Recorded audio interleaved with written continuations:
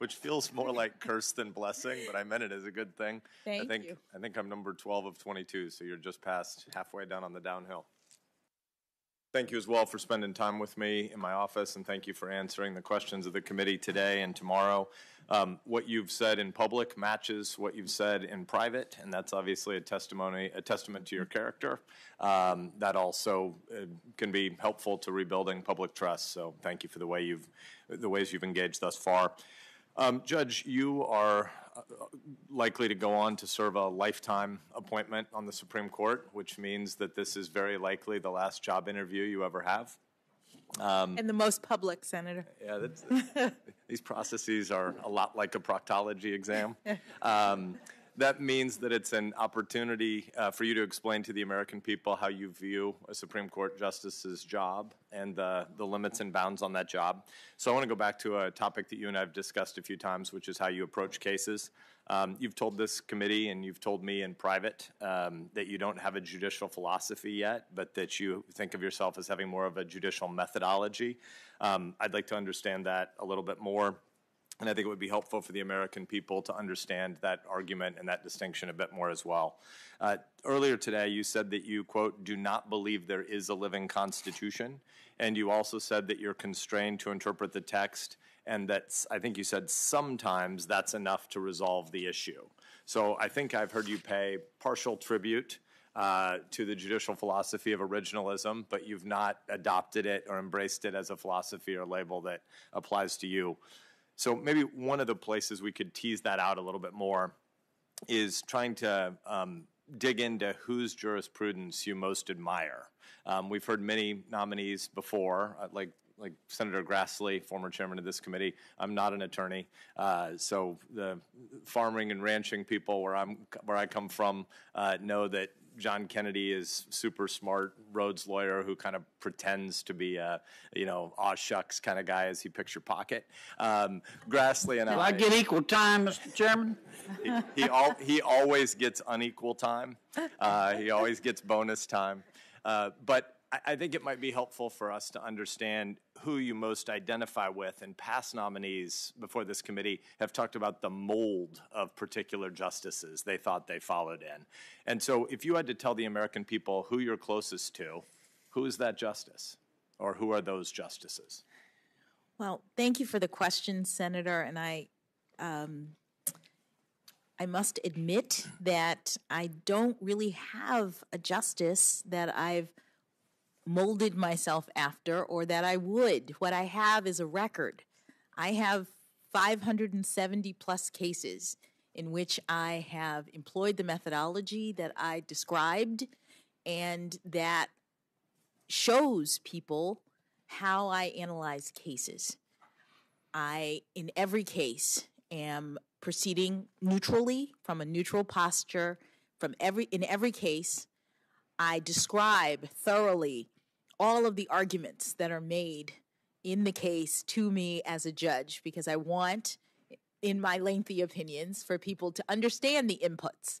This, I say, is what I'm considering, because I lay out in very, detailed way everything that people have argued in all of the cases. And then when I'm doing my interpretation, I am focused on the text of any statute or constitutional provision.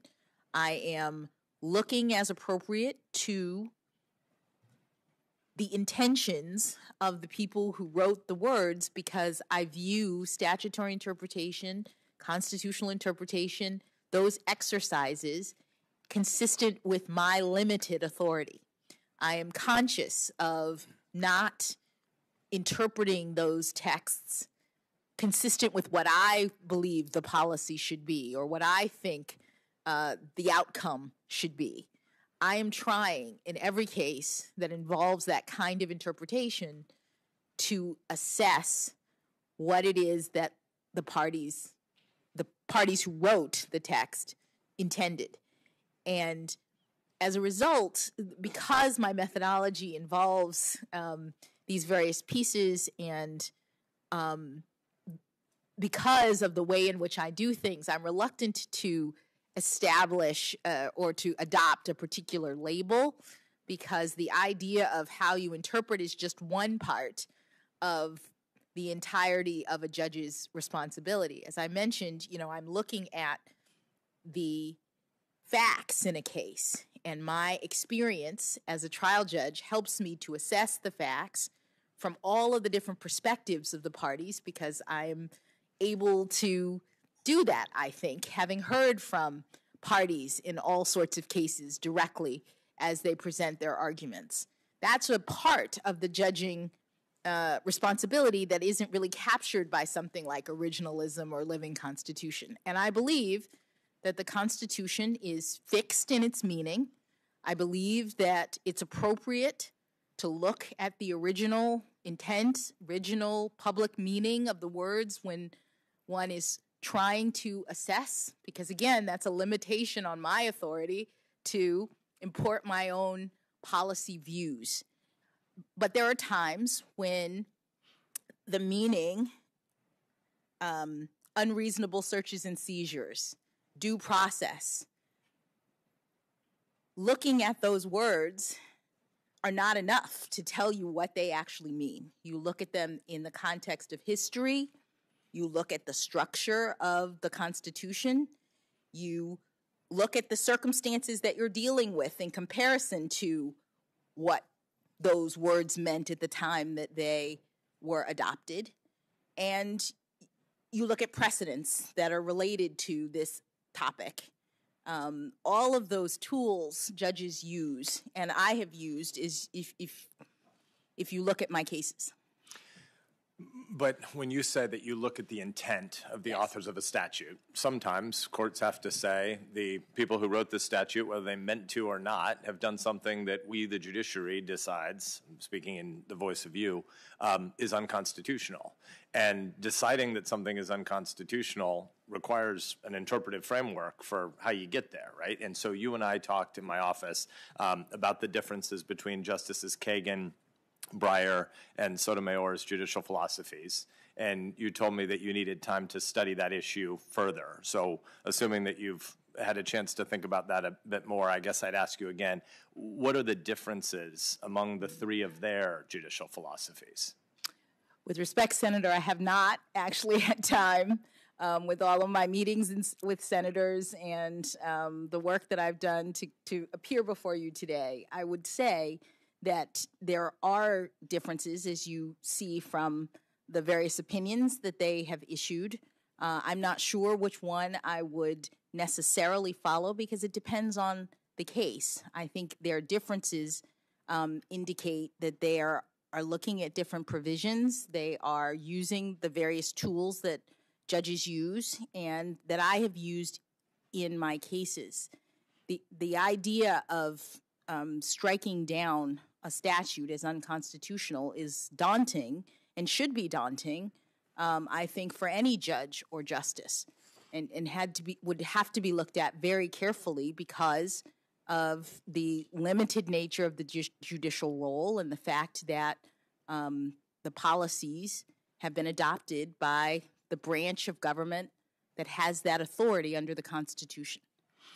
So I guess I'm surprised after 9 years on the bench that, I mean, you're super smart. Nobody disputes that. And having worked for Justice Breyer and knowing of some of the fights, some of the philosophical arguments he and Justice Kagan had, it just seems surprising that you wouldn't be able to at least not speculate, but reflect a little bit on the nature of those disagreements. Because to say it depends on the particular case, that's fine, but they have different philosophical and hermeneutic approaches to the text. So maybe another way to get at it. I think Justice Breyer, again, for whom you clerked, and Justice Scalia used to travel together and have lively debate circuit conversations. Can you tell the American people a little bit about what Breyer-Scalia roadshow looked like? What were they arguing about? Well, my understanding is they were arguing, or at least presenting, two different viewpoints as to how the Constitution should be interpreted. And I would say, just as an aside before talking about their positions, that while I have been on the bench for 9+ years, the issue of constitutional interpretation in that sense doesn't come up very often. It comes up to the Supreme Court for sure, but it doesn't come up very often in the lower courts.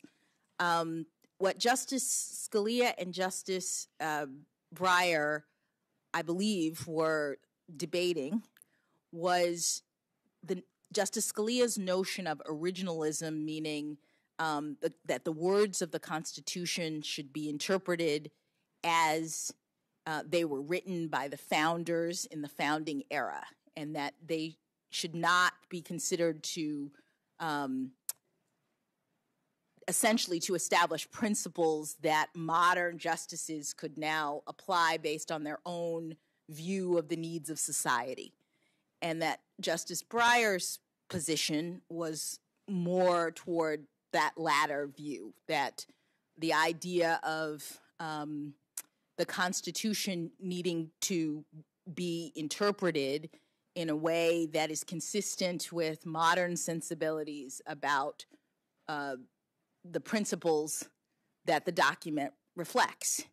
And I would just say that it appears now that the Supreme Court has taken Justice Scalia's view that the prevailing interpretive frame for interpreting the Constitution is now very clearly looking back through history.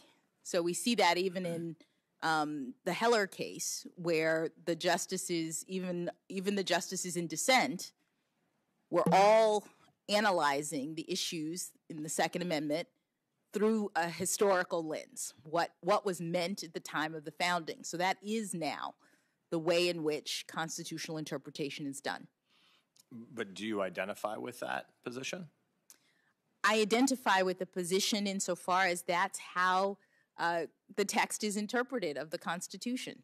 That I am a strong believer, as I said, in precedent, in stare decisis, in predictability, in the rule of law, and the way that the law now interprets the Constitution is through this historical frame.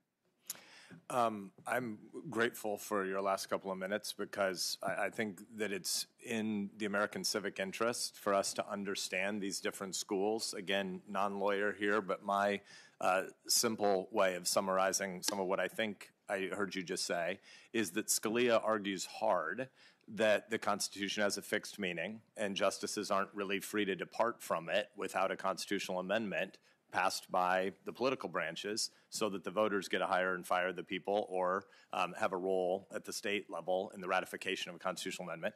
And Breyer's position seems to me, and I won't get it precise enough in technical legal terms, jurisprudential terms probably to satisfy him, but that the Constitution is speaking to more abstract principles, and therefore there's a lot more play in the joints of what a justice's job is. And I think the way you summarized their debate was pretty fair.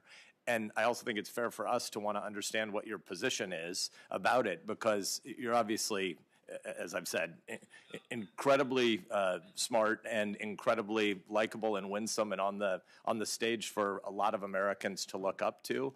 I'm at the rah-rah, hear side of that debate. At the level of what is a Supreme Court justice's job, I think that's why a lot of us are still trying to tease out the philosophical distinction, which I think is more than just a methodology, but want to thank you for that answer. You've also brought up the Fourth Amendment a number of times in our conversation, and I would like to talk a little bit more about the Constitution and whether its meaning changes. And so I'd like to go back to the Fourth Amendment topic you brought up in my office.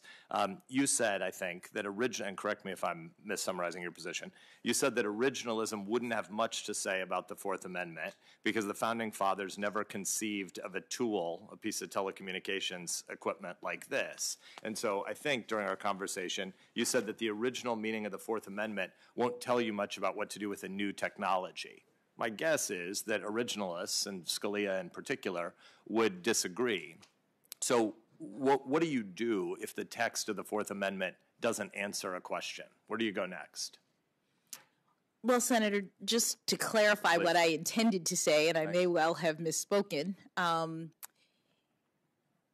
there is an originalist take, I think, on the question of what happens with a cell phone. As the Supreme Court held in the Riley case, there was a way in which you assess principles of the Constitution, the text of the Constitution, and apply it to modern technology. And you have to, because there's no question that cell phones didn't exist at the time of the founding. So if the originalist principle is we look only at the Constitution as it relates to things that existed at the time of the founding, there would be no answer to what to do about a cell phone. And so what the Supreme Court has said and done is to determine that the principle of the Fourth Amendment with respect to searches is to determine whether there is a reasonable expectation of privacy. They also have looked at property interests with respect to whether or not there's an invasion of privacy, and then determined from history what that reasonable expectation of privacy related to back at the time of the founding, and analogized to current circumstances related to things like cell phones. It's a method of interpretation that allows you to, instead of the alternative, which would be, don't worry about the history, just look at the words in the Constitution and say, what do I think is reasonable or unreasonable with respect to police officers searching cell phones? That's not the way the Supreme Court handles it. They try to determine what was unreasonable historically, and then given those principles, historically it would be unreasonable for police officers to enter someone's home, to rifle through their papers and documents. They then analogize to current circumstances and the fact that a cell phone is like your personal file cabinet. And they say, okay, given what we understood the framers to have intended about the need for a warrant or the need for protection against unreasonable searches, we're going to apply that to modern circumstances. It's still an originalist way of analyzing the current dispute. So are there non-originalist ways to wrestle through that same question? And what would they be? One could imagine that rather than referencing history at all, that the court would look at the Constitution. It says no unreasonable searches and seizures, and would just ask in light of modern sensibilities, in light of what we would think would be reasonable today, or what the court itself would think would be reasonable today, we'd apply that modern understanding to the cell phone situation. And the danger, I think Justice Scalia would say, is that that's a kind of framing that permits judges to make a determination based on their own views rather than hewing themselves, as Senator Lee said before, that Justice Barrett pointed out, hewing themselves to the text of the Constitution. And does Breyer have a different view? I haven't, I'm just trying to think. My understanding of the living constitutional principle is that it's closer to looking at the needs of modern society. But I'm not well versed in it, in part because the Supreme Court has now so clearly taken the historical perspective, the originalist perspective in its interpretations. You brought up the cell phone example with me, but I know you have others. What are some other areas of life where the original meaning seems to be 2.5?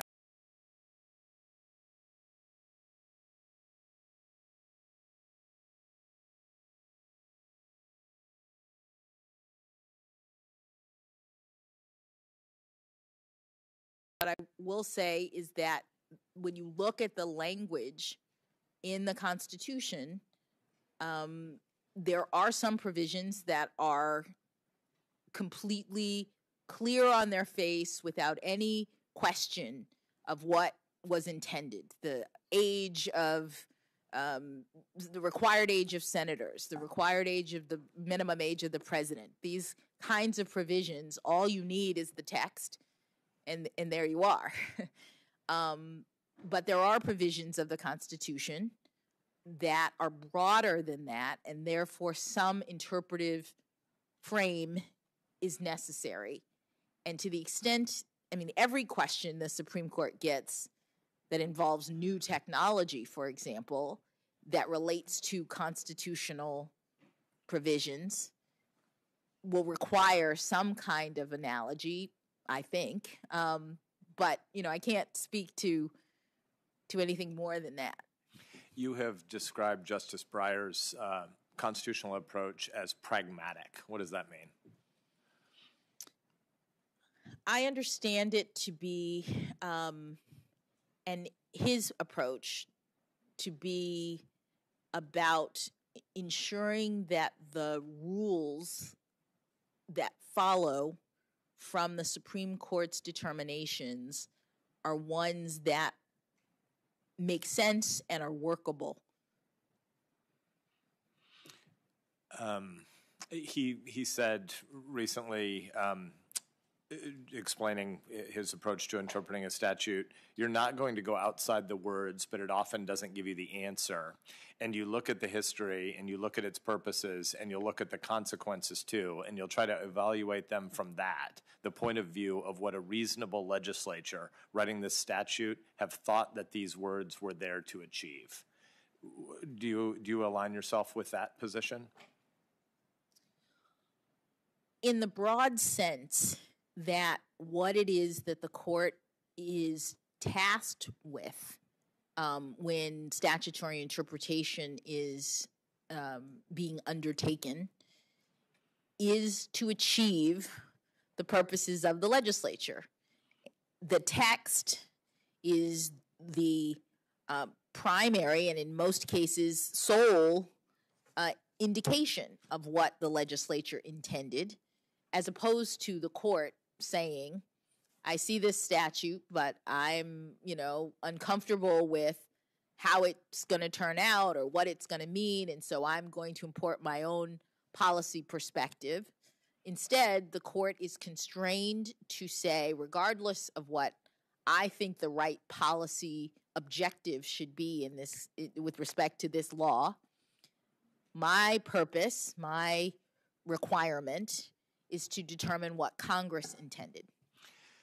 But with respect to legislative intent, when a Congress of 535 often distracted people, 100 in this body and 435 in the other, pass something, by a 2-to-1-ish vote, and it's a part of a large piece of legislation, how do you determine what the intent is when it's 535 people doing something that has many, many different purposes for why somebody might vote yes?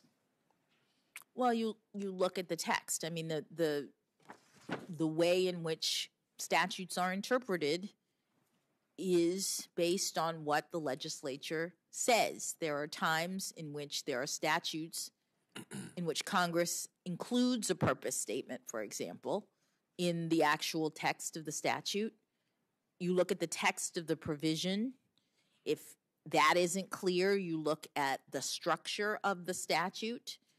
There are canons of interpretation that courts use to evaluate and interpret statutes. Things like a word that appears in the section that you are interpreting should be defined the same way it is in another section. The same word being used, Congress probably intended for it to have the same meaning.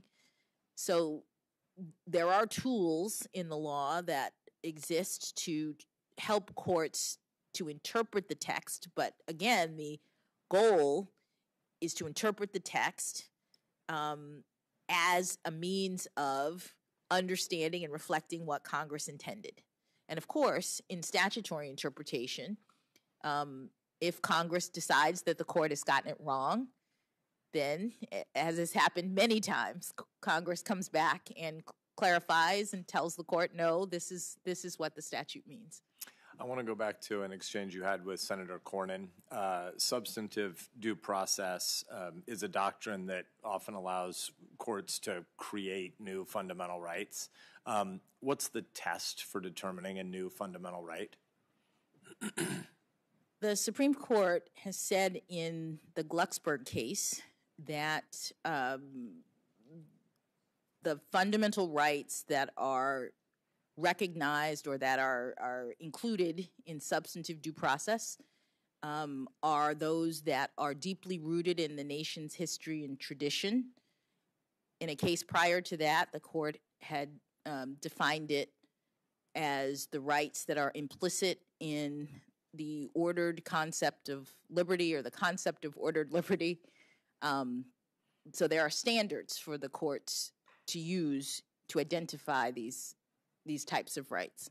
So did the Supreme Court use this test in Roe or Casey? In Roe and Casey, I don't know that the court used that formulation. I know that after Casey, the court has determined not so much that the right to terminate a woman's pregnancy is fundamental. The right exists, and it's subject to the framework in Casey that allows for regulation so long as there's not an undue burden on the exercise of the right pre-viability. I think some of what we're wrestling with here is the question of, and I think what Senator Cornyn was driving at, is how particular the concept of deeply rooted goes and how that really is a bound on what the judiciary can do. But I want to thank you. We're nearly at time. I want to thank you for engaging in the back and forth. I want to think more about what you've said and look forward to further discussion tomorrow. It still appears to me that there's a very basic difference between a judicial philosophy and a judicial methodology and how you go about applying that when you're interpreting a law and making a determination about constitutionality or non. And I know that you haven't claimed a judicial philosophy at all, but a judicial philosophy of originalism here. But I do think the fact that you've at least nodded to it in the committee hearing today is in and of itself a pretty great testimony to how much of Scalia and Bork's work has moved the legal field. So I'm grateful for the time you're taking with us. I'll look forward to listening tonight and talking with you again tomorrow. Thank you. Thank you, Senator Sass. Senator Blumenthal. Thanks, Mr. Chairman. Thank you, Judge, for your patience and your perseverance. I want to begin just by thanking you also for an extraordinary moment in our history. I think we all, as Americans, feel excitement and pride in really making history here. And the old saying, a picture's worth 1,000 words, as I look at your parents and your husband and your daughters, what I see is America and the best of America. So I think we should all feel that excitement and pride in this moment and the extraordinary journey that has brought you here. You will make the court look more like America, but also think more like America in the obstacles and challenges that you've overcome to be here. We don't know all of them, but you will provide a very important perspective, indeed a unique perspective that the court needs more than ever at this moment in its history. There are a lot of people who are book smart. There are not as many people who are person smart, and you are both. That kind of emotional intelligence is what our courts need, not just our Supreme Court. So I want to really begin by asking you, as a role model for others, to talk a little bit to the young women and girls of America, particularly Black young women and girls, about those challenges and obstacles that you've had to overcome to be here and what's helped you do it. Thank you, Senator. I am humbled and honored to have the opportunity to serve in this capacity and to be the first and only Black woman to serve on the United States Supreme Court. I stand on the shoulders of generations past who never had anything close to this opportunity, who were the first and the only in a lot of different fields. My parents, as I said, were the first in their families to have the chance to go to college. I've been the first and the only in certain aspects of my life. So I would say that I agree with you that this is a moment that all Americans should be proud. Now, you've never been a prosecutor. A lot of us on this panel have been prosecutors. I was the U.S. Attorney, the Chief Federal Prosecutor in Connecticut for 4.5 years, and then I was Attorney General of my state for 20 years. But I would say one of the most meaningful cases in my career was as a defense counsel. I was asked by the NAACP Legal Defense Fund to represent a Black man on death row in your home state of Florida. He had been convicted of murder and rape, had been on death row for a number of years. And I took the case because I was asked to do it, and eventually, somewhat to my surprise, found, in fact, he had never done the crime of which he had been convicted. And eventually, we won his freedom because the prosecutor in the case concealed evidence, which was a violation of his constitutional rights.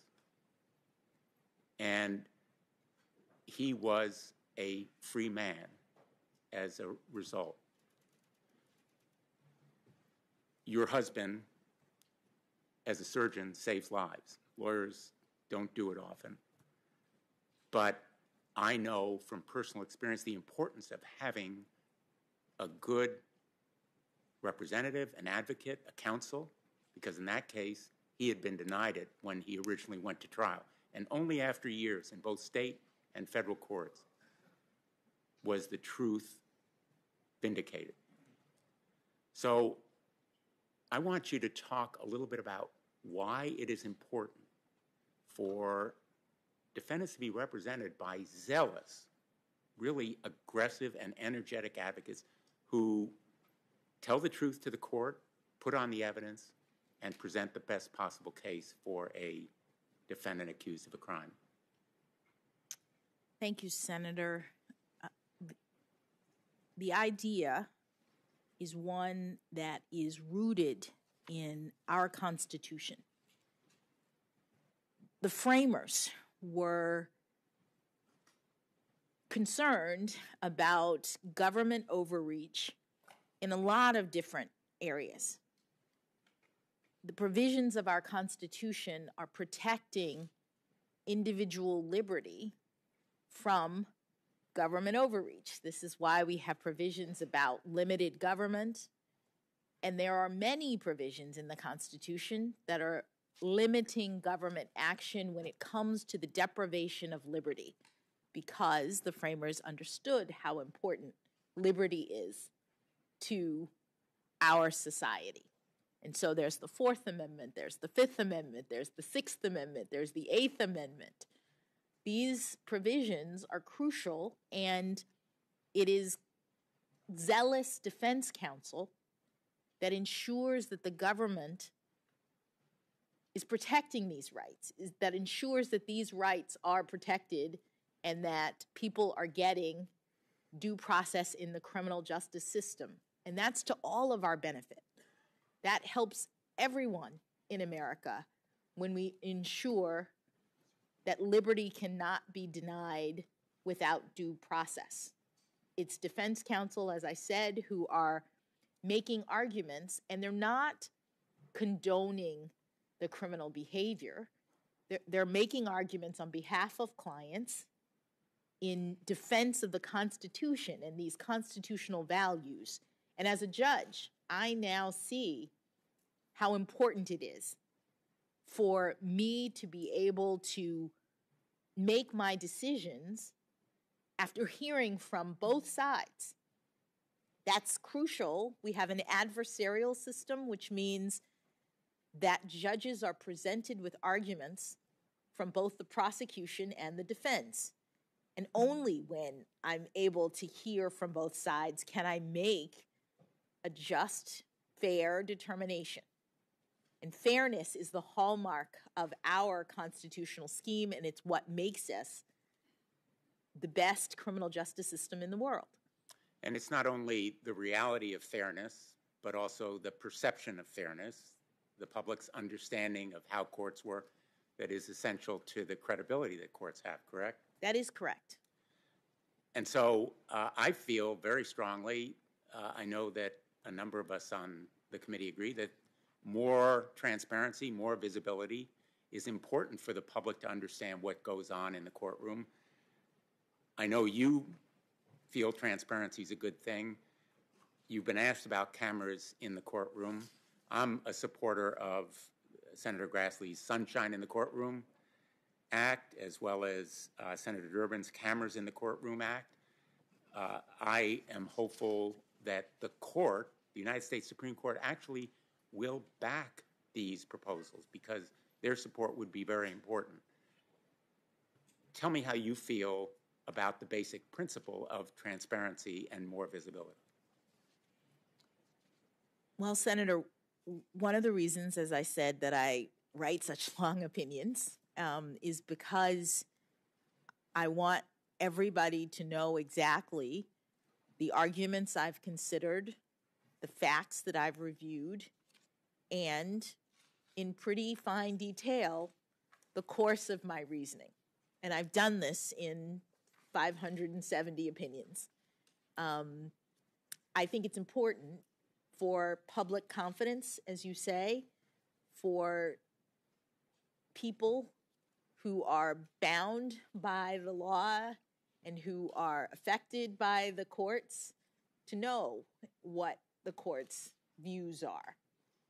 With respect to the issue of cameras in the courtroom, I understand that that is something that is proceeding through Congress, and if I was confirmed, I would look forward to talking with my colleagues to understand the positions that people have regarding that issue.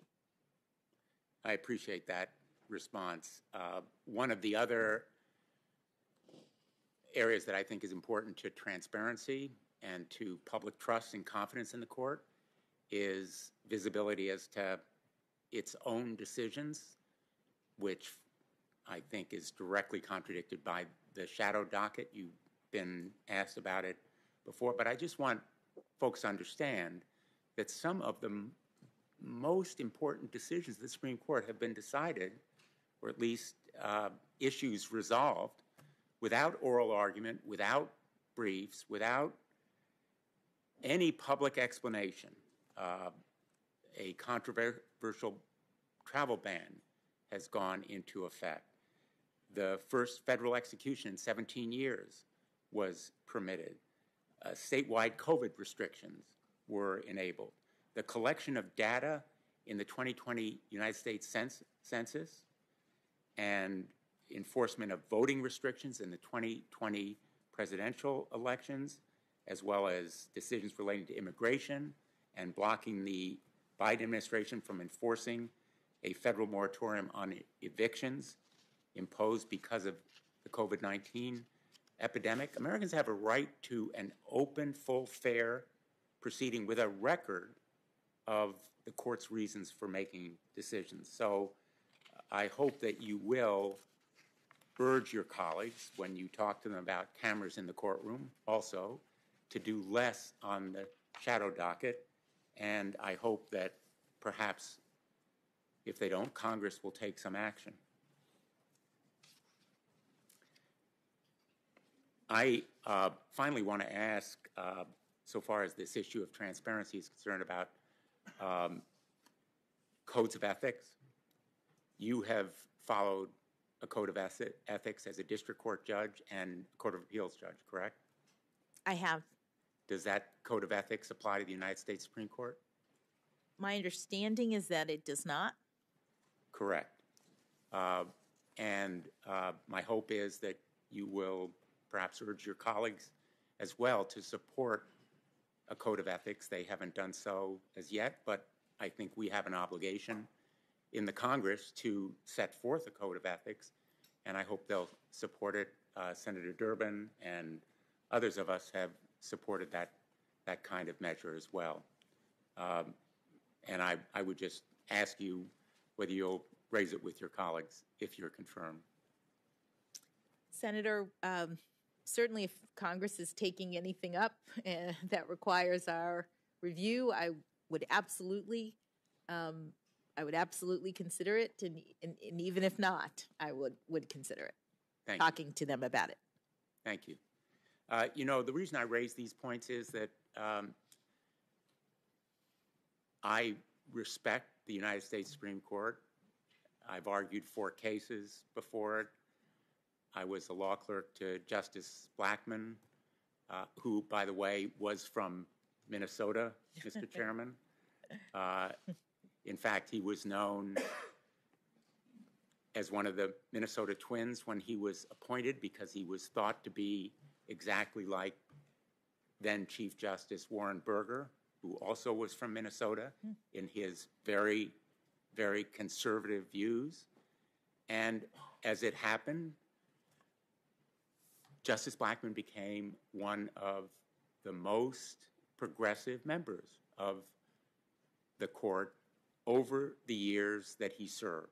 He had a capacity for growth and for learning and listening, which I believe you have, and I think it is one of the most important characteristics of anybody who serves on the court.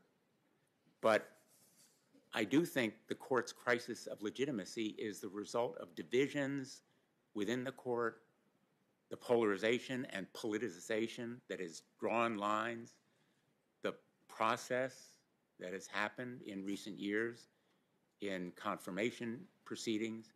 And so I really think that consensus building bridges with your colleagues, will be immensely important. I think that's one of the reasons that the president chose you, having talked to him about it, that you have that kind of persuasive and forceful intellect, but also the personal charm and warmth and depth that will enable you to do it.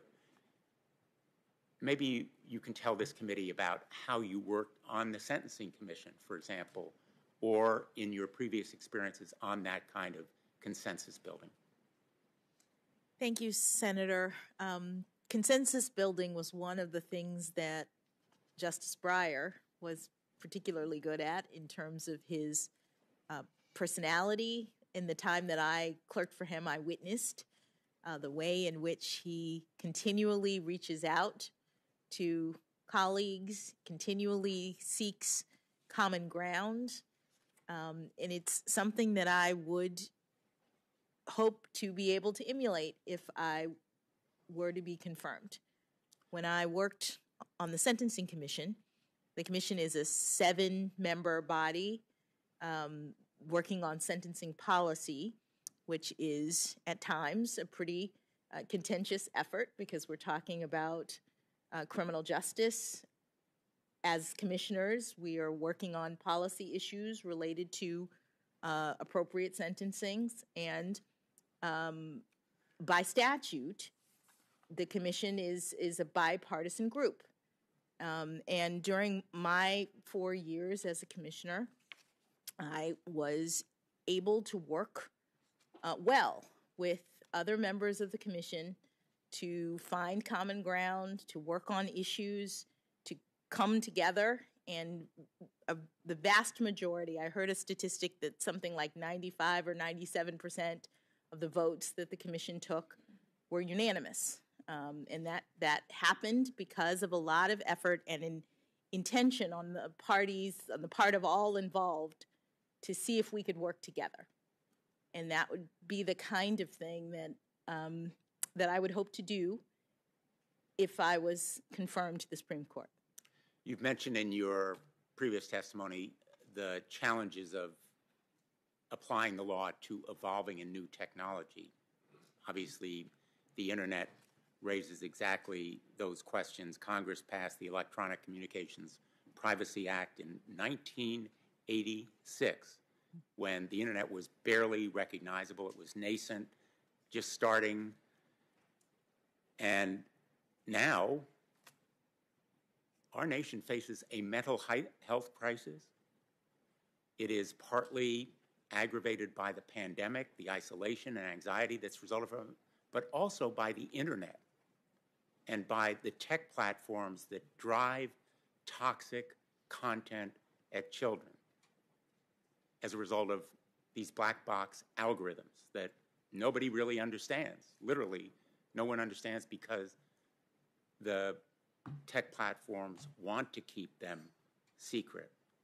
And we are trying to upgrade the law and update it to give parents tools to have greater visibility as to what their children are doing, and to give parents and children tools to protect them against some of the bullying and eating disorder content and even suicidal and substance abuse stuff that they are driven to see.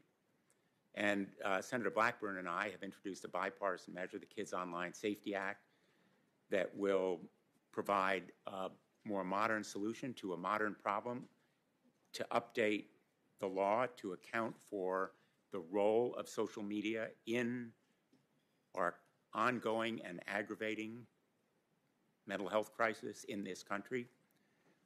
Do you agree that it helps the Supreme Court and judges in general to do their job when Congress updates our statutes to account for technological change?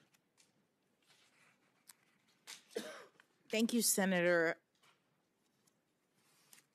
The role of the court is to interpret statutes when there are disputes related to the statutes, and in circumstances in which statutes have not been updated, I don't think it's surprising to note that there are disputes about the meaning of the statute, about how it applies. And so to the extent that Congress undertakes to make amendments and make the changes, I think it helps courts. Maybe there'll be fewer disputes or easier disputes to resolve. Easier disputes to resolve in the sense that, and I've seen it happen, a judge will say, I don't know what Congress meant to do in this kind of situation, because this law was written at a time when none of this stuff now existed. I'm sure you faced that situation. I think it's true of social media and the dangers to children as a result of the toxic content that they often find and often seemingly are addicted to use again and again and again, because it's part of the business model of those social media and big tech platforms. Yes, I have faced this situation. One of my cases, the Alliance of Artists and Recording Companies versus General Motors, is a case that I ended up writing a couple of opinions about. It involved a statute of Congress related to digital recording audio devices and whether or not royalties were required for the purchase of those kinds of devices. And it was enacted at a time in which recording technology was at a different stage than it is now. And disputes arose that came before me regarding whether or not to apply the royalty requirement in that statute to modern recording devices, and in particular, the recording devices that are now in automobiles. When you take your CD and you put it in your own car and record onto the hard drive of your car, is that the same thing as putting your CD in one of those machines that records from CD to CD, and you give the second recording to all of your friends? That was what the statute was originally meant to cover, and the question was whether recording to your own car's hard drive counted. And it was a very interesting interpretive exercise, but again, it was the kind of thing in which I was focused on trying to ascertain what, based on the text of the statute and the definitions in the statute, what Congress intended this statute to cover. And cars, other devices, appliances at home, collect huge amounts of data, don't they? And as consumers, we feel we own that data. It's ours. But it can be bought and sold, exchanged, and mined in a way that right now consumers have no consent over. And it enhances the dominance of just a few of those tech companies, just a few of the corporations. Corporate power is emboldened and enabled in many respects by the amount of data they collect. It's also enabled by forced arbitration. We've had a reference to it already today with respect to complaints about sexual harassment, which fortunately we have addressed. I've been proud to work on the Ending Forced Arbitration of Sexual Assault and Sexual Harassment Act, which President Biden signed after we passed it just a few weeks ago. I've heard harrowing stories from survivors of sexual assault and victims of workplace harassment who were silenced and denied justice by forced arbitration. But forced arbitration applies as well to everybody who has a cell phone.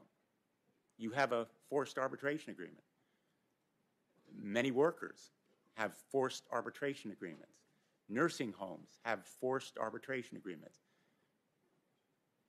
The point is that you have dedicated your life to access to the courts, the right of a trial, the right to a jury, the right to a judge.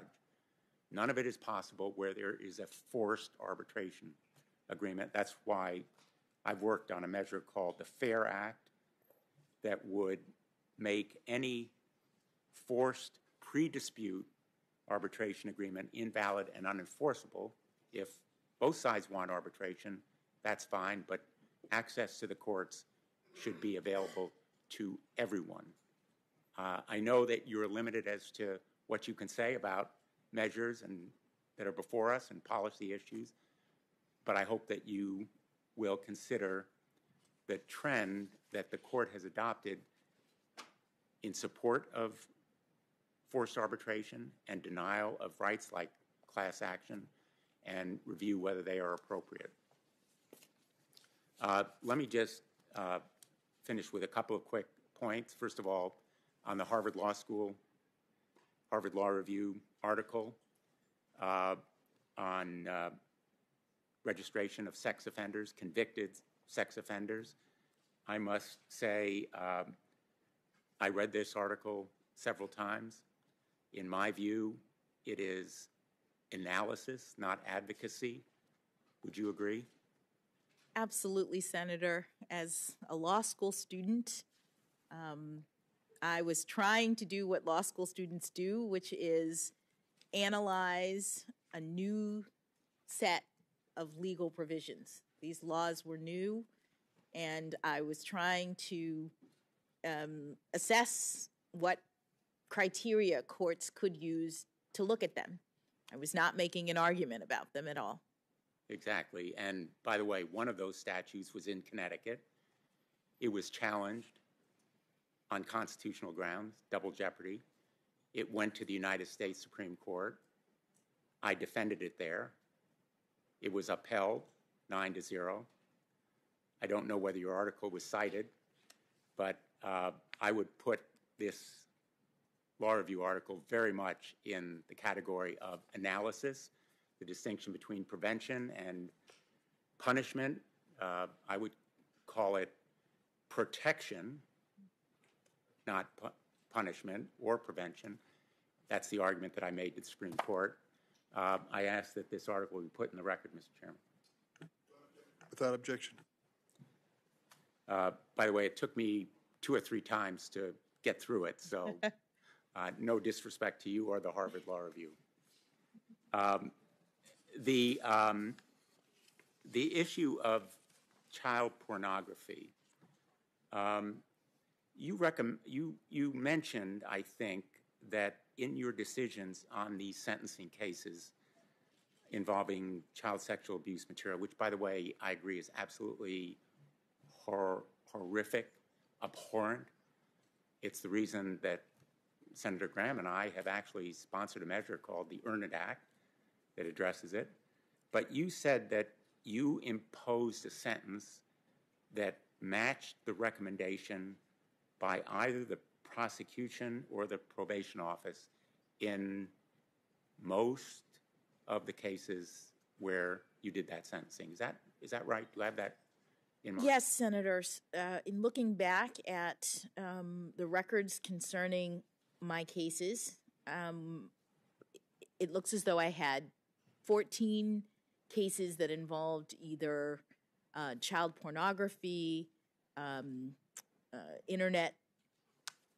interstate travel to meet up with a child for sex, the sex crimes related to children. And in 10 of those 14 cases, I imposed a sentence that was consistent with or greater than what either the government or the prosecution requested.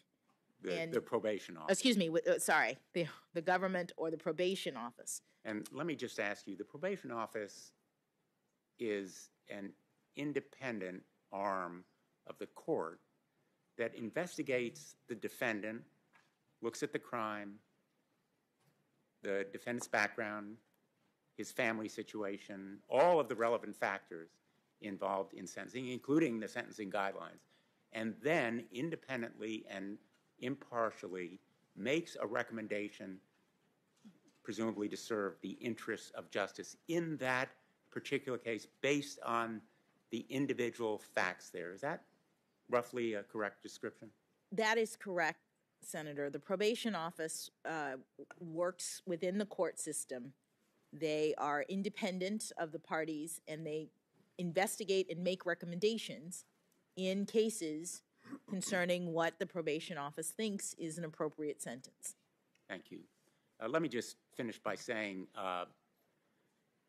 much of America is watching these proceedings on a split screen. On one hand, they are literally seeing the death and destruction in Ukraine, Russia's brutal, barbaric assault on individual rights, basic freedoms that we often take for granted here. And we are exercising those rights right here. You are a teaching lesson. This proceeding is a teaching lesson about the importance of democracy. The people of Ukraine are fighting for it. They are dying in their neighborhoods and streets and their homes. They are huddled in basements. Their men and women are resisting valiantly and bravely against a huge military force that Russia has unleashed and a rain of terror from the skies simply because they believe in the ideals of freedom and law that we are seeking to preserve here. And so on this side of that split screen, I think it's important that we do our best to honor the norms and the rules that you've sought to uphold throughout your life. And I'm proud and excited to be here with you and your family as we go through this process. And I look forward, as I hope many of us do, to a bipartisan majority in support of your candidacy. Thank you. Thanks, Mr. Chairman. Thank you. Thank you, Senator Blumenthal. I'd like to bring everyone up to date. We have several considerations. The remaining senators for questions, the endurance of our witness, Judge Jackson, votes on the floor, requests for compassionate release by a number of people in the audience. Here is where we stand. We're going to have Senator Hawley, followed by Senator Hirono. Then we're going to take a 20-minute break because that's when we think there'll be some votes on the floor. We can take care of those and get back in 20 minutes. Then we will return from that break to Senators Cotton and Booker. Then we'll take a 30-minute break or so for dinner. Then it'll be Senator Kennedy, Padilla, and Tillis. And we're going to start off tomorrow with our two Senators Ossoff and Blackburn. So we should finish in the 9 to 10 o'clock hour this evening, God willing. So at this point, I recognize Senator Hawley. Thank you, Mr. Chairman. Judge, nice to see you again. Thank you again for being here. Congratulations again on your nomination. I want to start where Senator Blumenthal left off. I want to talk with you about some of these cases. I mentioned them yesterday, so I know you know which ones I want to talk about. The 7 cases, child pornography cases, in which you had discretion. They came before you. You had discretion to sentence one way or another in these 7 cases. Not every case, of course, do you have discretion. Sometimes the law requires you to impose a sentence, certain sentence. But in these 7, you had discretion, and in each of these 7, you chose to depart both from the federal guidelines and also from the government's, the prosecutor's recommendations. Senator Lee's asked you a little bit about this. Senator Cruz has asked you about it. He had a chart with the 7 cases on it. Before we jump into those, I just want to correct the record on 1 or 2 things. Senator Coons suggested that in 3 cases, Nickerson, Wynn, and Fife, you actually imposed sentences either within the guidelines or at the same level of the prosecution. But in Nickerson, you didn't have any discretion. That was an 11C1C case. The law bound you. And Wynn wasn't a child porn case, and neither was Fife. Just one other quick thing to clarify. As to these comments about the probation office doesn't issue national guidelines, right? I mean, the probation office doesn't issue sentencing guidelines. They're not public. They're not recommended to all judges. The probation office provides advice to judges case by case, usually in private, usually not available to the public. Is that right, Judge? Not exactly, Senator. The probation office in criminal cases is assigned by the court to work with respect to the evaluation of cases, in every case consistent with Congress's requirements. The probation office prepares a pre-sentence report in which they review all of the statutory factors concerning sentencing. Congress has a statute for sentencing. It requires judges to consider the nature and circumstances of the offense, the history and characteristics of the defendant, the need for the sentence imposed to promote various purposes of punishment. There are many purposes listed in the statute, and the probation office is the arm of the court that does factual investigations in every criminal case, unless there are certain cases in which you can waive it, but the background is the probation office's assessment of the facts related to a particular sentence and a particular crime. And the probation office's report, when a court sentences, actually, in most cases, becomes the findings of fact of the court. And so the probation office appears just like the prosecution and the defense. The probation office has written a report, and they make a recommendation to the court based on their independent analysis related to the facts of a particular crime and defendant and sentence. Understood. So they give the court counsel. Understood. However, they don't issue guidelines. They're not uniform. It is by its very nature a case-by-case inquiry, as you said. The report goes to the judge. As I understand it, the pre-sentencing report, I'm sorry, the probation reports are not public in all of the cases that we're talking about here. I'd love to see them if they are. But it's not as if there's one set of guidelines that are federal sentencing guidelines, and then there's the probation guidelines. The probation office is giving advice to the judge. It varies case by case. Senator, but it's not the same. Sorry, I thought you were done. No, that's all right. Let me ask you about a specific case. I mean, let's talk about, I listed these 7 cases in which you had discretion and you did not follow the prosecutor's recommendation or the sentencing guidelines, but let's just talk about one of them because we've talked about some of them as a group. Let's talk about United States versus Hawkins. I think that's one you probably remember from 2013. The defendant there was Wesley Hawkins. He was 18 years old at the time. He uploaded 5 video files of child pornography from his computer to YouTube. This is how the police got onto him. He then uploaded another 36 depictions of child porn and other lewd photos of children to his iCloud account. When the police executed a search on his apartment on the premises, they found 17 videos on his laptop and 16 images of child pornography, all of them very graphic, some of them involving very young children. 17 videos in particular. This is from the government sentencing memorandum in this case, just so we understand the facts. Here are some of the videos that the government charged and they recovered. There was a 24-minute, 6-second video depicting a 12-year-old male committing a sexual act. I'm not gonna read exactly what it was. There was a 1-minute and 57-second video depicting an 8-year-old committing a sexual act. There was an 11-minute and 47-second video depicting an 11-year-old committing a sexual act and being raped by an adult male. There was a 15-minute and 19-second video depicting 2 11-year-olds committing sexual acts. There was a 7-minute and 51-second video depicting a 12-year-old committing a sexual act. So, as the government said in this case, and I'm quoting now from the transcript of the sentencing hearing, 17 videos is a lot. And some of the videos, including the ones that are described in the statement of the offense, and I've just related some of them, are very lengthy and include numerous images, numerous views, sometimes collages, sometimes multiple victims. You see the act in progress.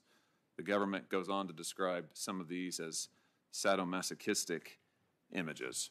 So this is a tough case. This is one of those tough cases you were referencing earlier. You talked about it this morning. You said these cases are terrible. This is one of them. This is terrible stuff. This is not a good guy who's doing this stuff. Guidelines recommendation in the case was 97 to 121 months. So if I'm doing my math right, that's up to 10 years.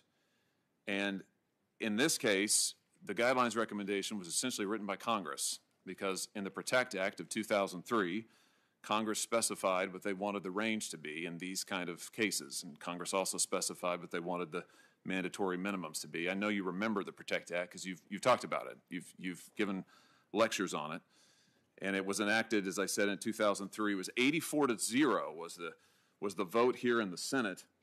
The reason the PROTECT Act was put into place is the Senate was concerned over lenient sentences by judges in child porn cases, which is what you described. You've said about it, there was an increasing perception on Capitol Hill and within DOJ that liberal judges were to blame for the downward pressure on federal sentences and that legislation was necessary to rein them in. That's you in 2011 describing this law. So Congress has set the guidelines here, 84-0 in the Senate. I noticed the chairman voted for it, as did a number of other members of this committee. So the Congress sets the range. Essentially, it's 97 months up to 10 years. Now, the prosecutor in this case, this is in D.C., of course. You're on the federal district court. The prosecutor in this case, it's a liberal administration, I think it's fair to say. This isn't the state of Texas. See my colleague from Texas next to me here. The prosecutor in this case, nevertheless, still asked for 2 full years in prison. You gave the defendant 3 months. Guidelines called for 10 years. Prosecutor wanted at least 2. You gave him 3 months. And when you did, you made a number of arguments and statements in the record, and I'd like to go through some of them because I've read them all. And the first argument you made was that the federal guidelines that punished child porn offenders, the ones that Congress wrote, were, and I'm quoting you now, are in many ways outdated. That's your quote. And you went on to say about why you thought they were outdated. I'm going to quote you again. You say, and I quote, "I don't feel that it's appropriate to increase the penalty on the basis of the number of images or prepubescent victims," meaning little kids, "as the guidelines require. because these circumstances exist in many cases, if not most, and don't signal an especially heinous or egregious child pornography offense, end quote. I just want to ask you about that because I just have to tell you I'm having a hard time wrapping my head around it. We're talking about 8-year-olds and 9-year-olds and 11-year-olds and 12-year-olds.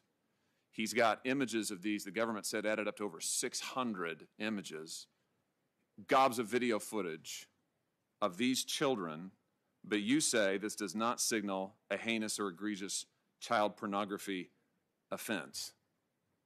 Help me understand that. What word would you use if it's not heinous or egregious? How would you describe it?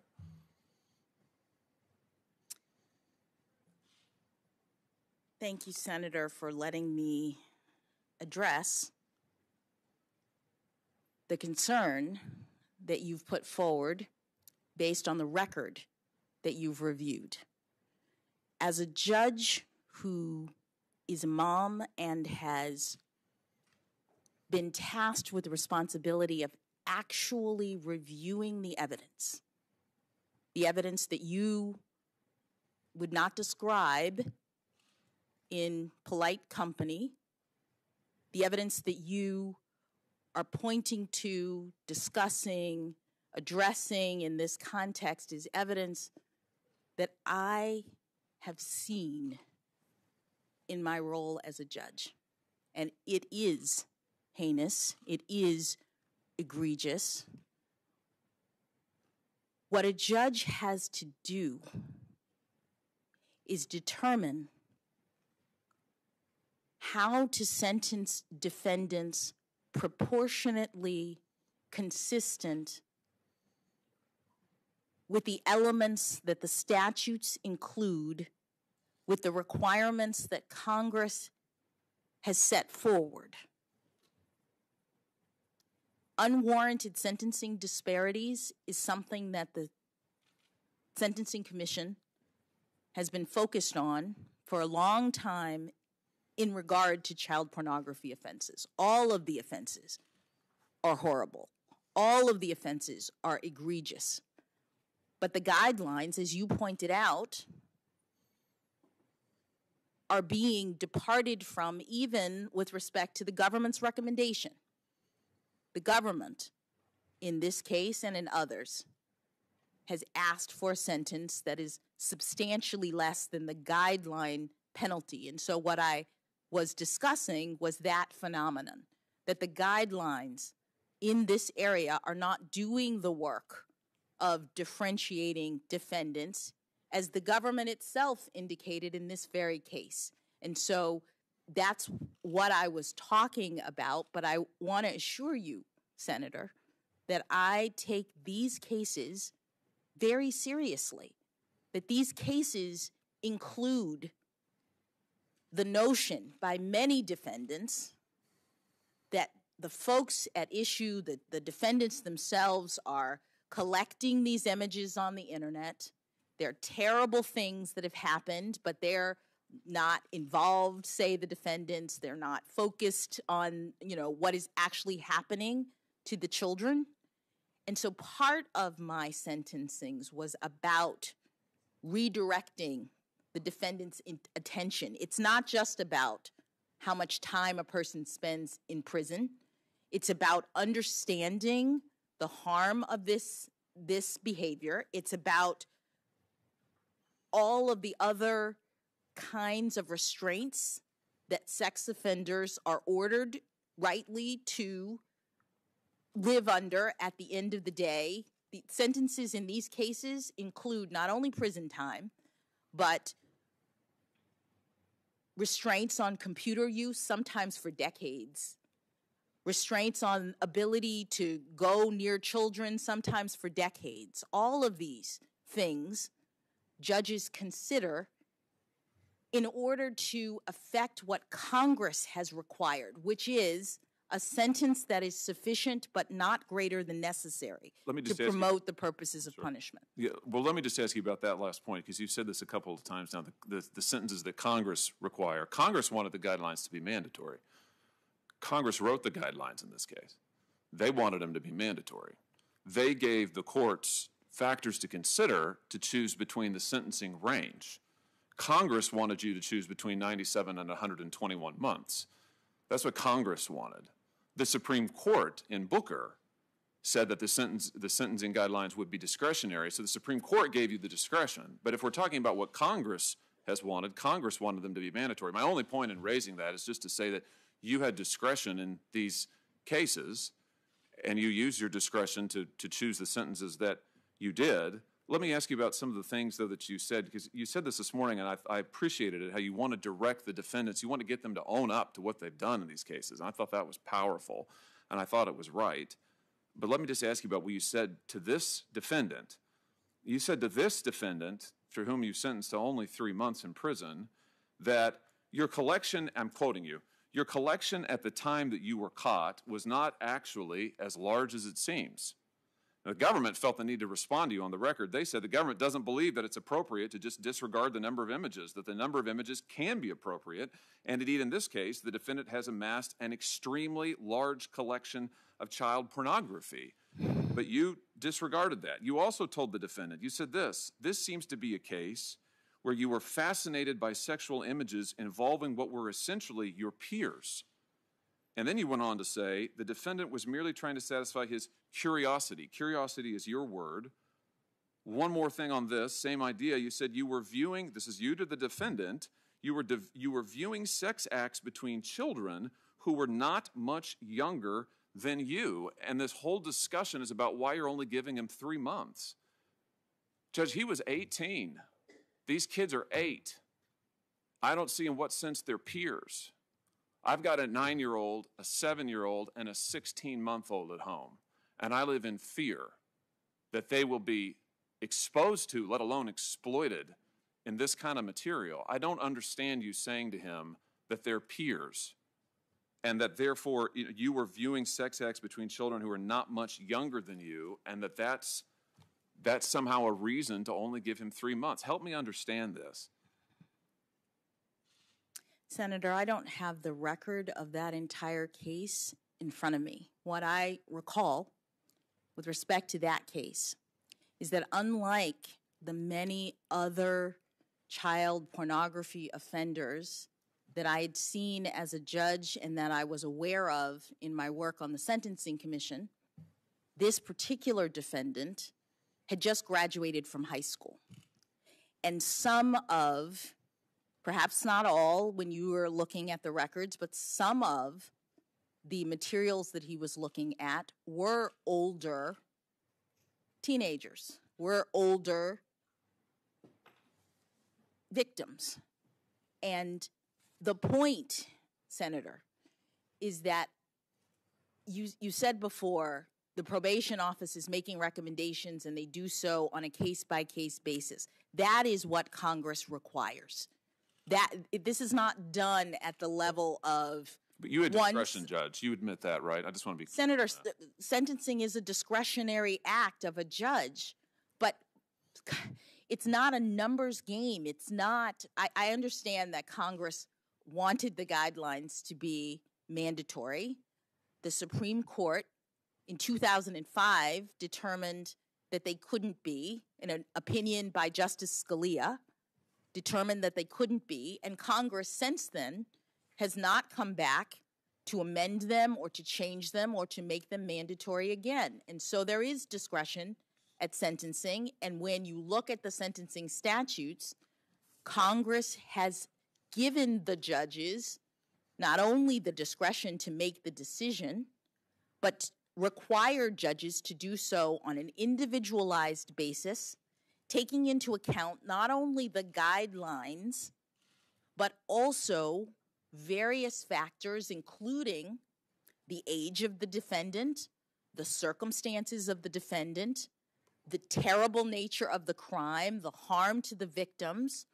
All of these factors are taken into account, and the probation office assists the court in determining what sentence is sufficient but not greater than necessary. And I appreciate, Senator, that you have looked at these from the standpoint of statistics, that you're questioning whether or not I take them seriously or I have some reason to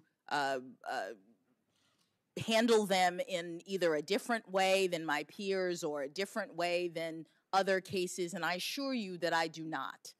That if you were to look at the greater body of not only my more than 100 sentences, but also the sentences of other judges in my district and nationwide, you would see a very similar exercise of attempting to do what it is that judges do, attempting to take into account all of the relevant factors and do justice individually in each case. Well, let's keep talking about this case. You also said to this individual who is an adult, tried as an adult, 18 years old, you also said to him, besides saying that you thought his victims were his peers, you also said there's no reason to think that you are a pedophile.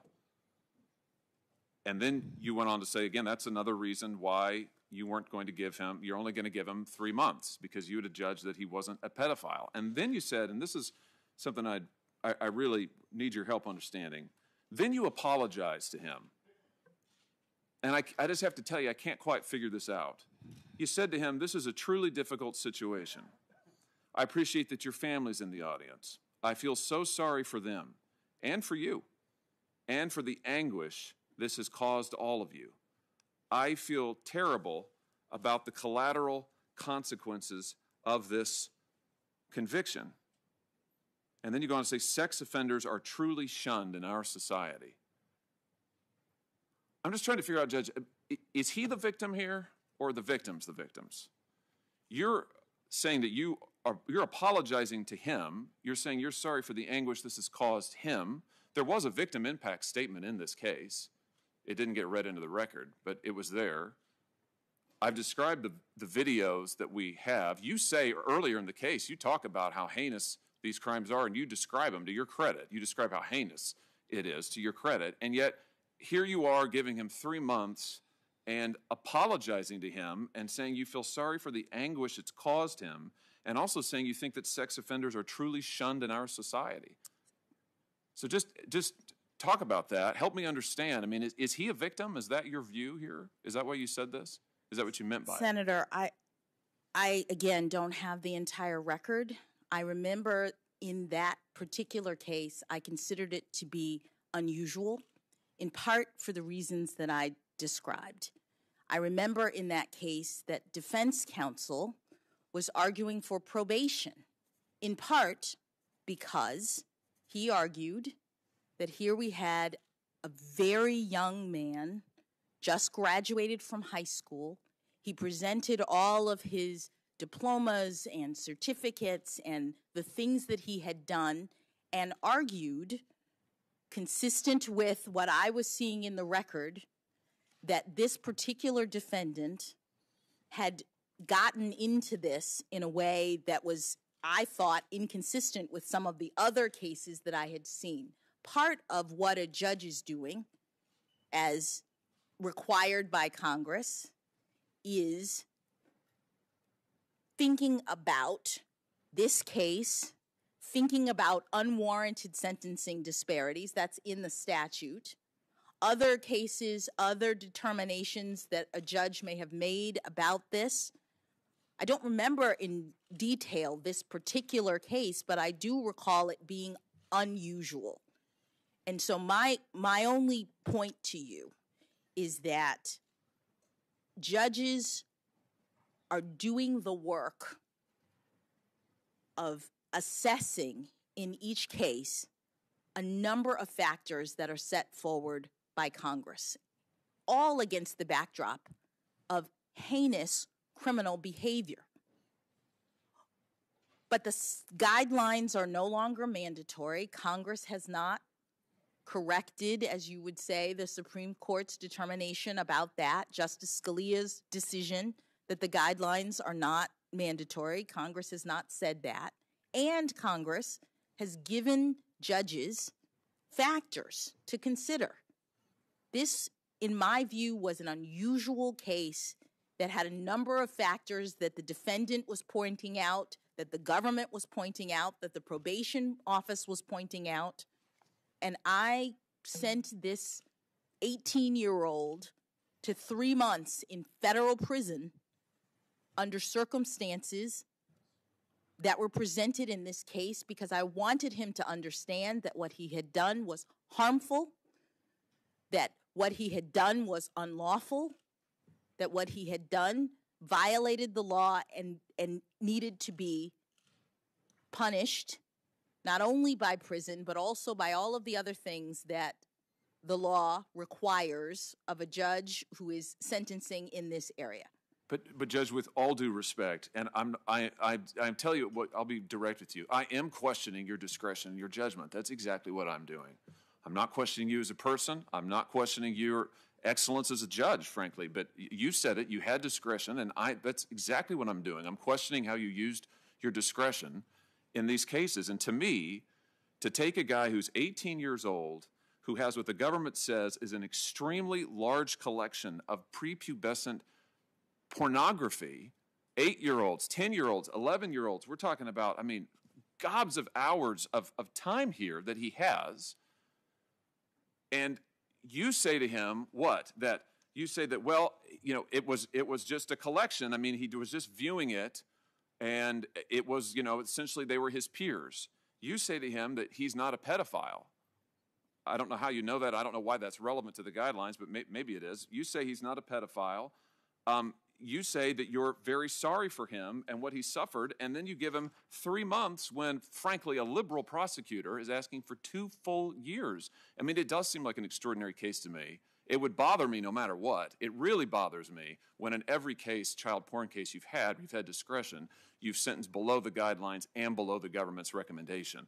And saying that sex offenders are truly shunned in our society, as you said to him, it reminds me, it echoes what you said as early as law school on that Harvard Law Review article Senator Blumenthal was just talking about. There you say, and I'm quoting you now, in the current climate of fear, hatred, and revenge associated with the release of convicted sex criminals, courts must be especially attentive to legislative enactments regarding these sex criminals. I guess like this, the enactment here, the PROTECT Act that Congress enacted. So I want to try to understand here, is it your view that society is too hard on sex offenders? You say they truly are shunned in society.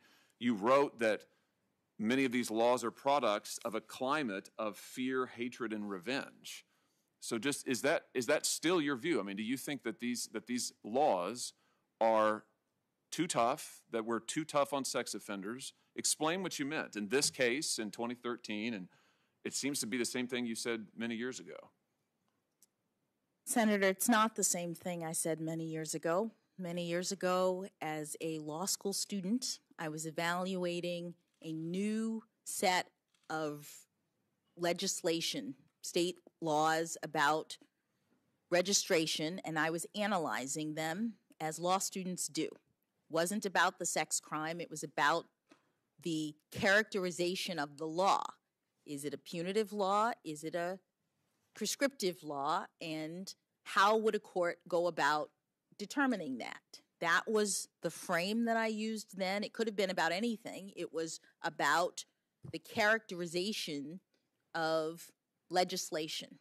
But I'm sorry, I don't mean to interrupt you. I've only got 2.5 minutes left, but I just want to make sure I understand this.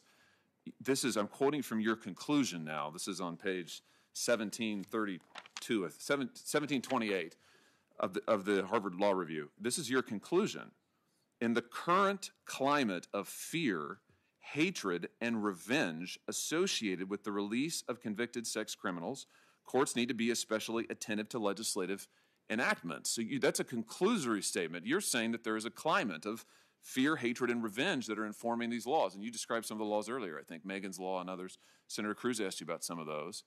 I'm trying to understand what you meant by that, because you're saying something similar in the Hawkins case. You're saying that society truly shuns our sex offenders. So Senator, with all due respect, my article is now in the record. People can read it, and they can see that I was evaluating these laws not to determine their constitutionality, not to say that they shouldn't be enacted, but to talk about the ways in which courts make determinations about the character of the law and all of the consequences that follow from them.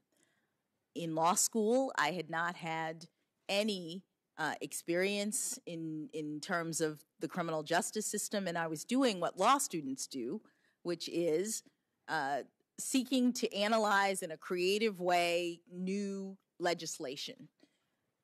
With respect to Mr. Hawkins, I was doing what judges do, which is look at the statute, 18 U.S.C. 3553A, exercise discretion as Congress has required us to do, take into account all of the various aspects of a particular case, and make a determination consistent with my authority, my judgment, and understanding fully the egregious nature of the crime.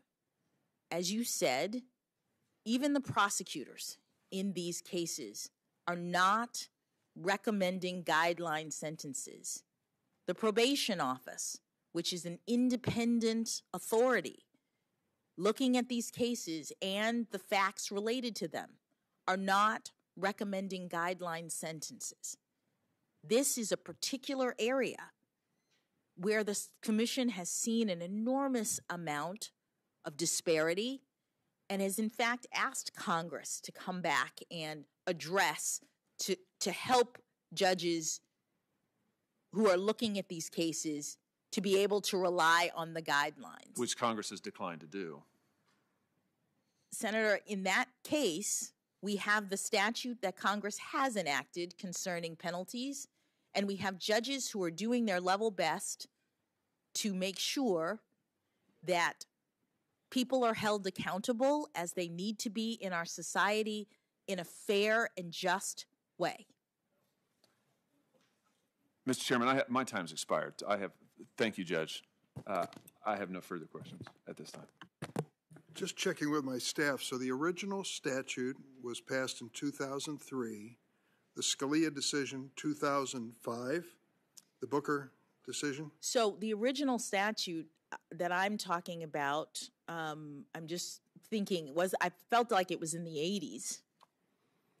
We think there may in have been 2003, 2003. I'm all right, and the and decision then by Justice Scalia, the Booker decision, made the guidelines advisory, so that even though judges have to calculate them, they are no longer binding. And what it meant in the statute is that the guidelines became one factor among many that judges consider at sentencing. I'm not going to opine on Justice Scalia and his conduct and decision as it relates to the overall topic. I hope we all agree that we want to do everything in our power, reasonably within our power, to lessen the incidence of pornography and exploitation of children. You have made that clear. That is your position too. But I just want to tell you, Congress doesn't have clean hands in this conversation. We haven't touched this now for 15, 16, or 17 years. And you aren't the only one who faced this kind of a challenge with the cases before you. I said this morning, and it bears repeating, in United States versus Klotz, Trump appointed Judge Sarah Pitlick, Senator Hawley's choice for the Eastern District of Missouri, sentenced an individual convicted of possession of child pornography to only 60 months, well below the 135 to 168-month sentence recommended by the guidelines.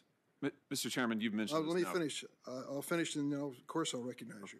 Senator Hawley, you've said some very powerful things in support of this judge, but clearly she faced a situation where she decided she would not follow the guidelines and took a sentence of less than half of what they recommended. We have created a situation because of our inattention and unwillingness to tackle an extremely controversial area in Congress and left it to the judges. And I think we have to accept some responsibility for that, Senator. I just wanted to say, Chairman Durbin, since you mentioned Judge Pitlick in the Klotz case, she followed the prosecutor's recommendation in that case. As I've said over and over, part of my concern with Judge Jackson is that she has not followed the prosecutor's sentences. She didn't in the Hawkins case we were just talking about, or the guidelines. And I'm happy we can have a policy debate about whether or not the guidelines are too lenient. I would argue in this era of exploding child pornography, they're not too lenient at all. I think you were right the first time when you voted in 2003 to make them tougher. I will just say that I don't know if you sponsored a bill to change this. I'll be looking for it. But I will tell you that there isn't a long line of people waiting to co-sponsor this controversial issue. If we're going to tackle it, we should, but we should concede in the meantime that we've left judges in the lurch in many of these situations. There is no clarity in this situation, and I think to hold this judge responsible for the overall situation is to ignore our nonfeasance, malfeasance, whatever it might be, and lack of responsibility in dealing with this. Senator Hirono. Thank you, Mr. Chairman. Judge Jackson, as you may know, I ask the following two preliminary questions of every nominee who appears before any of the committees on which I sit, so I will ask you these two questions first. Since you became a legal adult, have you ever made unwanted requests for sexual favors or committed any verbal or physical harassment or assault of a sexual nature? I have not. Have you ever faced discipline or entered into a settlement related to this kind of conduct? I have not. Judge Jackson, my colleague from Missouri seems to think that it's appropriate for federal judges to sentence individuals below to sentence individuals below the sentencing guidelines in these kinds of cases, horrific cases. And so I think it's important to offer a couple of clarifications for the record. Judge Jackson, when the U.S. Sentencing Commission first addressed the issue of sentencing in this area in 2012, do you remember that only 40% of convicted offenders in this category were receiving sentences within the guidelines? Senator, I don't remember exactly the number, but I do know that there was a great deal of variance from the guidelines. 40%. Mm. Would you be surprised to learn that the Department of Justice, which prosecutes these cases, sent a letter to the U.S. Sentencing Commission in 2013 stating that the existing sentencing guidelines for child pornography offenses do not accurately reflect the current landscape of child pornography offense conduct? I don't remember that particular letter, but there was a lot of concern about this guideline from all sides. And now the Sentencing Commission issued another report just last year on this topic. And do you know that as of that report, an even lower percentage of convicted offenders were receiving sentences within the guidelines? Did you know that? I'm not surprised. It was 40% before, now it's even less. I didn't know, but I'm not surprised. Did you know that as of last year, it was just 30% of non-production offenders who were sentenced within the guidelines? I did not know, but I'm not surprised. My Republican colleagues made a big show yesterday of promising a fair process. And to me, that means ensuring that you are treated no differently than any other federal judges that have nominees that have come before us. See, there was an article recently that highlighted the fact that many of President Trump's circuit court nominees who were previously district court judges had also issued below-guideline sentencing to child pornography cases. Judge Ralph Erickson, who was confirmed to the Eighth Circuit in 2017 with support from every Republican member of this committee, who was serving in the Senate at the time, and there are at least 11 cases where he sentenced people to below-guideline sentences. Does that surprise you? It does not, Senator. I'm not sure if you know Judge Erickson, but do you have any reason to believe he's soft on child pornography based on these sentences? I don't have any reason to believe that. Do you think my Republican colleagues are soft on child pornography just because they voted for Judge Erickson to become a federal appellate judge even after he issued these 11 sentences? Senator, I'm not in a position to evaluate whether your colleagues are soft on crime because of their votes. I have no reason to believe that. they voted for this person, but I think it would probably be quite unfair to characterize him as being soft on child pornography. I would also like to talk to you about Judge Joseph Bianco, who was confirmed to the Second Circuit in 2019 with support from every Republican member of this committee who was serving in the Senate at the time, including Senator Hawley. In the case United States v. Bowen, Judge Bianco sentenced a defendant to 60 months in prison when his guidelines range was 151 to 188 months. And here's what Judge Bianco said in the sentencing transcript for that case. Quote, "And the guidelines here are just way disproportionate under the facts of this case, and I don't view them as particularly helpful in this case. I believe the probation department got it right in terms of the statutory mandatory minimum being sufficient, but not greater than necessary to achieve the factors of sentencing." Quote, I'm not sure if you know Judge Bianco, but do you have any reason to believe that he's soft on child pornography based on that sentence or those comments? I do not, Senator.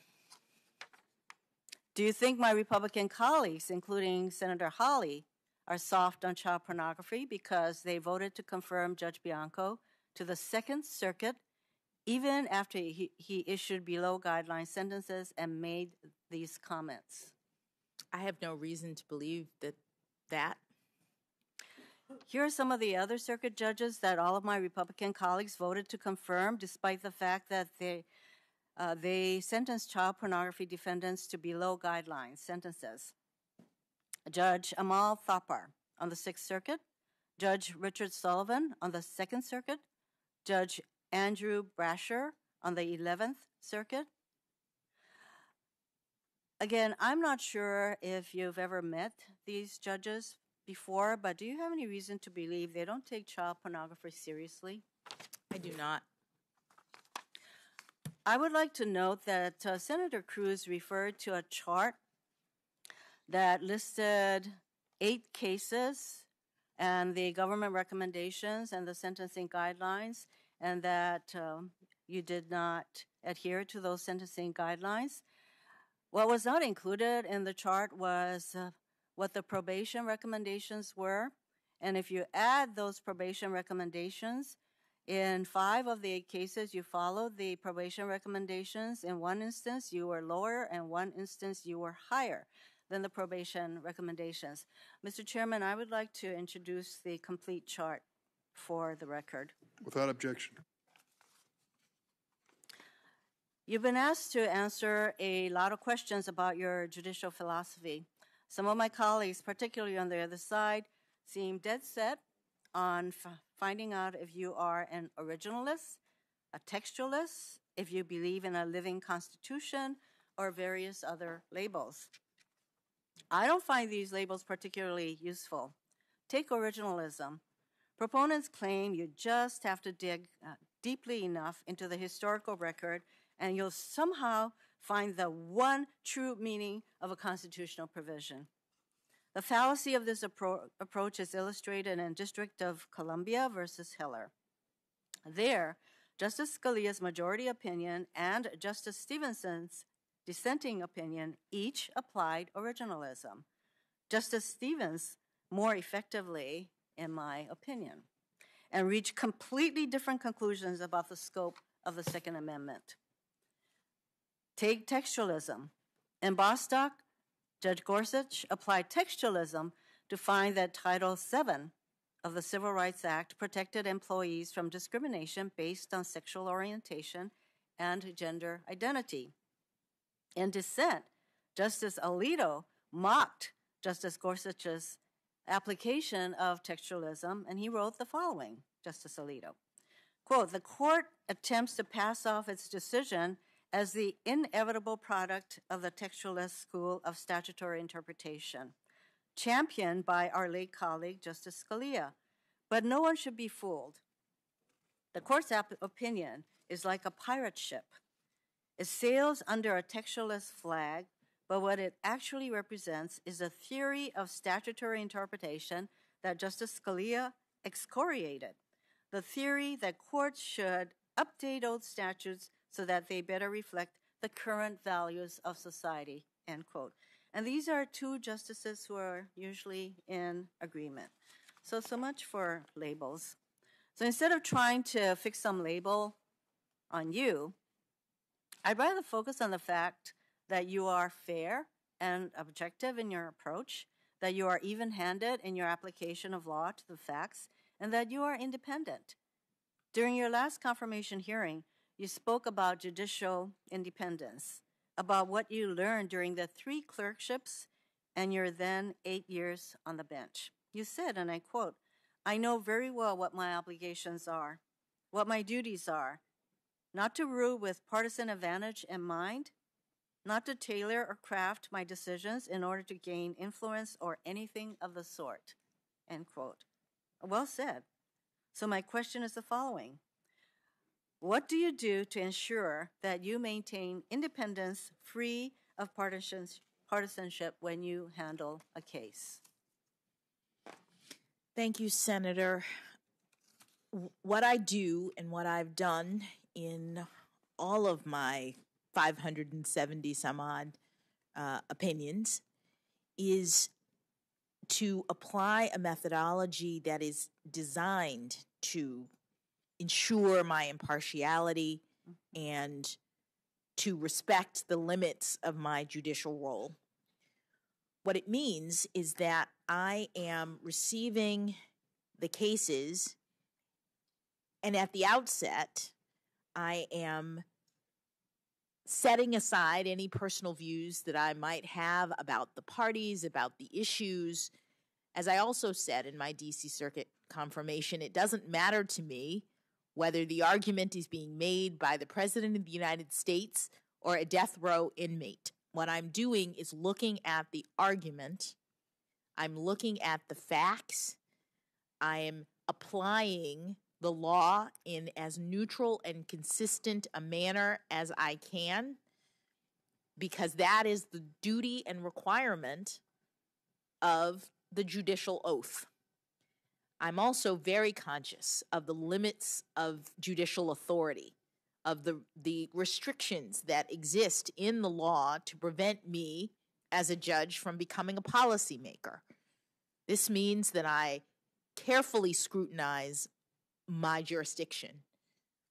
It means that I look at the text and focus on the text and the intentions of the legislatures that drafted that provision, or the intentions of the framers that put forward that constitutional principle. It means I'm looking at precedent. If I was fortunate enough to be confirmed to the Supreme Court, I would be upholding the principles of stare decisis as I consider the precedents and making sure that the court is putting forward consistent and predictable rulings, as is important to maintain the rule of law. All of these I see as constraints on judicial authority that I care deeply about in order to maintain my independence, as is necessary to ensure public confidence in my rulings as a judge. Judge Jackson, I have sat on this committee now for a number of years. And as some of my colleagues continue to try to pin labels on the nominees who come before us, frankly, I find your methodology to be as succinct a definition of what would lead a judge to come up with fair and objective results. I thank you for that. As a lower court judge, you were generally bound by the Supreme Court's and the D.C. Circuit's precedents. That certainly won't be the case if you are confirmed to the Supreme Court. The Supreme Court can overturn its own precedents. That's why I found your analysis in Committee on the Judiciary versus McGahn instructive. In that case, you had a precedent, Committee on the Judiciary v. Myers, that had already confronted the issues you faced. However, it was another district court decision, and you were not bound by it. You nonetheless followed that precedent. Why did you find that opinion so persuasive? Well, Senator, in the law, there are different kinds of precedent, and by that I mean there's vertical precedent, which is what people are most familiar with. There are cases that are handed down by higher courts, the appellate court, the Supreme Court, and those bind the lower courts so that even if you disagree with them, you have to follow them because they're binding precedent. But there's also horizontal precedent.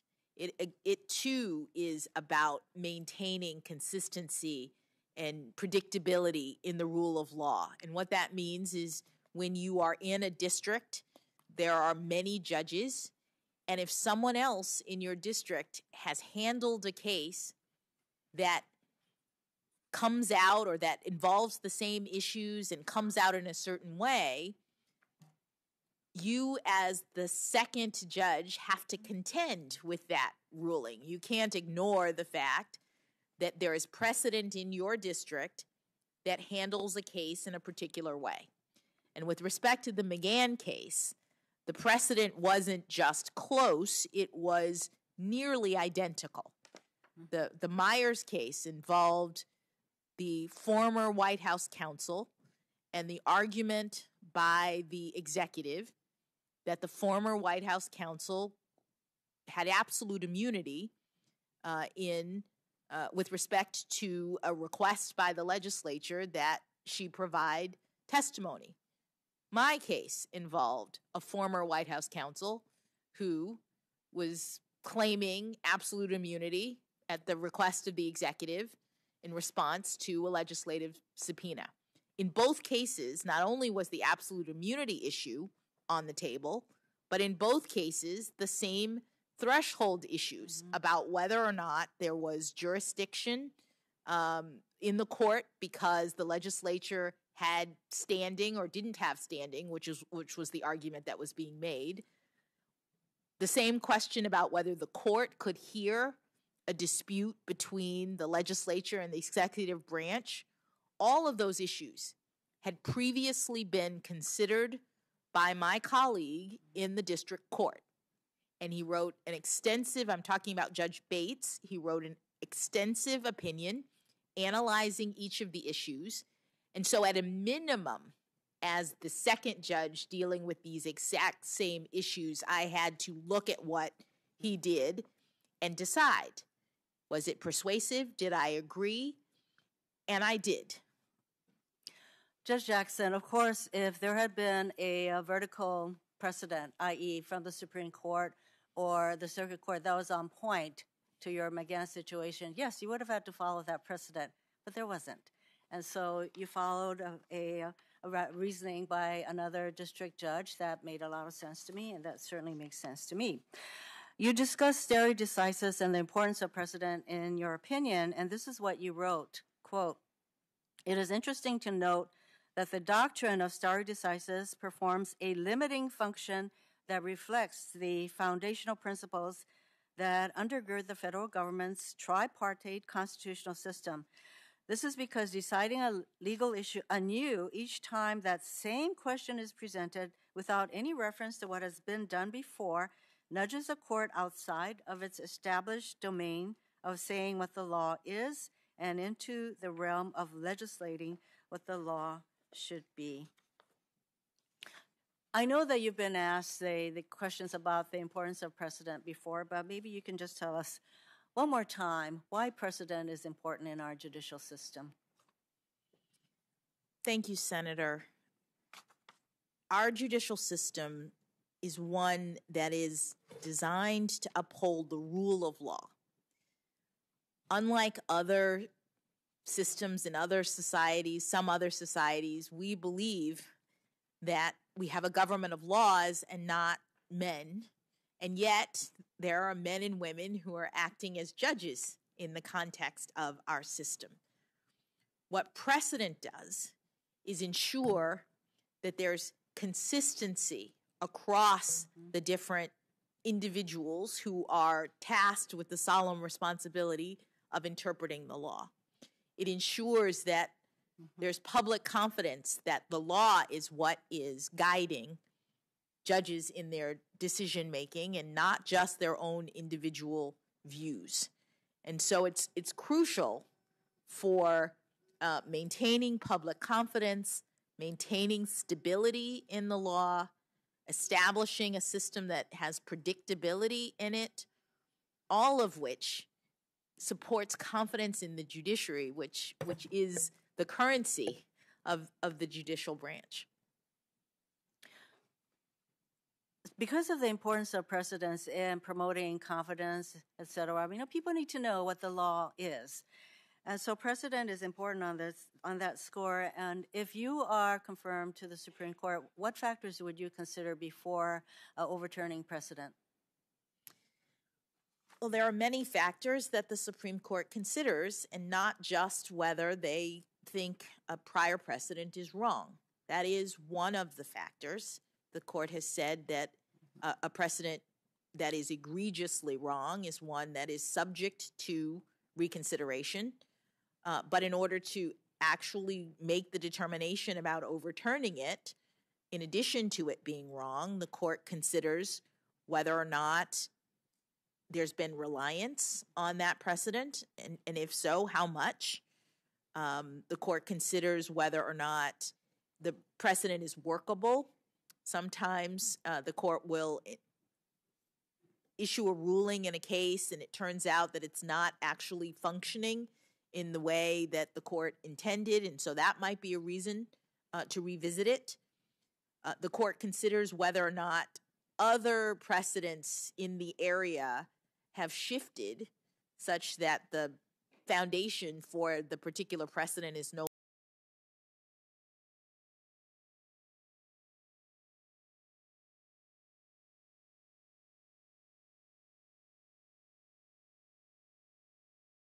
that relate to a precedent. All of those factors are things that that the Supreme Court takes into account when it decides whether or not to revisit a precedent. Therefore, the court should consider all of those factors. I would say reliance factors loom large, as far as I'm concerned, before overturning a precedent. But basically, if you have 5 members of the court deciding to overturn a precedent, they can do so, right? Under our scheme, yes, under the Constitution. Mm-hmm. And so we're seeing more and more precedents being asked to be overturned.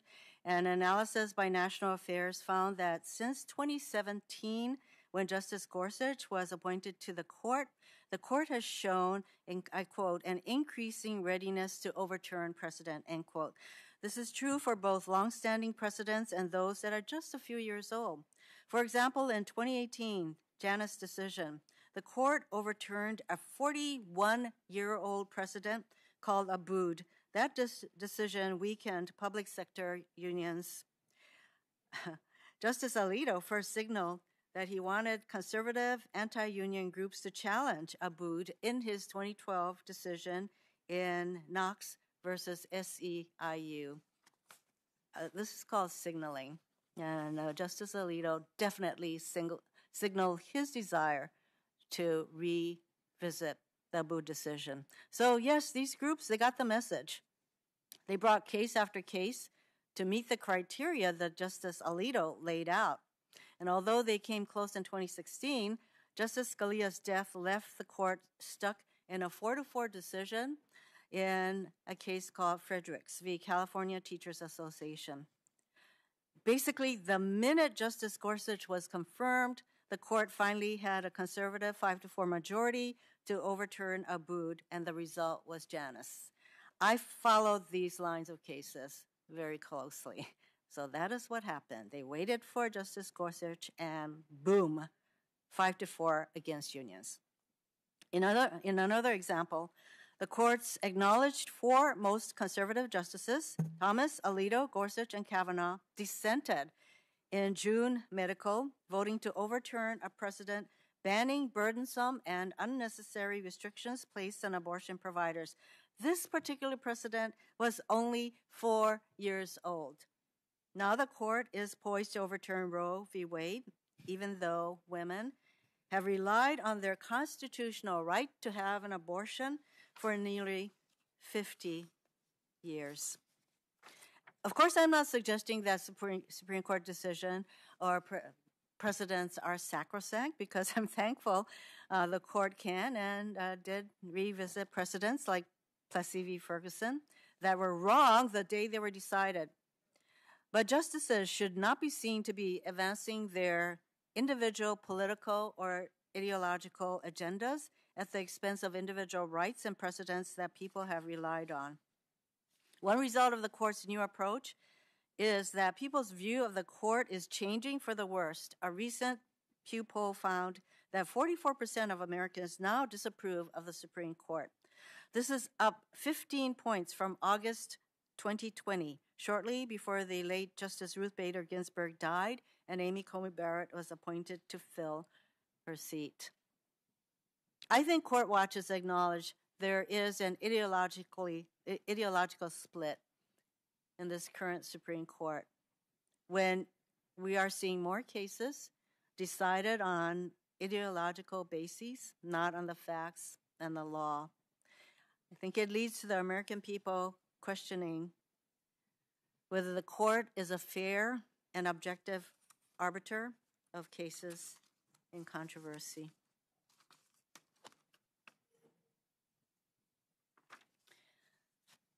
You were asked earlier today about your representation of Guantanamo detainees. Just to make it clear, as a federal public defender, you were assigned to represent Guantanamo detainees. Is that right? That is correct, Senator.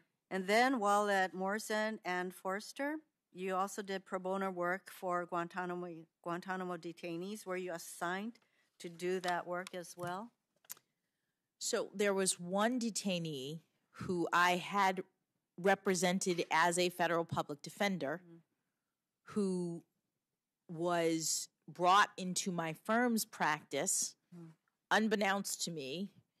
And when I arrived at the firm, the attorneys who were working on that case recognized that I had previously been a lawyer who had represented this particular detainee and asked if I would help with his habeas petition at that stage. I think you clarified that earlier today. And you served as counsel of record on amicus briefs related to detention. I think that was brought out today. Yes. Were you working on behalf of detainees at that point, or were you working on behalf of other groups or individuals? I was working on behalf of other groups or individuals with respect. Were they retired judges? Yes, there were 3 briefs in total, 2 different cases, and one of the briefs that I filed was on behalf of 20 retired federal judges, including one who was a partner at my firm at the time, and who wanted to make a particular argument to the court concerning the detention process. And these were judges that were nominated by various presidents, so it must have been a diverse group, and they asked you to do the brief. And they did, yes. So as part of your work at the law firm, a responsibility of your employment, you were assigned to work with this diverse group of retired judges and to represent conservative or libertarian organizations such as the Cato Institute and the Rutherford Institute to advocate their views. Yes, the other 2 briefs that I filed were at the cert stage and then at the merit stage of a case that was eventually mooted. But my clients in those cases were a diverse group of organizations, including the Cato Institute, the Rutherford Institute, and the Constitution Project. Members of this committee know full well that lawyers are, we have to follow the codes of professional conduct, which says that we have to zealously represent our clients, and that's what you were doing with regard to the detainees. And I would just want to note that some of the very senators who are openly questioning you for representing defendants or detainees have in the past made the argument that judicial nominees should not be opposed for the arguments they make in the course of representing clients. I'm going to quote one of my colleagues. I've been a military lawyer for almost 30 years. I represented people as a defense attorney in the military that were charged with some pretty horrific acts, and I gave them my all. The system of justice that we're so proud of in America requires the unpopular to have an adequate and an advocate.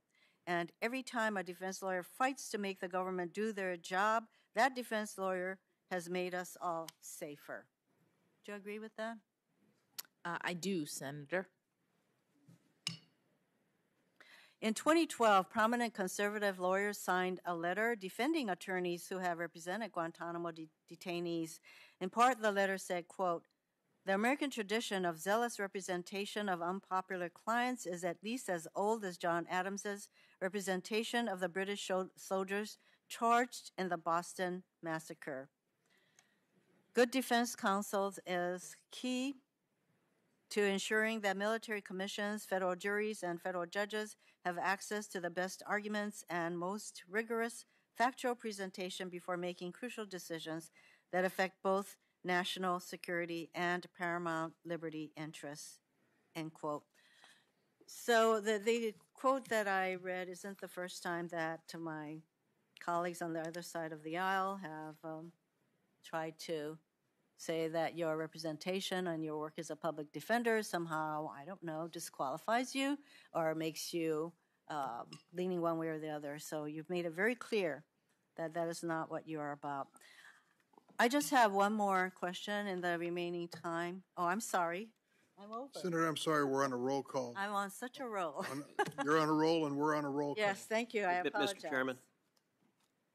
Mr. Chairman, before we break, if I could ask one question of the chairman. Sure. Senator Hirono just made reference to the recommendations of the probation office in 5 of these cases. To the best of my knowledge, those probation recommendations are not in the record. I haven't seen them. My staff hasn't seen them. And that raises 2 questions. Number one, whether the White House is providing differential material on this nominee's background to Democratic members than Republican members, because I don't know where Senator Hirono would get access to them other than from the White House. But secondly, regardless of whether it's differential, would the chairman agree that there is considerable focus on these cases and the committee, both sides, should have access to the pre-sentence reports and to see the underlying facts? Judge Jackson has said she was following the facts and the factors in those cases. Senator, you know we've completed discovery before we started this hearing. Mr. Chairman, how did Senator Hirono get those information that Republicans have not been given? I'm not going to entertain this. We've been through discovery. Do you have access to them? I don't know that I do. I really don't. Can we ask Senator Hirono how she got access to them? I'm sorry to interrupt you, Senator, but I want to make an announcement. We're going to have a 10-minute break. Members are going to head to the floor. So you're going to keep differential access to this information? I'm not sure what differential access is. I'll look it up. We have a vote on the floor that take about 10 minutes, so 10 to 15 minutes, relax. And then we're going to come back, and we have 2 senators, Cotton and Booker, who will be recognized and then take a break for dinner. And then we're going to try to still finish tonight with 2 remaining senators, Senator Ossoff and Tillis, who are going to be first thing in the morning. So we stand in recess.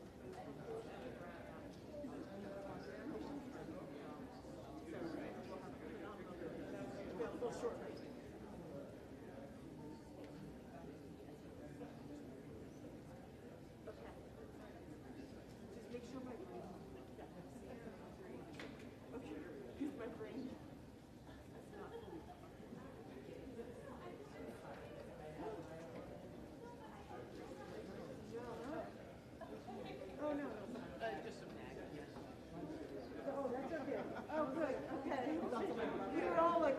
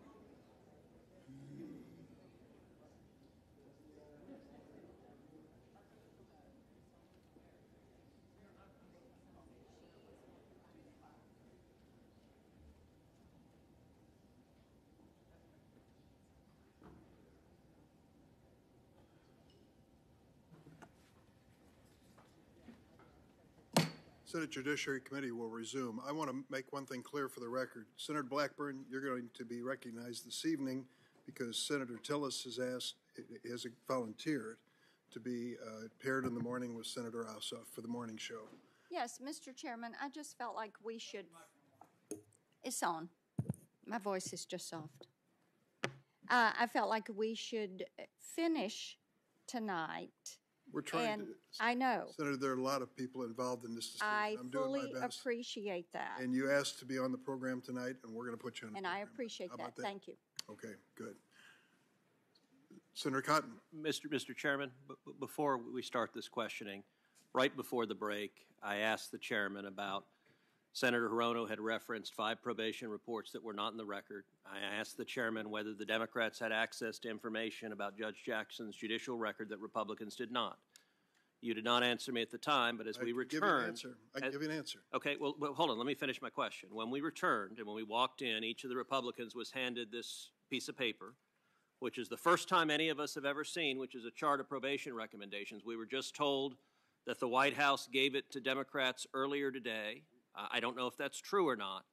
And what I would ask you is there anything else that Democrats have access to in this case that they're not sharing with Republicans on this committee? And Mr. Chairman, how would you have reacted if, say, during the Kavanaugh confirmation, the White House shared judicial materials with Republicans and did not share it with Democrats? I'm pretty confident you would have expressed extraordinary displeasure at that. If I recall, there was some discovery issues in the Kavanaugh case involving several years of his performance in the White House, which your own counsel decided we couldn't.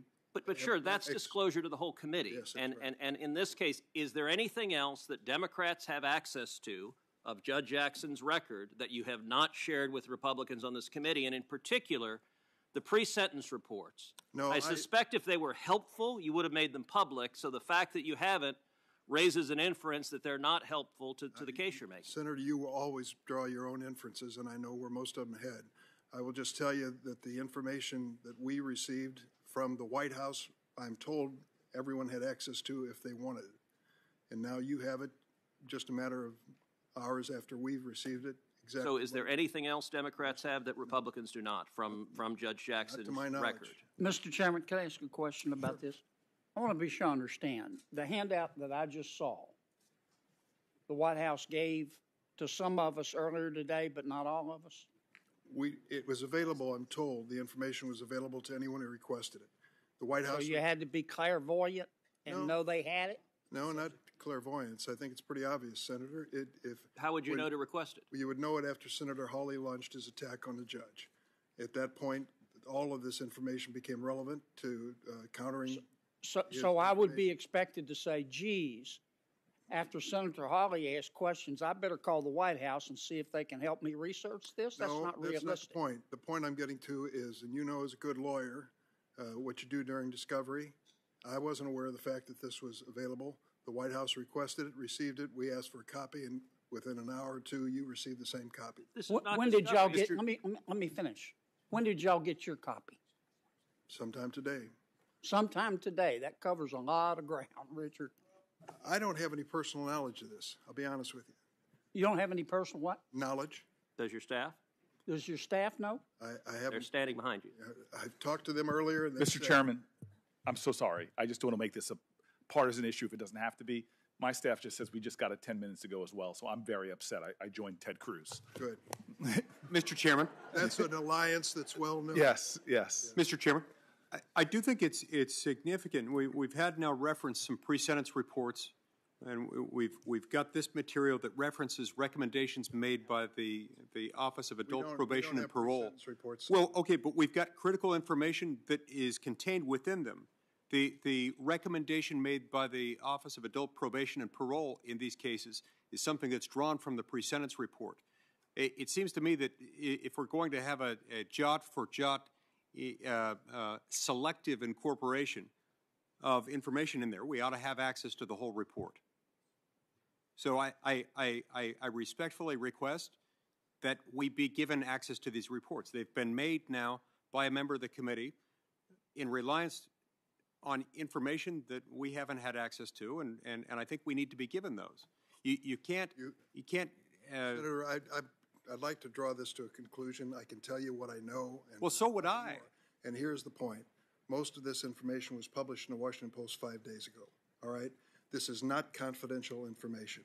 When the Hawley attack on the judge started, we requested more information. The White House did, and then shared it with us within the day, and you now have the same copy that we have. End of story. Is it fair for you to characterize Senator Hawley's questions or the questions raised by any of us as an attack? It's not a personal attack. This is let me just tell you, we've raised a legitimate question regarding sentencing, regarding the most heinous crimes imaginable. Oh, come on. So these are legitimate questions, Mr. Chairman. Don't call them attacks. Well, I can just tell you, I have characterized them as attacks and other things as well. I think it's pretty clear what's going on here, and now you have all the information we have. So Mr. Chairman, for example, in the questioning about the Hawkins case, Judge Jackson said she relied on the factors, relied on probation's recommendation. We just found out in what you just handed us that in the Hawkins case, the probation office recommended 18 months, and Judge Jackson only sentenced him to 3 months. That's you can get more than that almost for a speeding ticket. And Senator, this committee, given that she raised it as the basis for her sentence, it is highly relevant to the committee's analysis to see what the pre-sentence report says. Why did the probation office recommend 18 months and she only sentenced to 3 months? March 19th, Washington Post. In the case of U.S. versus Hawkins, a sex offender had multiple images of child porn over 18. Sentencing guidelines called for sentence up to 10 years. Judge Jackson sentenced the perpetrator to only 3 months in prison. Those facts we knew. It's the probation recommendation. We don't dispute that the guidelines said 10 years and she sentenced him to 3 months. Sorry, I didn't finish reading it. The government and probation both recommended sentences well below the guidelines. The government recommended 24 months, probation recommended 18 months, and defense recommended 1 day. I'm telling you, it was published in a newspaper. Now, well, I can't help what is leaked to the newspaper or not. This committee, you keep referencing discovery. This is not litigation. This is a committee of the United States Senate where both sides of the aisle have a right to access to the record, and we're carrying out our constitutional duty of advice and consent. I will tell you this, for some reason your side didn't request the information. But how would we know to request? So I'm hereby requesting all other information you magically have that you haven't told us you have and you're not sharing with the other side. So noted, for the record. We'll continue with the questioning now. And we're requesting the pre-sentence reports in particular, which are highly relevant to the issues before Senator this Cotton, committee. please proceed. We don't have any pre-sentence reports. Judge, I'd like to talk about crime. In 2019, there were about 16,000 murders in America. In 2020, there were more than 20,000. It's a 25% increase in 1 year. 2021 data isn't complete, but we know many cities have reached record levels of murder, including Philadelphia, Atlanta, and Milwaukee. At the same time, the prison population has decreased by about 14%, in part from pandemic policies, but also from fewer prosecutions and weaker sentencings. I think it's safe to say that there's a surge in crime, especially violent crime and murder across America. You have noted that some members of your family have law enforcement backgrounds, and I honor them and thank them for their service. Does the United States need more police or fewer police?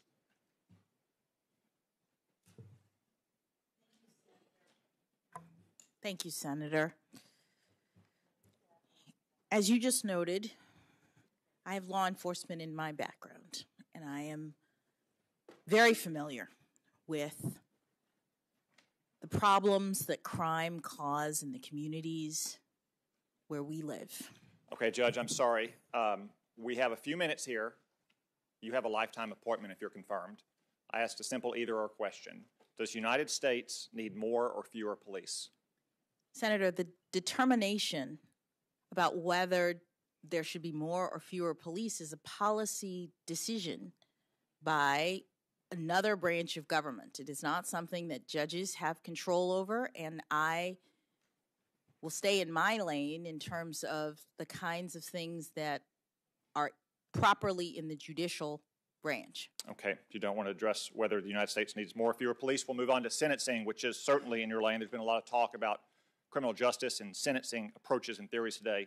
In general, is someone more likely or less likely to commit a crime if they know that they will be caught, convicted, and sentenced? Senator, what is in my lane is the consideration of particular cases of Judge, prosecutions. You've spoken a lot today about criminal sentencing, about the theory of sentencing. You've written a lot about it in your record. It is a very simple question. Is someone more likely or less likely to commit crime if they're more certain that they're going to be caught, convicted, and sentenced? Senator, I am aware from my work on the Sentencing Commission and not as a judge that there is research into recidivism rates, into rehabilitation, into the factors that go into a determination about whether someone is more or less likely to commit crime. Part of what Congress has taken into account when it determined that one of the purposes of punishment is deterrence is the idea that if someone is convicted and punished, they will be deterred from committing other crimes. And you've mentioned that, and you've written about that in your writings. There's 4 purposes of punishment. One of those is deterrence.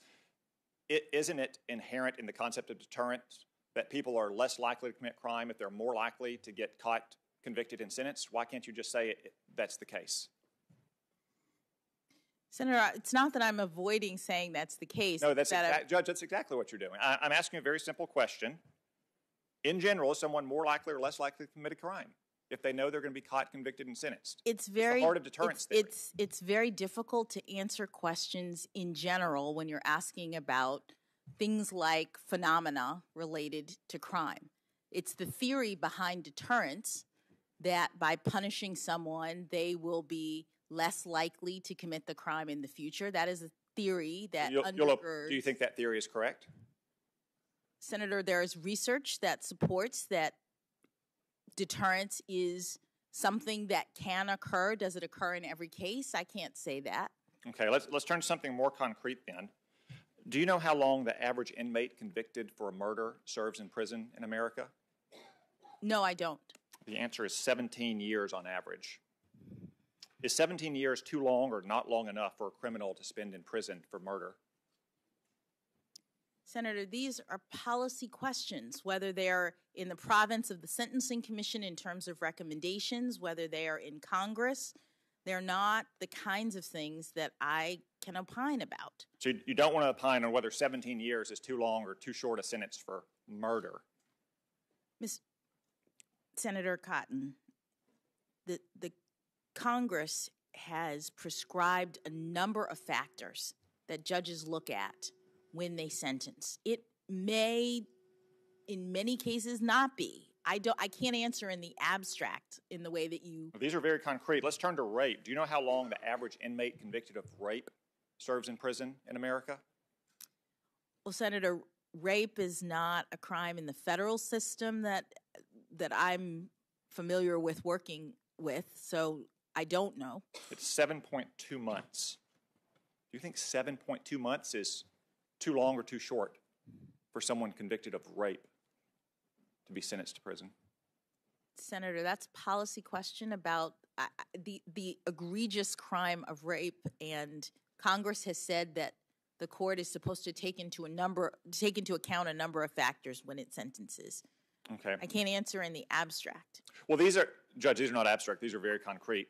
And remember, these are just the length of sentence if you're caught, convicted, and sentenced. Let's look at cases in which people are never caught. As I said, in 2020, murders increased by the fastest rate ever in the United States.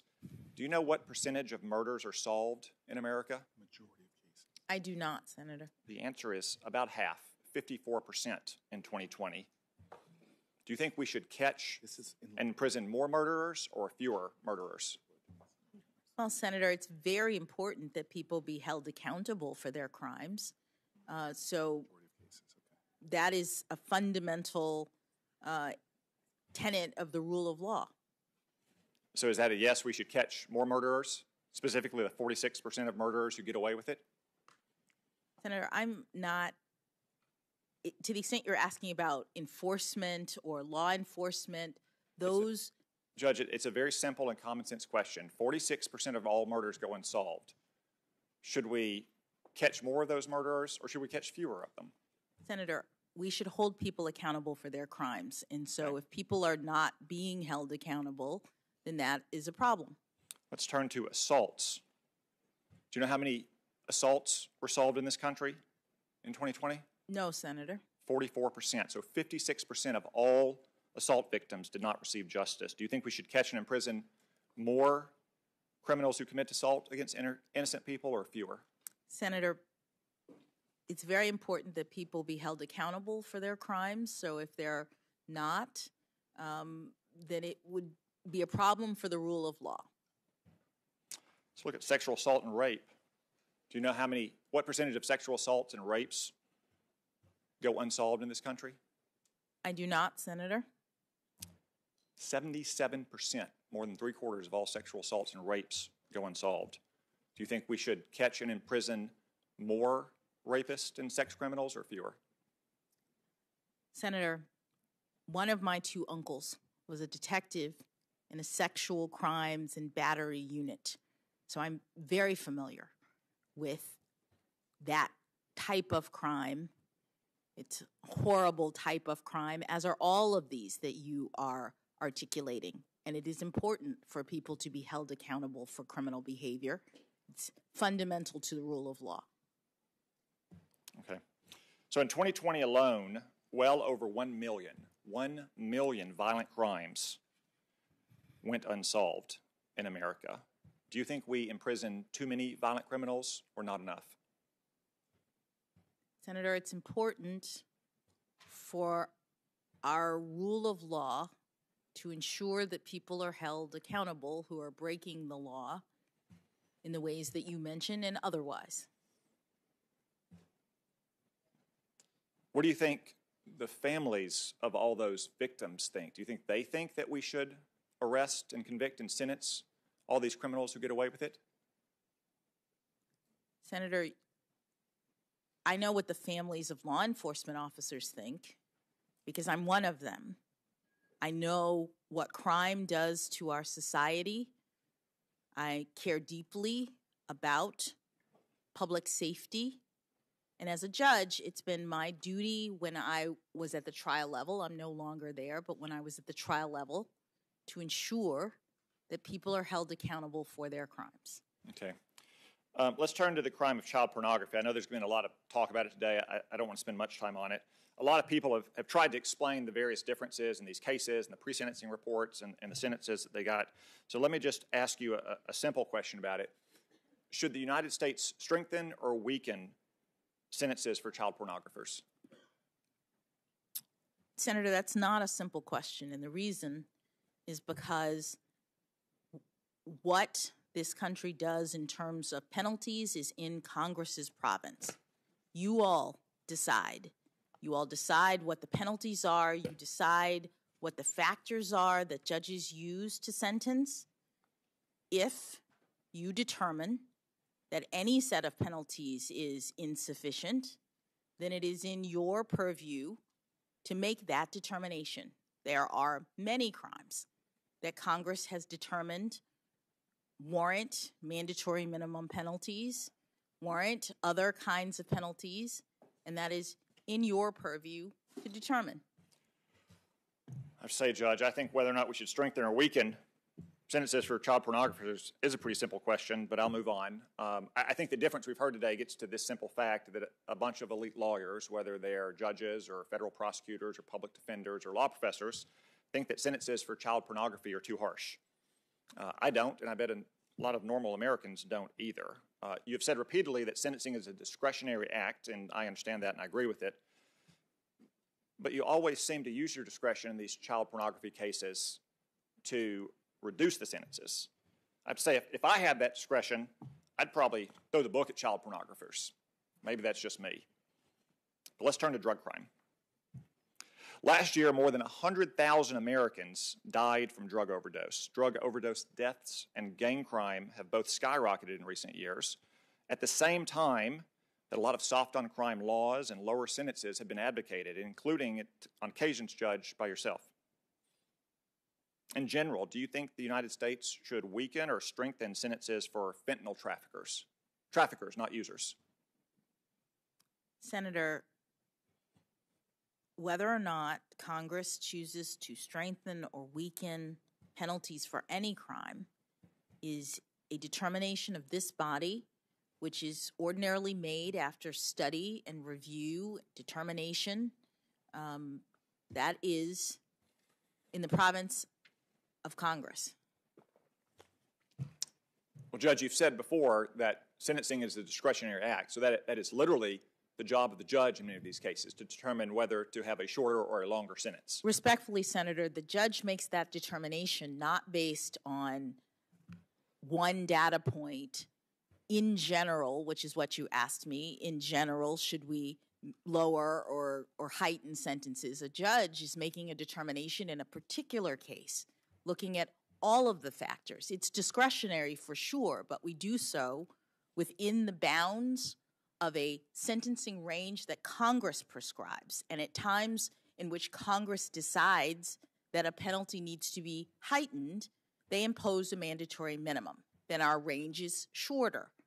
And when we're looking at the crime, we're not looking as a policy matter across all fentanyl crimes and determining whether the penalty should be increased. As a judge, we are asked in the context of a single prosecution regarding a particular person who has committed a horrible crime, but also, says Congress, is a person who has a life, who has a job, who has all of the other factors that Congress has told judges they have to look at when they decide what penalty to impose in that particular case between the range that Congress sets.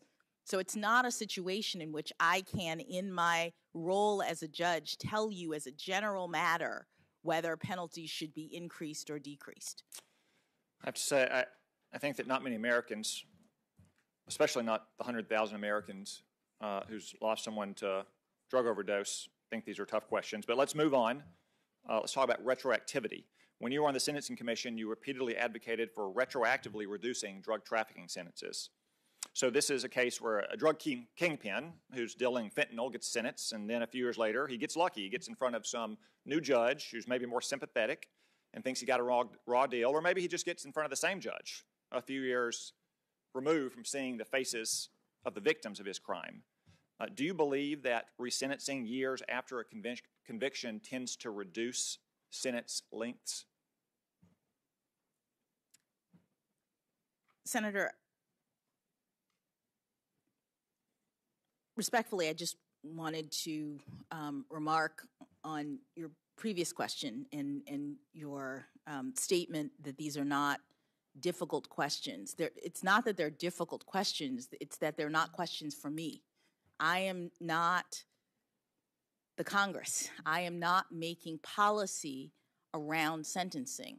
My job is to look in a particular case and decide what the penalty should be within the range that Congress prescribes. I understand. You were making policy, though, at the Sentencing Commission, and you were implementing changes to sentencing guidelines. So my question again is, do you believe that resentencing years after a conviction tends to reduce sentence lengths? I'm not sure I understand your question. Obviously, if you resentence, you're giving the judge another opportunity to look at the circumstances in light of the changed penalties. Sometimes the judge in that new situation will keep the same penalty. A resentencing is just an opportunity for the judge to reevaluate in light of the changed circumstances. Okay. Almost without exception, retroactively weakening sentencing laws and guidelines lets harden criminals out early. I always hear the argument. I hear it from some of the senators on this panel. I heard a version of it from you earlier, that each case is going to go before a judge, and it won't be an automatic release because each judge is going to assess the facts and hear the arguments.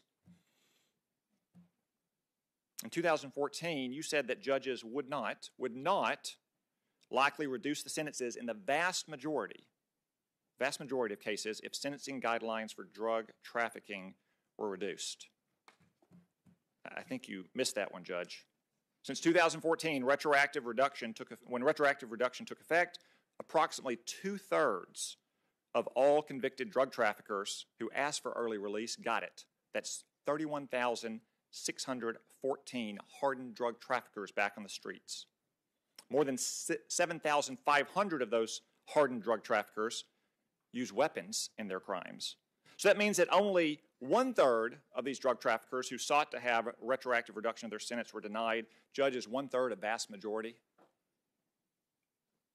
Senator, it's hard for me to answer questions about these numbers because I'm trying to understand whether this is a retroactive release that was a result of the Sentencing Commission's actions or Congress's.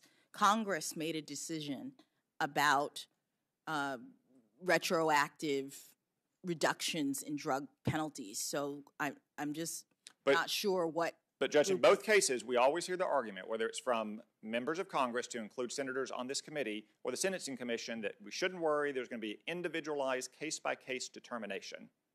And that is my experience. That's when there is a retroactive change. So what happens is that whether it's the guidelines that are changed or the laws that are changed, which happens in Congress, there is a subsequent determination as to whether or not to apply that retroactively, apply that change, so that both the people who get convicted of that penalty moving forward and the people who have already been convicted, both of them get the benefit of the change if the determination is made to make it retroactive. Under that circumstance, where you're talking about a penalty change applied to prior people, each one of those prior people goes back before a judge. And a judge, usually the sentencing judge in the first instance, will reevaluate whether or not to, this is generally, there's some exceptions, but generally speaking, the judge will reevaluate whether or not to give that person the benefit of the change. This is an individual assessment. That's what Congress requires in every sentence, and ultimately one that benefits all of us under the law, because judges are being asked to look at these cases and not make just generalized determinations. So the 2014 comment was specifically about the Sentencing Commission, but generally, whether it's in front of the Commission or the Congress, we always hear this argument that judges are going to make these individualized cases and not that many people will be released. I'll point out that of the 1/3 that were not reduced, the vast majority of those were not eligible. The percentage of cases in which a sentence is not reduced for public safety reasons because someone is viewed as too dangerous to release early is 1%. It's 1%. Judge, do you remember a man named Keith Young? Yes. Good. For the benefit of my colleagues, let me quickly cover the basics of his case. You sentenced him in 2018. Keith Young was a career criminal who had previously been convicted of trafficking cocaine. In 2017, he was running a drug business in his house where his children lived and was found with 2 1-kilogram bricks of heroin worth hundreds of thousands of dollars, along with a gun, ammunition, thousands of dollars in cash, and equipment to cut and package heroin for retail sale. The drug lab also confirmed that there was fentanyl in both bricks of heroin. And in one of the 2 bricks, there was actually more fentanyl than there was heroin. While at the D.C. jail awaiting trial, Young bragged about his arrest and about how he was a kingpin. Those are his words, not mine. Kingpin. He was even recorded calling his wife and brother to give them instructions on collecting drug money from people for him. The prosecutors filed a notice of Young's criminal history, which meant he faced a mandatory minimum of 20 years. You did not seem to like that, Judge. In fact, at his sentencing, you said, this is a quote, that you shared his frustration, that you couldn't give him a lighter sentence. I was shocked to see this in the transcript. I was also shocked that you apologized to this drug kingpin for having to follow the law. You literally said that you didn't think 20 years was fair. This is the quote, "And for this, I am sorry, mostly because I believe in second chances." You apologized to this career criminal, a drug kingpin. In his own words, he was not some low-level, first-time drug offender who made a bad choice. That was in 2018. But in 2020, you got a second chance. After Young's sentence, Congress passed something called the First Step Act, which reduced sentences for serious drug traffickers with lengthy criminal records. During the pandemic, lots of criminals like Keith Young tried to twist the First Step Act's compassionate release provision, which was intended for terminally ill elderly inmates, to get early release and blame it on COVID. You had none of that, and that's good. You rightly said at his resentencing hearing, quote, COVID-19 is not only present in prisons, and you said that Young's past as a smoker and his claim of various other health issues did not entitle him to early release. If you had stopped there, I would have cited that as a great example of how you follow the law and made a well-reasoned decision. Unfortunately, you didn't stop there. You said in the resentencing that, quote, Congress did not make their changes under the First Step Act retroactive, but that if they had, then you could have given him a reduced sentence. But then you said, no matter what the law says, and this is a quote, Judge, the court feels as though in this moment, per Mr. Young's compassionate release motion, the court is being called upon to evaluate the length of his sentence under the revised section of the law in the First Step Act, and so it is almost as if I am sentencing him today. And if I were to do so, he would face a sentence that would be well below the 240 months that Mr. Young received. And so for that reason, I will grant Mr. Young's motion. Judge Jackson, before you granted this fentanyl kingpin's motion to reduce his sentence, did you contact any of the victims from his case? Senator, thank you for allowing me to address Mr. Young's situation. I asked a simple question. Did you contact the victims in his case or not? Senator, Mr. Young was not released. His sentence was reduced, and I did not contact the victims in his case because there were no victims. He committed a crime, a drug crime. There were no identifiable victims in his case. Drug crime is not a victimless crime. 100,000 Americans were killed by overdoses. Understood, Senator, but there was no one to contact because there were no identifiable. Judge, you just acknowledged that you did not release him. You're right, you didn't release him. He filed a motion for compassionate release. You denied that rightly. But you reduced his sentence. He didn't file a motion to reduce his sentence. He wasn't eligible for a reduced sentence under the First Step Act because it wasn't retroactive towards him. You took a motion for compassionate release to get out of prison and turned it into a motion to reduce a sentence. So he's going to be released 7.5 years earlier, years from now. Last week, Judge, when we talked in our office, you talked about a lot about judicial restraint. Is transforming his motion for compassionate release into a motion to reduce a sentence for this drug trafficking kingpin an example of judicial restraint, Judge? Yes, Senator, it is, and I will explain how. Mr. Young, as you say, was facing originally a sentence of 20 years in prison, which I imposed. I tried Mr. Young, who went to trial, primarily because he was facing such a long penalty. I looked at the evidence in his case. He was absolutely the kingpin that you're talking about. But the way that our laws work, the 20-year sentence that he received for the amount of heroin that he had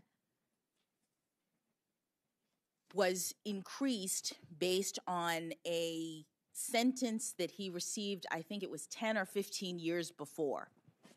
He had no criminal history between the old sentence. Forgive me, I can't remember exactly what it is, and I'm sure people will look it up. But 10, 15 years before, he had some minor sentence. Then he had this really obviously serious, terrible sentence. And the government filed what is called an 851, which is an enhancement based on his really, really old prior criminal history. I followed the law, which said that he had to go to jail for 20 years. It would have been more like 10 years if the government hadn't taken into account his very old criminal history. But I said, fine, this is the law. I'm following it. You're going to jail for 20 years. In the interim, COVID happens. We get lots of compassionate release motions, and there's a statute that Congress has enacted, which allows defendants to seek compassionate release, to seek reduction of their sentence, not just release, reduction, release, some adjustment to their penalty under the law if there are extraordinary and compelling reasons to do so. That's the quote from the statute, extraordinary and compelling reasons. Doesn't say anything more narrow than that, although you do have to look at the guidelines related to compassionate release, all of which I did related to his motion. And he argued several things. He argued his smoking, his asthma. These were reasons, he said, for compassionate release, and I disagreed. What I did find extraordinary and compelling is the fact that between the 20-year sentence that I gave him originally and the compassionate release motion that he filed, Congress changed the law. Congress decided that the old penalty, the old crime, was no longer eligible for the increased, so that a person who was convicted at the time of his compassionate release motion for doing exactly what Mr. Young had done would not get a 20-year sentence. That would not be lawful for a person at that moment. And one of the things that Congress says to the judges is care about unwarranted sentencing disparity. Care about the fact that the person you're sentencing is being treated differently than someone else who committed exactly the same crime. And I understand it wasn't retroactive in the sense that everybody, absent a compassionate release motion, wouldn't have been eligible for resentencing. But here I have a defendant before me and all of the factors that Congress has asked me to take into account, and a compelling argument that there were extraordinary and compelling circumstances, that is, a change in the law, that would create unwarranted sentencing disparity if I didn't take account of it. And so what I determined under those circumstances is that I would resentence Mr. Young to the penalty that Congress had decided was the appropriate penalty for the conduct that he committed as of the time of his motion. Judge, Congress did change the law after his sentencing in the First Step Act. That was a terrible mistake. Congress specifically did not make that change retroactively. And you saw that, and you thought it was extraordinary and compelling, even though Congress specifically did not make it retroactive. You chose to rewrite the law because you were sympathetic to a fentanyl drug kingpin whom you had expressed frustration at having sentenced him to his 20-year sentence in the first place. You twisted the law and you rewrote it so you could cut the sentence of a drug kingpin. That's what you did, Judge. Respectfully, Senator, I disagree. Congress provided judges through the compassionate release motion mechanism with the opportunity to review sentences. Congress, prior to the compassionate release mechanism being enacted, a judge who imposed a sentence would have no opportunity to revisit. In Mr. Young's case, the question was, with this compassionate release motion, under a circumstance in which Congress had changed the law, was that an extraordinary and compelling circumstance to revisit his sentence? And I made a determination that it was. So I suppose then, if you're confirmed, we can just count on you to always rule in favor of retroactivity, no matter what the facts of the case are, because it was a blatant rewrite of the law here, so you could reduce the sentence of a drug kingpin if you didn't like sentencing to 20 years in the first place. No, Senator, it was not. Senator Booker.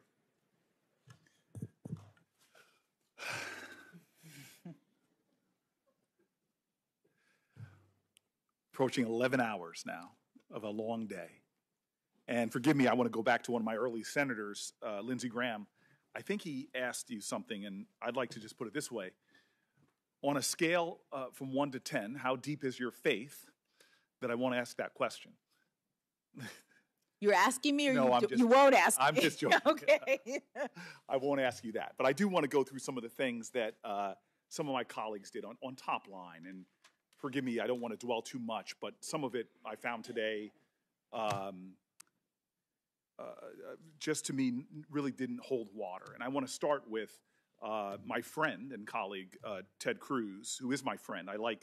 He's a Texan. One of my favorite Texans is Brene Brown's, who says it's hard to hate up close, so pull people in. And a lot of times in this culture of tribal politics, the reality is we know each other, we get to know each other over years, and I've had the privilege of working with Ted on a lot of really good policy. So I went back to my office and re-listened to his questioning of you about critical race theory, and he referenced your speech, which I hadn't read.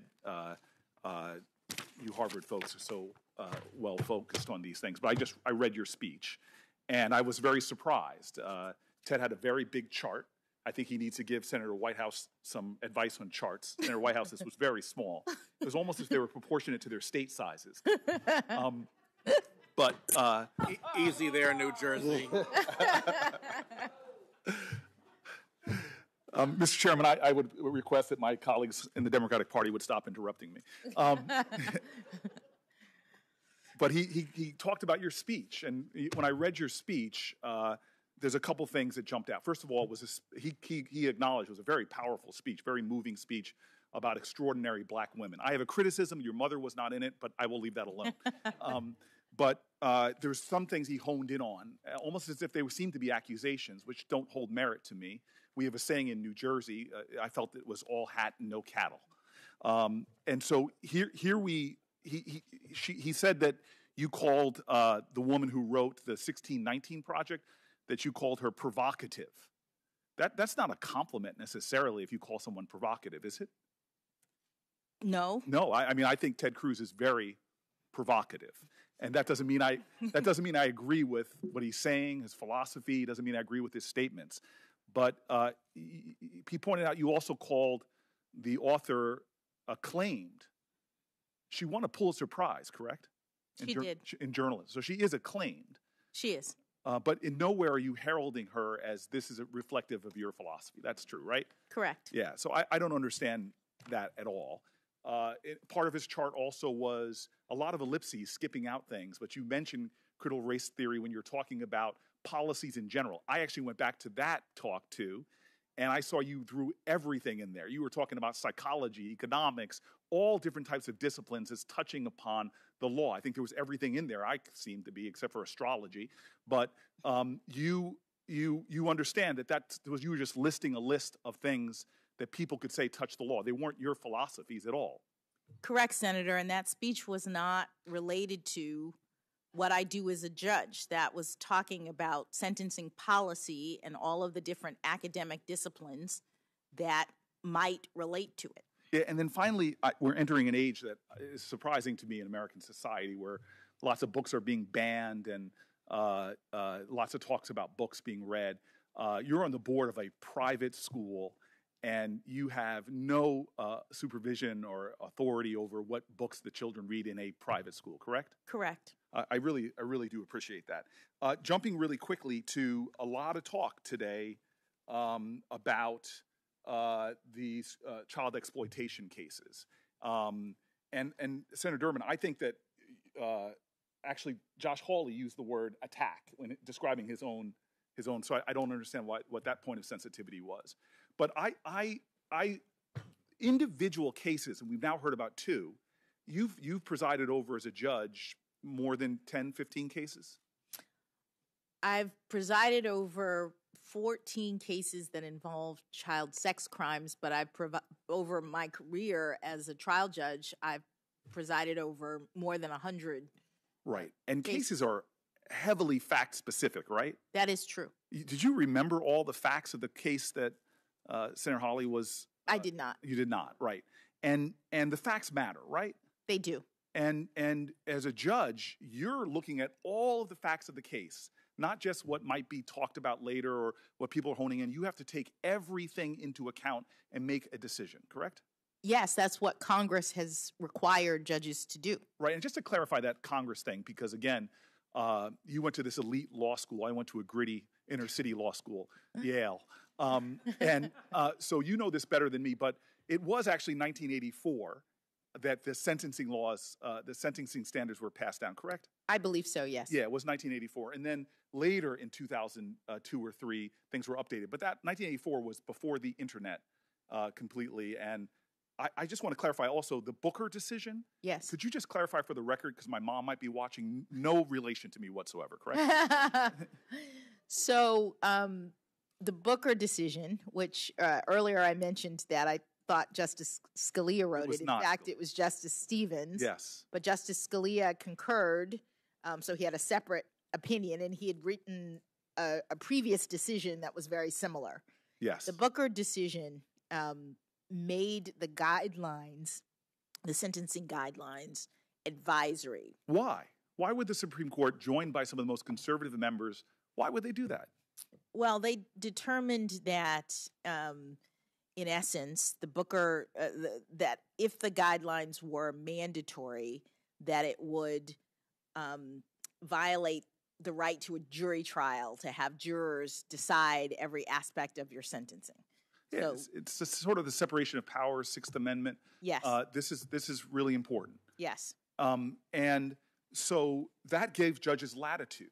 yes. Now, if you were falling out of the norm, and this is where, you know, I've now read conservative periodicals looking at this line of attack. That's not a negative pejorative. Again, my colleague himself used it, but this line of attack on you, I've seen conservative papers, liberal papers, mainstream papers, all say this doesn't hold water. And the reason is, and again, unlike White House and Cruz, I don't have a chart. I'm uncharted.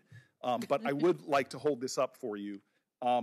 You are well within the norm nationally for going below the sentencing guidelines because of this problem where you have this incongruency that judges on both sides of that have been pointed by people of both sides of the aisle have seen. I just want to make that very clear. You are well within the norm in the United States of America. I'm a former mayor, and one of my favorite mayor friends used to always say, "In God we trust, but everybody else bring me data." and so the data kind of shows that you're not some outlier. And forgive me, because you're not allowed to do this, but I kind of sat here and was a little insulted about the accusation that somehow this mother of two, confirmed 3 times by the United States Senate, who has victim advocacy groups writing letters for you, who has child victims advocacy groups supporting you, who has presided over fact-specific cases of the most heinous crimes, that somehow the implication that you are somehow out of the norm of other federal judges that we have confirmed where these issues have never come up, who, again, I held up this chart, but the majority of the decisions, a percentage of sentences below guideline range in non-production child pornography cases, in D.C., 80% of them are under the guidelines. In Missouri, 77%. In Iowa, 62%. In North Carolina, 77%. In Nebraska, 81%. And so on and so on and so forth, down to Utah, alphabetical order, 71%. And so this implication that somehow your thoughtfulness on these very dense, fact-specific cases is somehow out of the norm, to me, does not hold up, doesn't head water. And then you add that to the endorsements that you have gotten from folks that deal with victim advocacy groups. It is, to me, just a line of attack that it does not hold in no way for me. I'm sorry.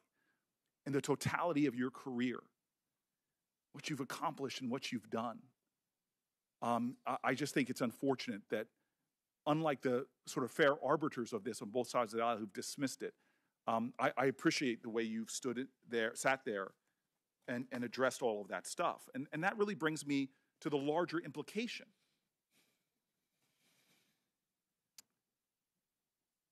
You talked a lot about your uncles. One of them served in Baltimore, is that right? As a police officer? My brother was a police officer in Baltimore. The gentleman over there? Yes. Who volunteered to serve in the United States military? Yes. And you have talked about that police work, right? Yes. I live in Newark. I love my city.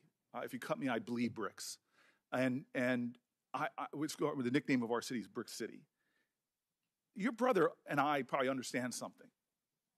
The majority of murder victims in the United States of America, do you know who the majority of murder victims are? I don't. They're black men.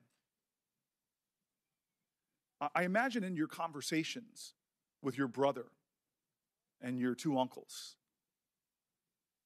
you who patrolled some of these streets, I imagine you feel in a different way about the anguish of what many communities of color struggle with when it comes to crime. Am I right there? You are right, Senator.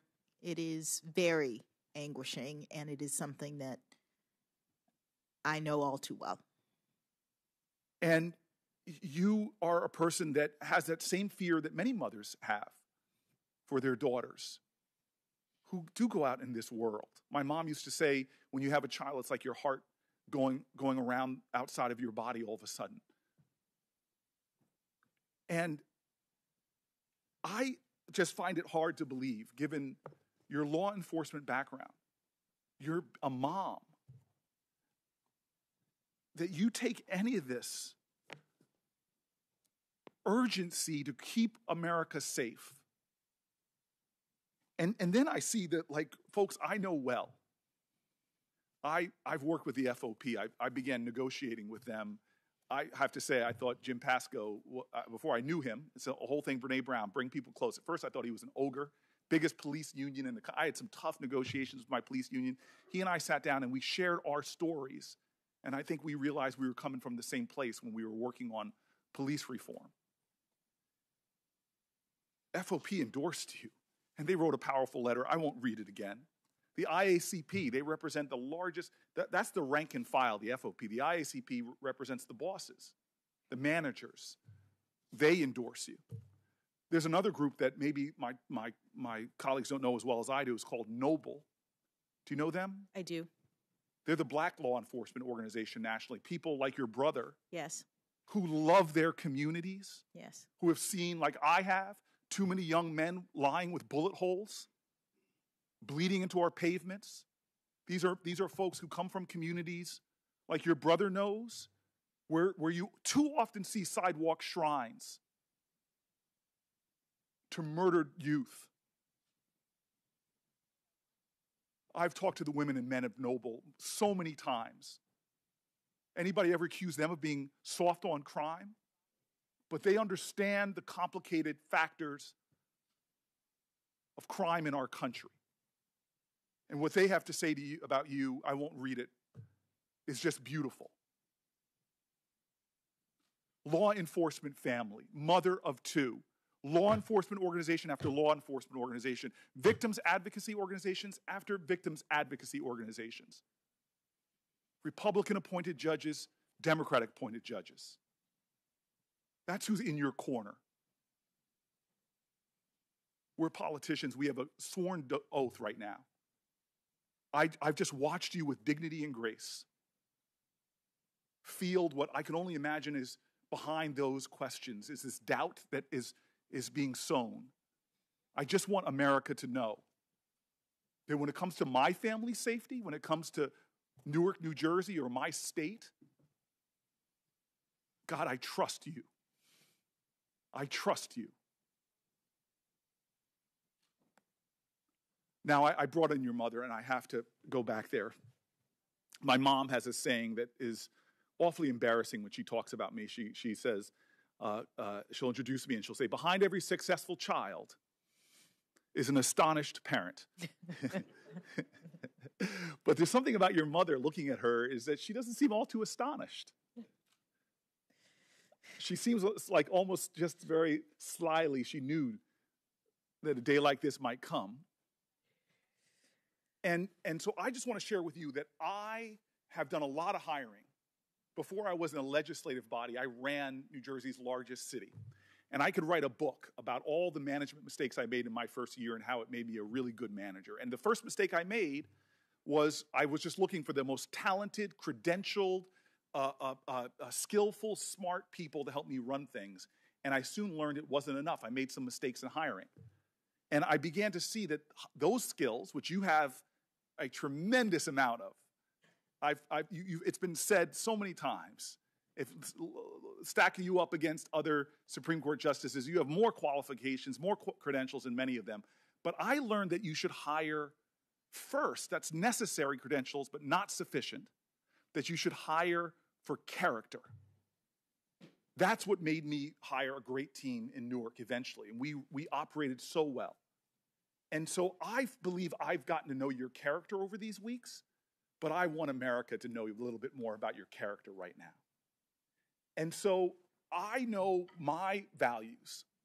Booker T. Washington said it. James Baldwin said it. Children are never good at listening to their elders, but they never fail to imitate them. If I want to know your character, you haven't let me do this yet, but I want to hang out with your parents a little bit. And so let's draw them into this conversation. We won't swear them under oath, but just could you share with me what are their bedrock values that are most a part of your values now that you hope and pray are your grandchildren's, unborn grandchildren's values? What are those most important values you inherited from those two folk over there? Thank you, Senator. I inherited a number of bedrock values, as you say, from my extraordinary parents. As I mentioned, my parents grew up in a time in this country in which black children and white children were not allowed to go to school together. They persevered. They were the first in their families to go to college, to have that chance. They each went to historically black universities, and they taught me hard work. They taught me perseverance. They taught me that anything is possible in this great country. And I think it came, as I said in my introduction, from the sea change that we had in this country from the 1960s when Congress passed 2 Civil Rights Acts and African Americans finally had the chance to become a part of the dream, become a part of the fabric of this wonderful nation. My parents moved to Washington, D.C. because this is where it all started for them in terms of having new freedoms. And I was born here on that hope and dream. I was born here with an African name that my parents gave me to demonstrate their pride in who they were and their pride and hope in what I could be. And it seems to me, as a guy whose parents came here and you and I both were born here months apart, I would hear my parents' tough stories at the dinner table about facing bigotry. Here in the city, my father told me stories about his early jobs, but I never noticed a hint of bitterness or that hate he saw never generated hate with him. In fact, he just loved people, all people. That is correct, Senator, and I would say that my wonderful parents went on to become extraordinary public servants. They had new opportunity. They could have done, other things, but each of them decided to give back to the community. My mother was in the public school system. She was a teacher and then became an administrator, became the principal of a magnet school for the arts in Miami, a new school that had started up, and became the sort of beloved principal of New World School of the Arts. And so many of her students continue to see me, meet me, and they know me from my mother, which is fantastic. And she had diverse students. She had extraordinarily And she diverse. loved on all those children. Everyone. Black, white, Asian. Everyone. Well, let me ask you this, because I'm going to push you a little harder, because, I have some people I really respect on the other side of the aisle, and they do, my friends and I talk about religion sometimes. Faith is important. I was teasing Senator Graham earlier, but I don't want to ask you anything specific about your faith except for this, because you brought it up in your opening statement. And I have to tell you, I don't think black women have any providence over struggle. People from all backgrounds in America struggle. But I do know often as the trailblazing black women, they have often faced many challenges being the first or being a trailblazer or breaking glass ceilings. But I know on your journey to this moment right now, you have faced very tough moments. Probably you've been knocked down by life. I always say if America hasn't broken your heart, you don't love her enough. You've been heartbroken by something, circumstance. You've been like Zora Neale Hurston, who says, I've been through sorrow's kitchen, and I licked out all the pots. You've been like Langston Hughes to that poem, Mother to Son, life for me ain't been no crystal stair. Could you talk to me maybe about one moment or what you do when you get knocked down like that? Where do you get the grit and the guts to get back up and keep on going? Well, Senator, I think that, too, is something that I learned from my grandparents, who, as I said, didn't have it easy. My grandparents, who didn't have a lot of formal education, but who were the hardest working people I've ever known, and who just got up every day and put one foot after the other and provided for their families and made sure that their children went to college, even though they never had those opportunities. I reflect on them in the context of this historic moment. I stand on the shoulders of people from that generation, and I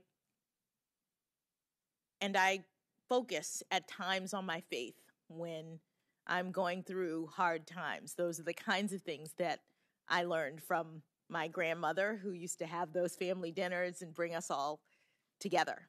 And I think that's a common experience of Americans, that when you go through difficult times, you lean into family and you turn to faith. And that's part of my experience as well. It's, I think, the experience of my colleagues and I on both sides of the aisle, leaning on that faith and that family.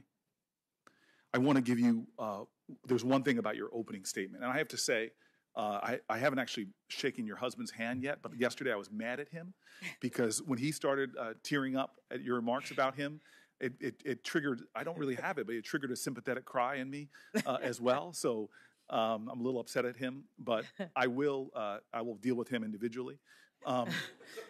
But you said something that I found provocative, to use that word one more time. And I felt afterwards, I reflected, I even talked to my staff about it, because I thought that statement, it didn't seem congruent to me. And it was, I don't know if it was a profession of humility or overly critical of yourself. But I want to end in my last 5 minutes giving you space to explain yourself to me, because much to my mom's chagrin, I am not a parent yet. And I'm looking at somebody that I admire. But you said something that struck me, because look, my mom was a working mom. And God, it was tough. My colleagues will not believe this, but there was a time I was very melodramatic, and I was in a bathtub of oatmeal bathtub, and my mom was getting ready to go on a business trip, and I look at her with these sad eyes, and I say, "Mom, if you leave me, I'll die."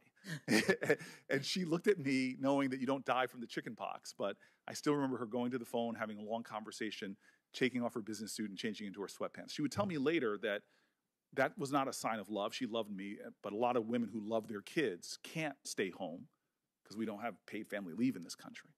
So you said in your opening remarks that you haven't been as good of a parent, I think if I'm paraphrasing right, as good as a mom as you'd like to be. And I looked at your two girls, and I look at you, and I don't understand that statement. Could you maybe explain for me what you meant and maybe take one more beat and explain to me what it means to you to be a mom of two young women growing up in America today?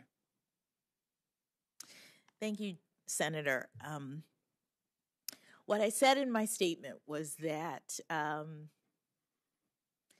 that I had struggled, like so many working moms, to juggle motherhood and career. And it takes a lot of hard work to become a judge, to do the work of a judge, which I've done now for almost 10 years. You have a lot of cases. You don't have all that many resources, comparatively speaking, and it's a lot of early mornings and late nights. And what that means is there will be hearings during your daughter's recitals. There'll be emergencies on birthdays that you have to handle. And I know so many young women in this country, especially who have small kids, who have these momentous events and have to make a choice.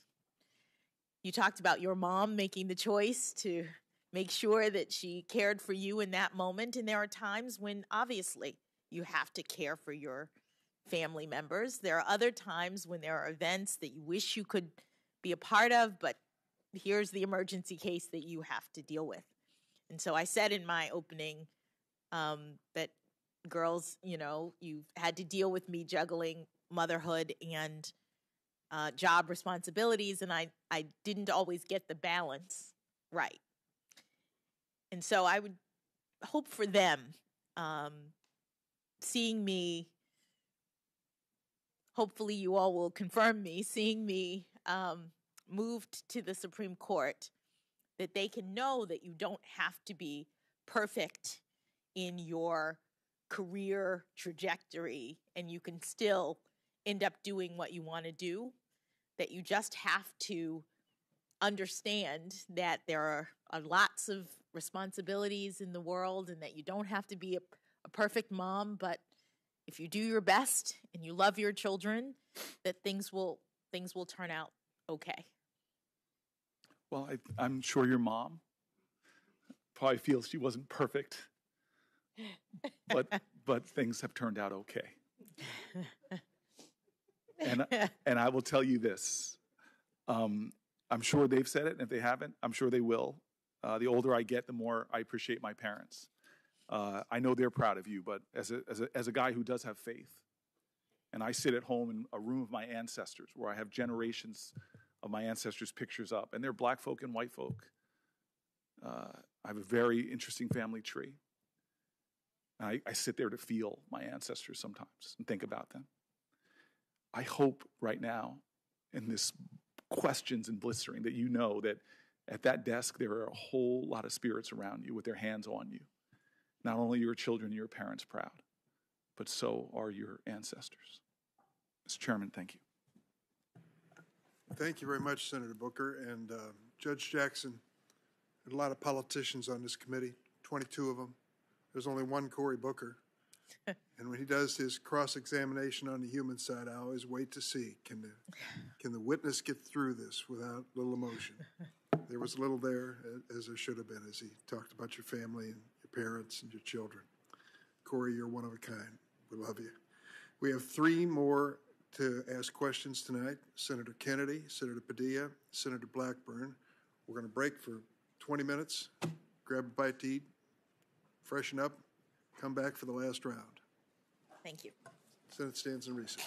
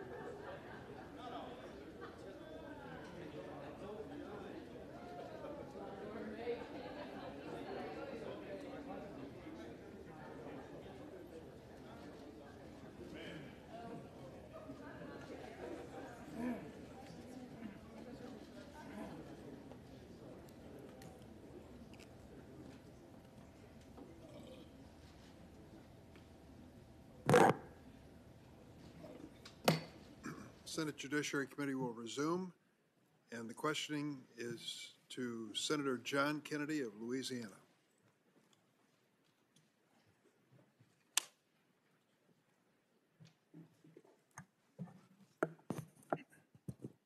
Thank you, Mr. Chairman. Judge, I have enjoyed listening to you today. I find you to be very intelligent and very articulate.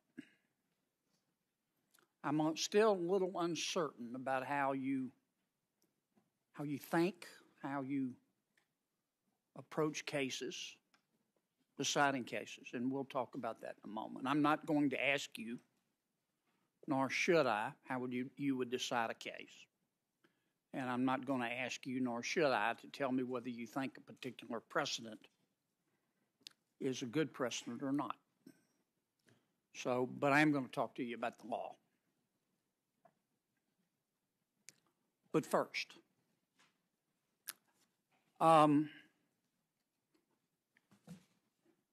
you don't support efforts to delegitimize the United States Supreme Court, do you? Senator, I have nothing but esteem for the United States Supreme Court, for my hopefully future colleagues on the court, and the work that the court does.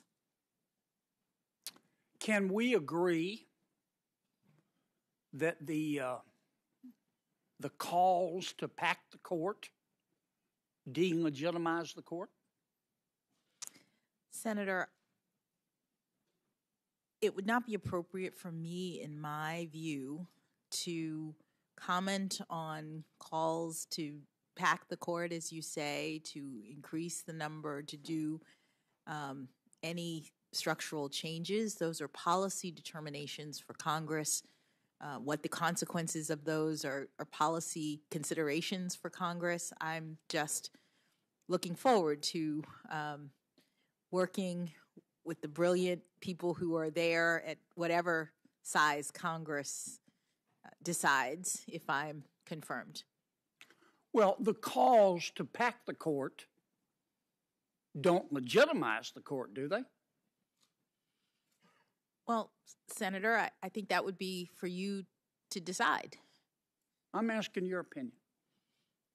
Respectfully, Senator, I'm not in a position to give my opinion on issues that are policy issues concerning the court, and not something that a judge would have to consider or should consider, in my view. Yeah, but you're a citizen. Oh, I am. And as best I can tell, a very good one. I don't understand why you won't weigh in on this issue. Tell me why you won't weigh in on this issue. Senator, I feel so strongly about ensuring that judges remain out of political debates. And this is something that is being debated. It is something that other nominees, Justice Barrett was asked about the same sort of thing and also declined to give her opinion. And I think that was the right way to handle this particular issue. So you think Judge Barrett was right to dodge the question? I think that each judge has to make a determination when asked about whether they would like to speak to issues, and I know that I'm not comfortable, in part because I'm so committed to making sure that there's confidence in me in terms of public confidence and my ability to stay in my lane, my ability to not speak to contentious political issues.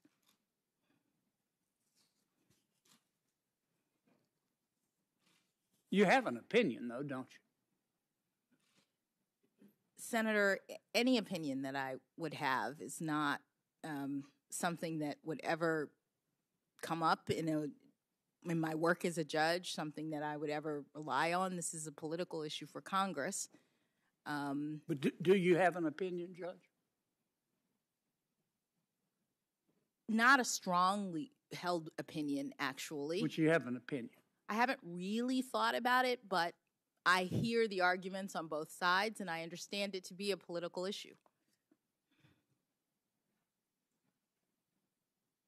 Now, Judge, you're very intelligent and you're very articulate, and I know you're very well informed.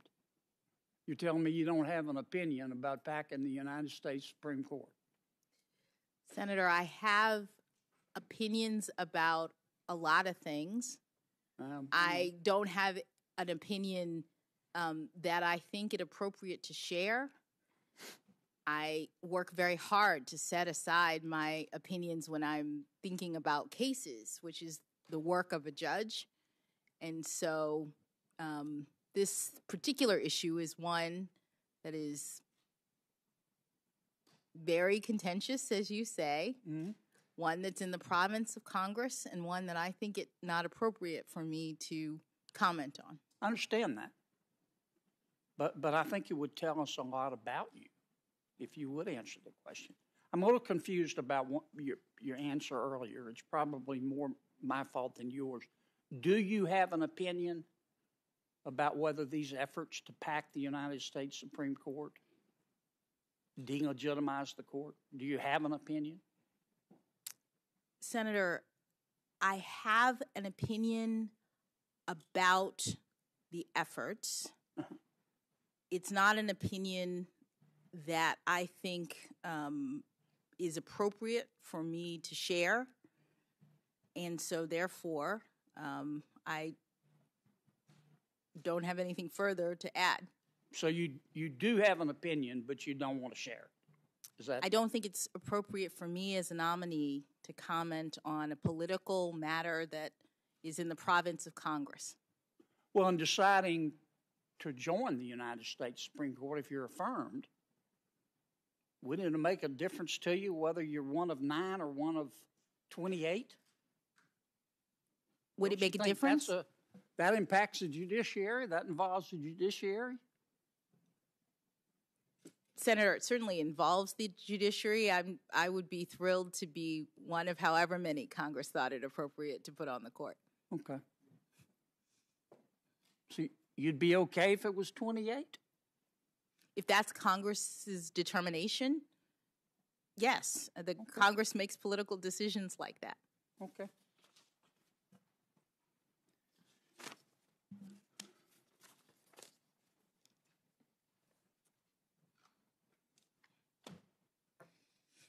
A couple of my colleagues asked you about the Supreme Court overturning precedent.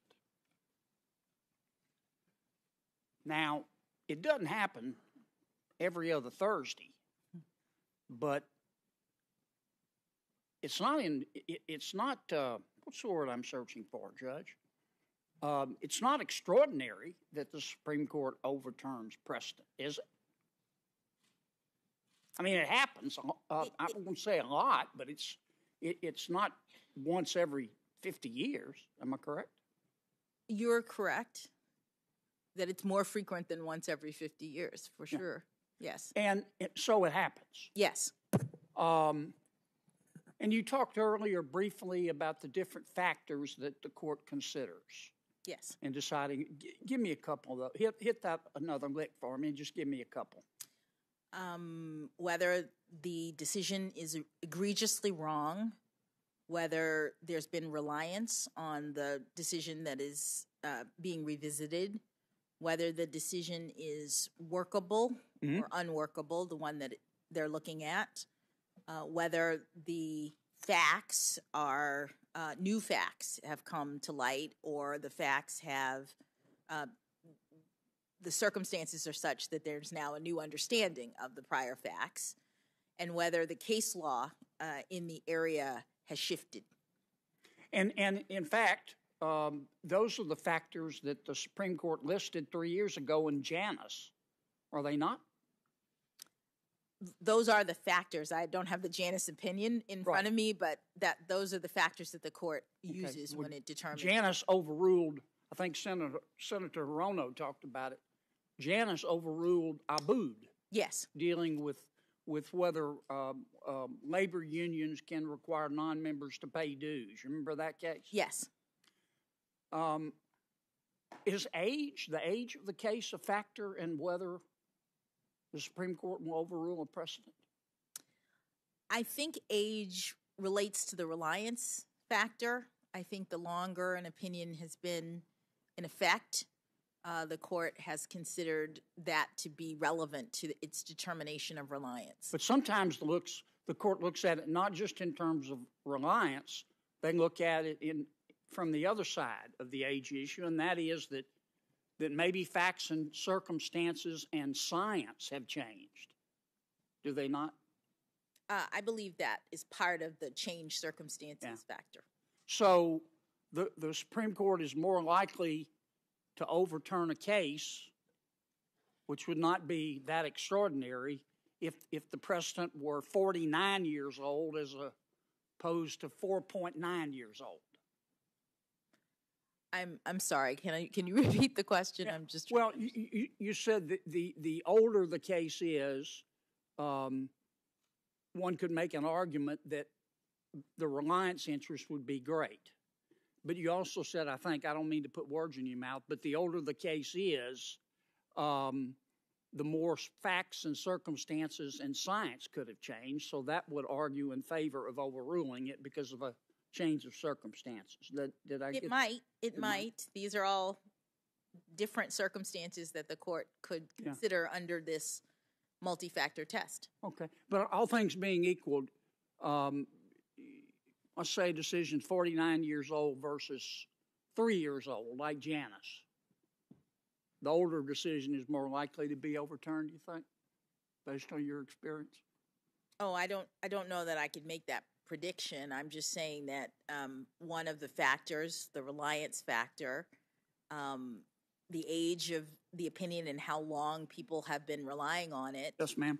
Can be relevant to, it is one of the factors that the court considers. Right. Okay. Let me jump gears here. I took some notes. You talked earlier about how you decide cases. I'm going to kind of summarize this. You said you clear your mind of any bias. You read everything. You read the briefs and the record, and then you apply the law. That's your methodology. You said you're not an activist judge. You said, am I right? Yes. You said judges are not politicians. That is true. And judges should stay in their lane. Yes, sir. Tell me again what you mean by stay in your lane.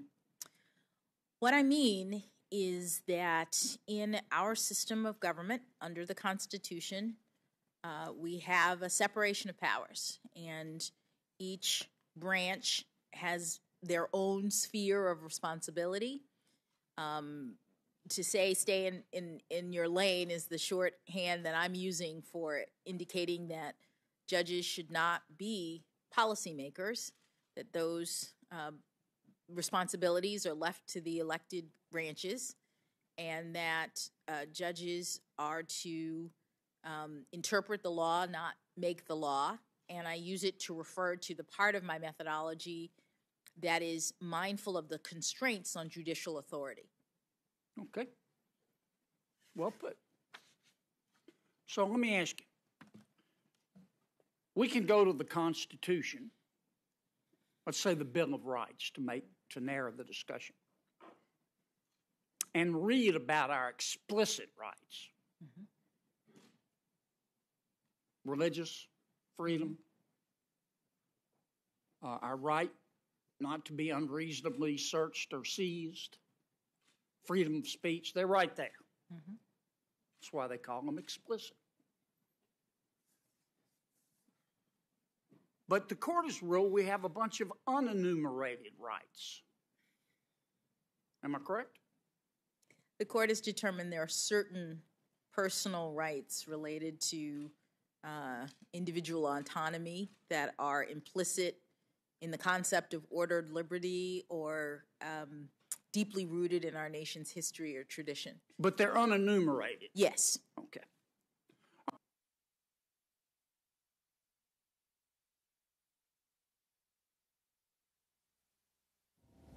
Should these unenumerated rights that only Supreme Court justices can see, should they be decided by the people through their elected representatives or by the unelected federal judiciary?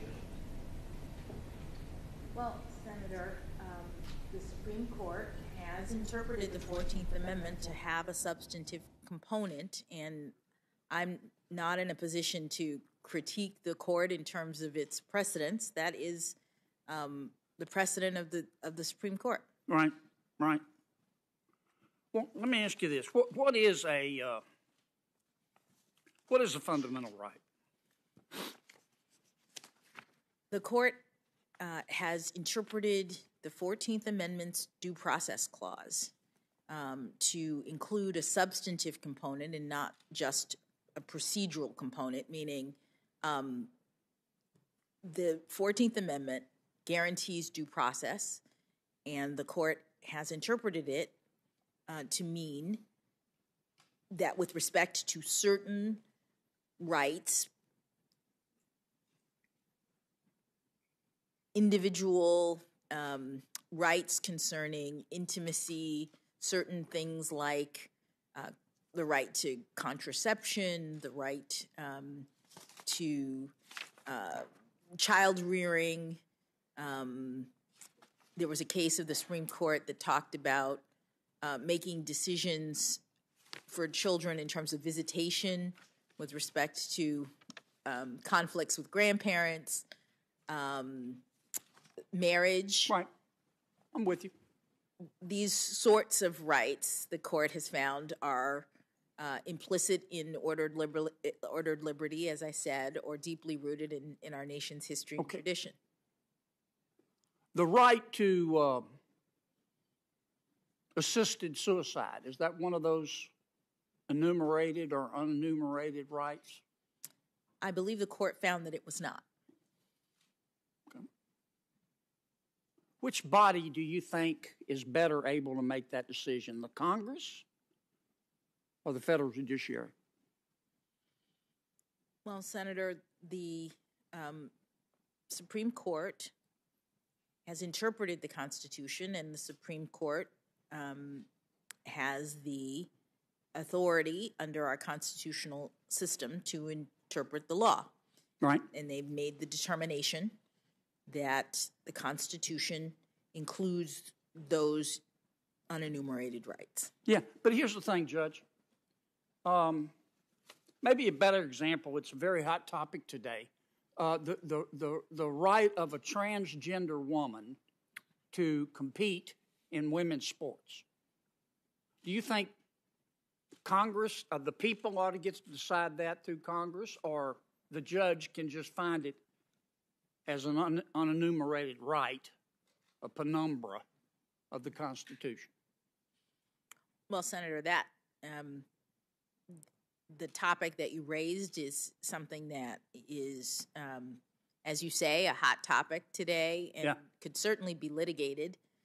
So I'm not in a position to say more about whether or not it's actually one of the unenumerated rights. Well, I don't want to ask you how you'd rule, but would you have any problem saying, okay, if that case that is litigated, saying this is a political question? Whoa, stop. I'm staying in my lane. Congress needs to decide this case. The people need to decide that through their elected representatives. Well, would that be appropriate? Well, respectfully, Senator, that is a decision. In other words, you say, I'm not asking you to decide it, but in every case, the determination about whether or not something is a political question or whether or not the court has or has not jurisdiction is an issue for judges, and so I'm not able to speak to it. Okay. All right, well, here's the thing about the fundamental rights. That's why I asked you about the definition of them. These are unenumerated rights now. I'm not talking about right to free speech and freedom of religion. The court has said repeatedly that there is no test for a unenumerated fundamental right, that the determination has not been reduced to a formula. Am I right? Well, they've given those standards in the cases in which they have been evaluated. In some cases. Sometimes the court talks about these unenumerated fundamental rights have to be deeply rooted in the nation's history and traditions. Sometimes the court says, they change the language, these unenumerated rights, like the right to assisted suicide we talked about, it's a potential unenumerated right. The right has to be implicit in the concept of ordered liberty. But you've read Obergefell. In Obergefell, I think Justice Kennedy wrote that opinion. He didn't bite. In fact, he cited with approval Justice Harlan's dissent in Poe v. Ullman. And Justice Harlan said, look, there's no formula here. Justice Harlan always said, you have to go case by case. Can you understand why some Americans go, wait a minute, are justices, these are unenumerated rights, are justices interpreting the Constitution, or are they just deciding a right when they get 5 votes and it's just a moral conviction? Yes, Senator, I do understand. Okay.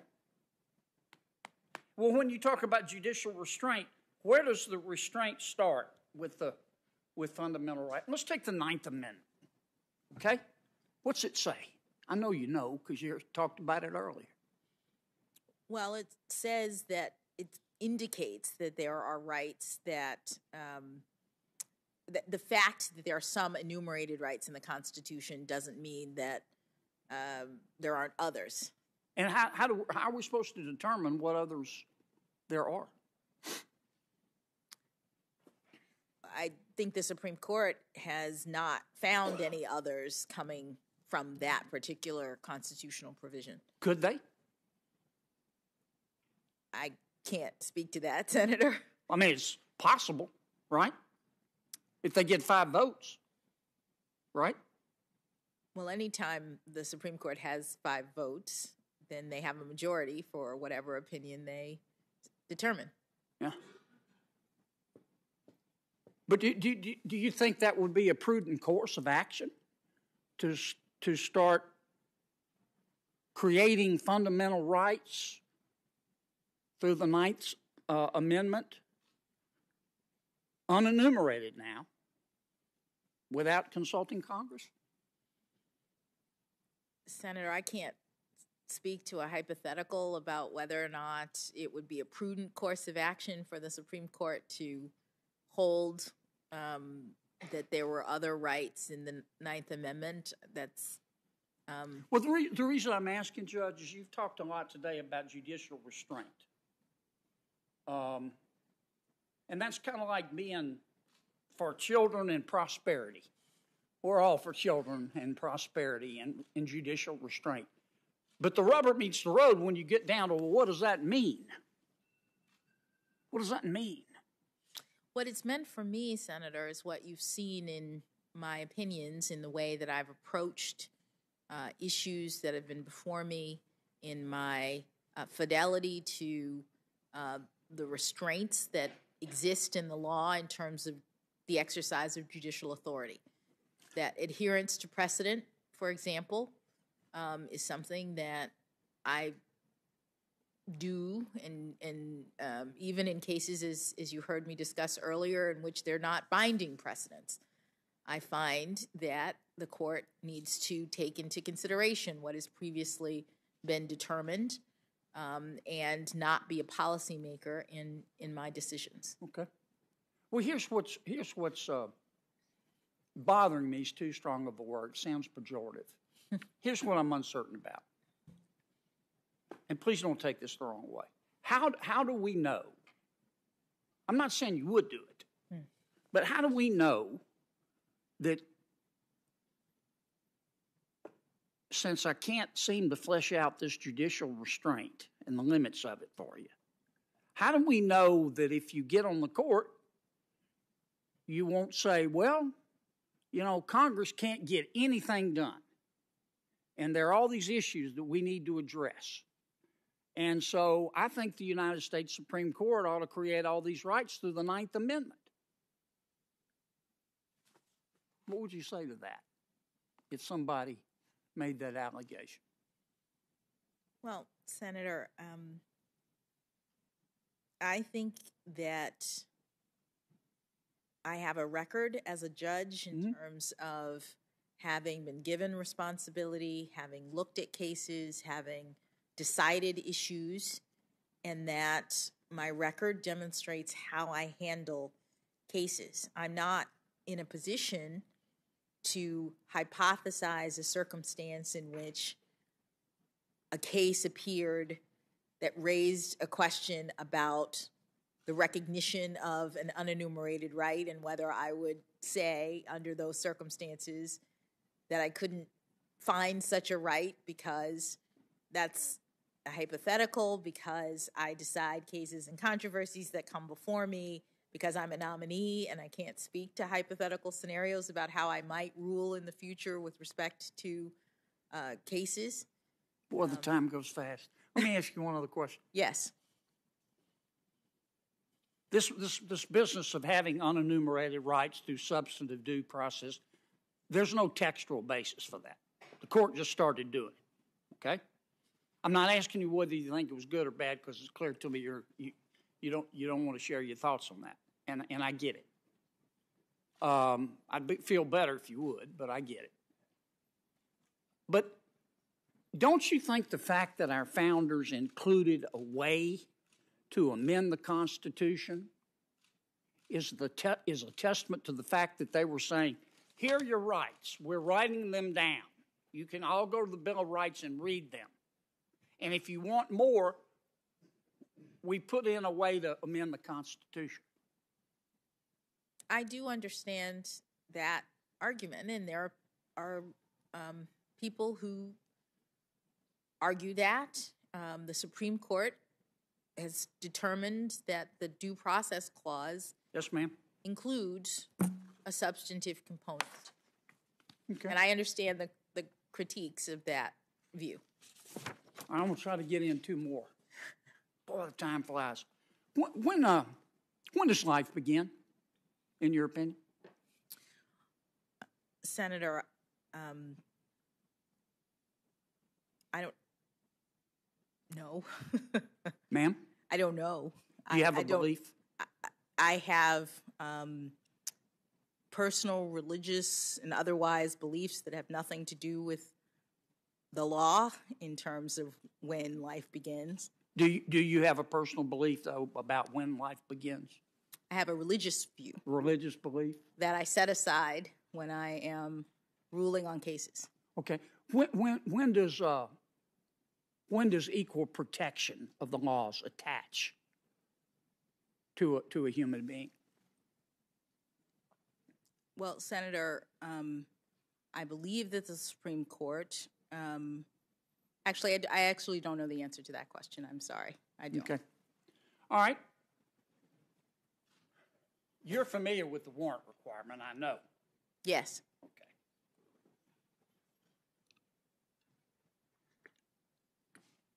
What if Louisiana said we don't want to follow the warrant requirement?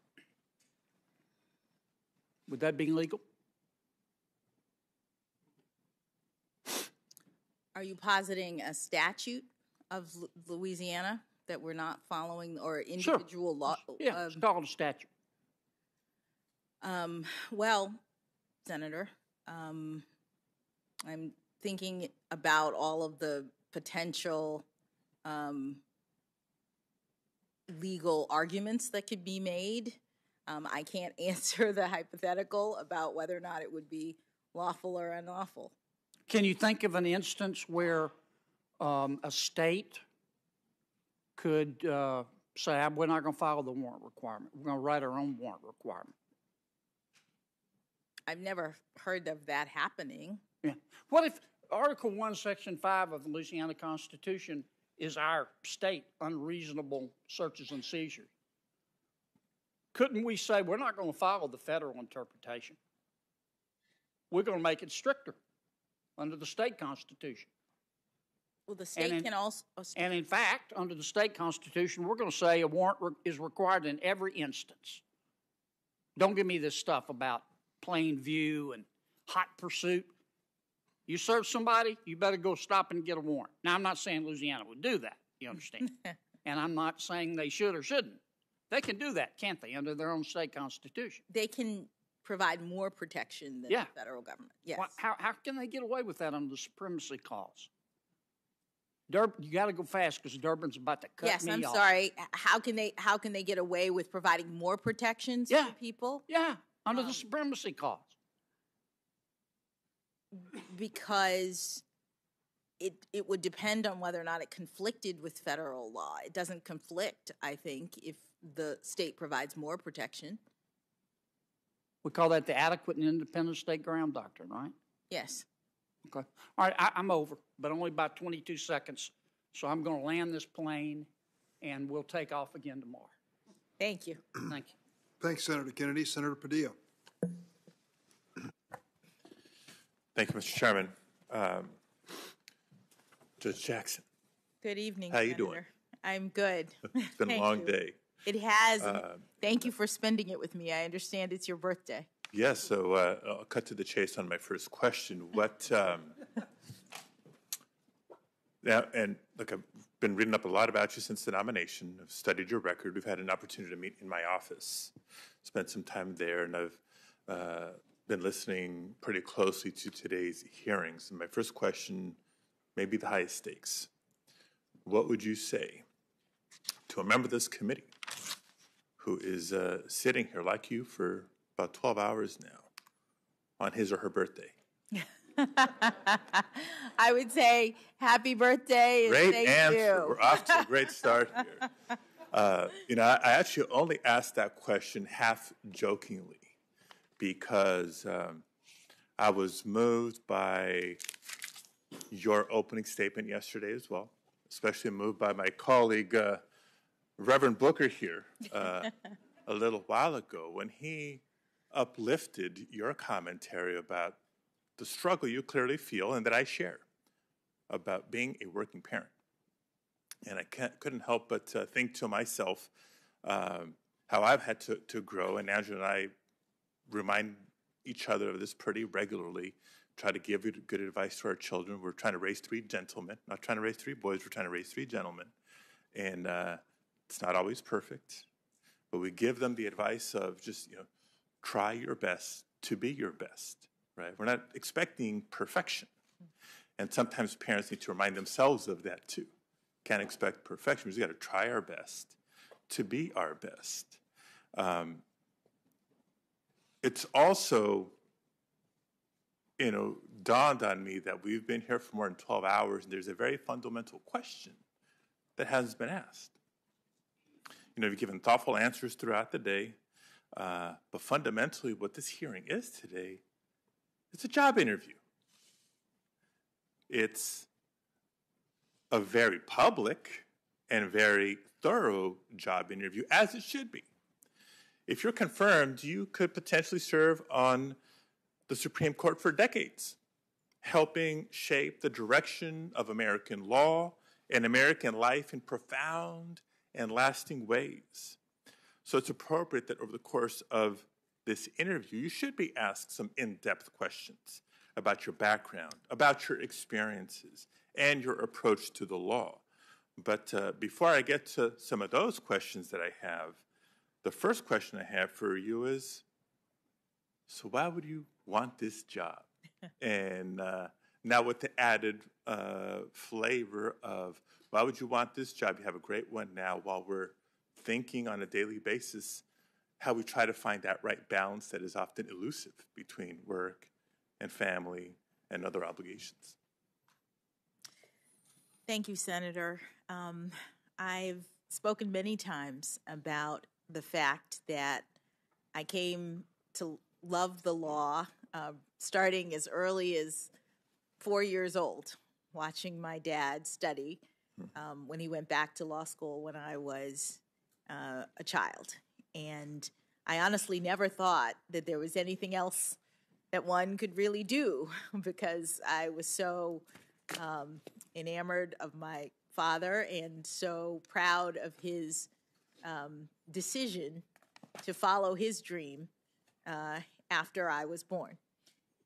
And so if you're a lawyer and if you believe in public service, which was a core family value for my family, then becoming a judge is certainly an option that one pursues. And then, of course, being on the Supreme Court is the capstone of a life in public service. And I would just be so honored to have the opportunity to use my time and talents in this way.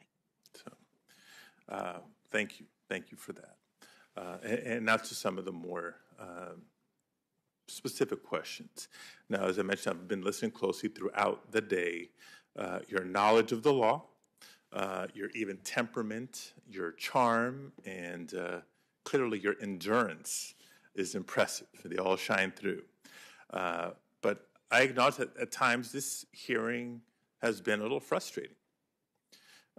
Not because of your answers, but I actually point to the process itself. You know, there's probably a whole lot of questions that everybody watching would really love to hear answers to, but they're questions that you can't directly answer. Questions like a woman's right to choose, questions like the Second Amendment, questions like expanding the Supreme Court. Now, to be clear, this is not a criticism of you. Let me explain. When you're asked a question that comes close to asking your views on a pending case or on an issue that may come before you, you've declined to answer as to not prejudge the issue. And I'll remind the committee, I believe that's been the approach taken by every Supreme Court nominee for the last 3 decades. So for the benefit of the people watching at home, can you explain why you and other judicial nominees have followed this approach? Why is it important? Yes, thank you, Senator. The approach is consistent with the requirement of judicial independence, with the duty to have and keep an open mind when you are considering cases. Judges, unlike policymakers, are not supposed to be forming opinions in, as my mother would say, in the ether, right? Judges are supposed to be waiting until a dispute is presented that they can hear in the context of the case, and then with an open mind, receiving the arguments that are made in the context of that case, applying the law, and making a decision. The concern is that if you are engaged in a public forum like this and you start talking about issues that are being litigated in the courts, the concern is that it will erode public confidence in your ability to be open-minded, hear and consider only the facts and circumstances in the cases that are presented. People might think that you are ruling based on conversations that you had with Senator Kennedy or discussions that I have with you.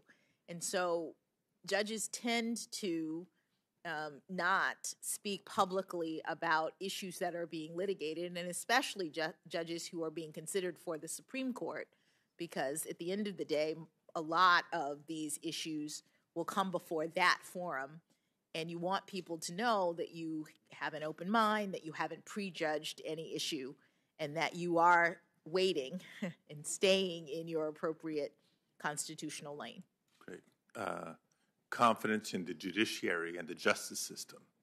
Clearly important. I think I'll be coming back to that in a minute, but maybe as a segue, I want to raise the similar concern about confidence in the electoral process and discuss for a minute democracy and voting rights. Now, I approach this conversation not as a lawyer, but as a former elections official. For 6 years, I served as California's chief elections officer. And my objective during that time was to, yes, ensure that our elections were safe and secure, but also to help facilitate the participation of as many eligible Californians as possible, as we are guided by, or as we're guided to do by the National Voter Registration Act. And frankly, I relished in that responsibility because I believe in the right of every eligible voter to be able to register to vote, cast their ballot, have their voice heard in our democracy. So you can appreciate my outrage when I've watched the Supreme Court play a role in dismantling one of the crowning achievements of our democracy, the Federal Voting Rights Act of 1965. Over the course of 5 decades, the Federal Voting Rights Act protected voters from unnecessary obstacles and barriers to the ballot. In fact, the Voting Rights Act was authorized and reauthorized 5 times with overwhelming bipartisan support. The Voting Rights Act helped dramatically increase black voter participation in the South in the post-Jim Crow era. And in states like Arizona, Texas, California, and others, Latino voters have benefited from the Act's voter protections. And across the country, Native voters, Asian American voters, and members of language minority communities have all achieved greater access to the polls because of the Act's prohibition of discrimination on the basis of race or language minority status. But in 2013, the Supreme Court gutted the teeth of the Voting Rights Act. In Shelby County versus Holder, the court struck down the preclearance provisions that had required states with a known history of voter disenfranchisement to prove that any changes to their voting laws wouldn't harm voters. And last year, the Supreme Court drastically restricted the reach of Section 2, which prohibits discrimination in voting on the basis of race. Now, I find it hard to see the outcome of any of this as anything but counter to the spirit of the movement that led to the Voting Rights Act. Not on any specific case, but I know earlier in this hearing, you've acknowledged that the Supreme Court's precedence that the right to vote is fundamental and must be protected has been acknowledged. So can you just share for a couple of minutes what you believe the role or responsibility of the Supreme Court might be in protecting this fundamental right to vote and, by extension, our democracy? Thank you, Senator. The right to vote is protected by our Constitution. The Constitution makes clear that no one is to be discriminated against in terms of their exercise of voting. And the Congress has used its constitutional authority to enact many statutes that are aimed at voting protection. There are also laws that relate to ensuring that there is not only voting access, but ensuring that there isn't fraud in terms of voting. These concerns are embodied by various laws and provisions, and there are disputes at times over the concerns and the balances that are being made across the country relating to the exercise of voting. And those disputes come to court and then eventually to the Supreme Court that interprets the laws that pertain to the fundamental right to vote, which, as you say, the Supreme Court has acknowledged is a fundamental right. So, thank you. On a different topic, not unique to California, but proud that California is home to the largest Native American population in the country.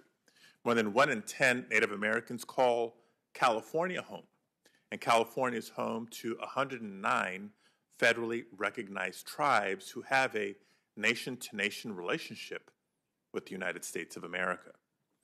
As a senator from California, I believe that respect for tribal sovereignty is paramount. That's why after your nomination, as part of the homework that I was doing, I carefully considered your record on tribal issues. And for the most part, it seems that you haven't had to deal with too many cases involving the rights of Native peoples or tribes. The cases you've had so far, such as McKinnock versus Jewell, ultimately dealt more with questions of administrative procedure rather than fundamental issues of Native and tribal rights. If you're confirmed, though, I have no doubt that you'll eventually have to weigh in on major questions related to tribal sovereignty, treaty rights, tribal resource preservation, and the federal government's trust responsibility. Now, there's already at least one major case related to Indian law on the Supreme Court's docket for the next term, and it deals with the constitutionality of the Indian Child Welfare Act of 1976. Now, I'm not going to ask you to comment on that case specifically or any case that may come before you, but as a general matter, can you just share what your understanding is of the federal government's legal and moral trust responsibility and relationship with tribal governments? Yes, Senator. It is established in the law, the Supreme Court has established that there is a special trust relationship between Indian tribes and the federal government. Indian tribes are, as a general matter, considered to be sovereigns, and the relationship is a sovereign-to-sovereign relationship, but it's one in which the federal government has some responsibilities related to the Indian nation, and it's very, very important care and trust responsibility that the federal government has in terms of making sure that the tribes are recognized and cared for in the context of our system. All right. Look forward to our ongoing conversation on that area of the law as well. I want to now revisit something that's been a theme throughout yesterday's opening statements and a lot of today's questions from members, and that's the general appreciation for diversity. Right? We're celebrating history and what the more than potential impact it would be for somebody like you to join the United States Supreme Court. I know some of my colleagues have touched on this already, so I'm going to take it to another level. While judges are certainly the face of the judicial branch, their work, as you can appreciate, is significantly supported by the work of law clerks. Now, typically, these clerks are well-credentialed, talented young lawyers who spend a year or two working closely with a judge who hires them, who helps them conduct research the law, and write legal opinions. Now, clerkships at the district court, the Court of Appeals, and even especially the Supreme Court are often a launching pad for a successful legal career. Many former clerks are leaders in the profession. They serve as law firm partners, public interest lawyers, public sector attorneys, and yes, federal judges. In fact, 7 of the 9 current Supreme Court justices were federal clerks once upon a time. And 6 of the 9 justices clerked at the Supreme Court itself. So it's no wonder that many law students and recent graduates compete pretty intensely for these coveted positions. But like the judiciary itself, the ranks of federal clerks are not particularly diverse. According to a February 2021 bulletin by the National Association of Law Placement, only 21% of federal clerks from the class of 2019 were people of color. And at the Supreme Court, the statistics are similar, with the National Law Journal reporting in 2017 indicating that since 2005, only 15% of clerks were people of color, and only 1/3 were women. These are unacceptably low figures for what has become a de facto pipeline for federal judges. With such low clerkship selection rates, minorities and women lawyers are denied an early credential that can be of significant help later in their legal career. I believe creating more avenues for diverse candidates to participate in clerkships is critical to diversifying the legal profession in the long run. Judge Jackson, I'd just like you to maybe share with the committee your clerkship experience and maybe how that affected the trajectory of your career, and if you believe the judiciary would be better served by a more diverse pool of law clerks. Thank you, Senator. I think there's very little question that my law clerks changed the trajectory, my law clerkships, changed the trajectory of my career. Through that opportunity, I was able to work for 3 extraordinary jurists. I got to see what it was like to be a judge. I got to understand how judges think as they evaluate cases, which for a young lawyer is an extraordinary training opportunity. And you're correct that it is something that is career changing in a lot of ways.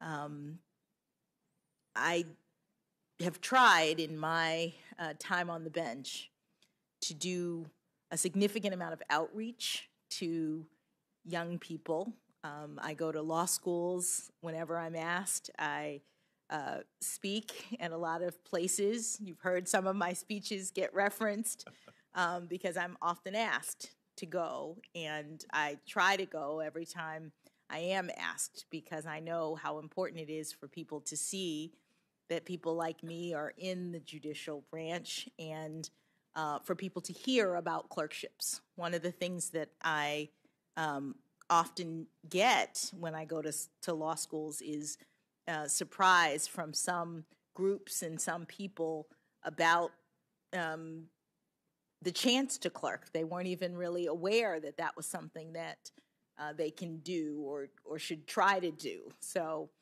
it's been a part of my practice to go to schools, to reach out to young people, to tell them about clerking, to try to get them to apply to me if I can, and to show them that this is something that's possible. If I could do it, they can do it, and I think it's to the benefit of us all to have as many different law students seeking clerkships as possible. I think you can expect some more invitations from California law schools, colleges, and maybe even some high schools in the near future. And I'm happy to go with you. Now, another theme that's been pretty consistent throughout the day has touched on the right to counsel.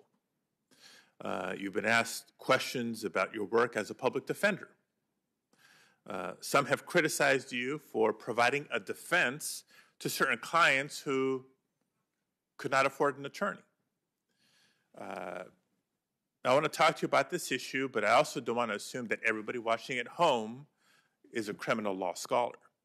And so as a senator from California, which is home to Hollywood and the entertainment industry, I'll make the reference that whether it's a TV show or a movie, most people have heard a law enforcement officer on a screen while making an arrest recite what we know as the Miranda rights. You have the right to remain silent. Anything you say can and will be used against you in a court of law. You have the right to an attorney. If you cannot afford an attorney, one will be appointed for you. Now, the Miranda rights are not a Hollywood invention. These and other rights afforded to all individuals, including those accused of a crime, come from the 4th, 5th, and 6th Amendments to the Constitution. They come from over half a century's worth of Supreme Court precedents. Judge Jackson, while many Americans know how critical these rights are to our systems of liberty and justice, not everyone does. So for those who may not fully understand, can you reiterate why the Constitution protects these fundamental rights? Yes, Senator. The Constitution protects these rights because the Constitution is designed to protect liberty. That's one of the values that the framers were focused on when they set up our system of government.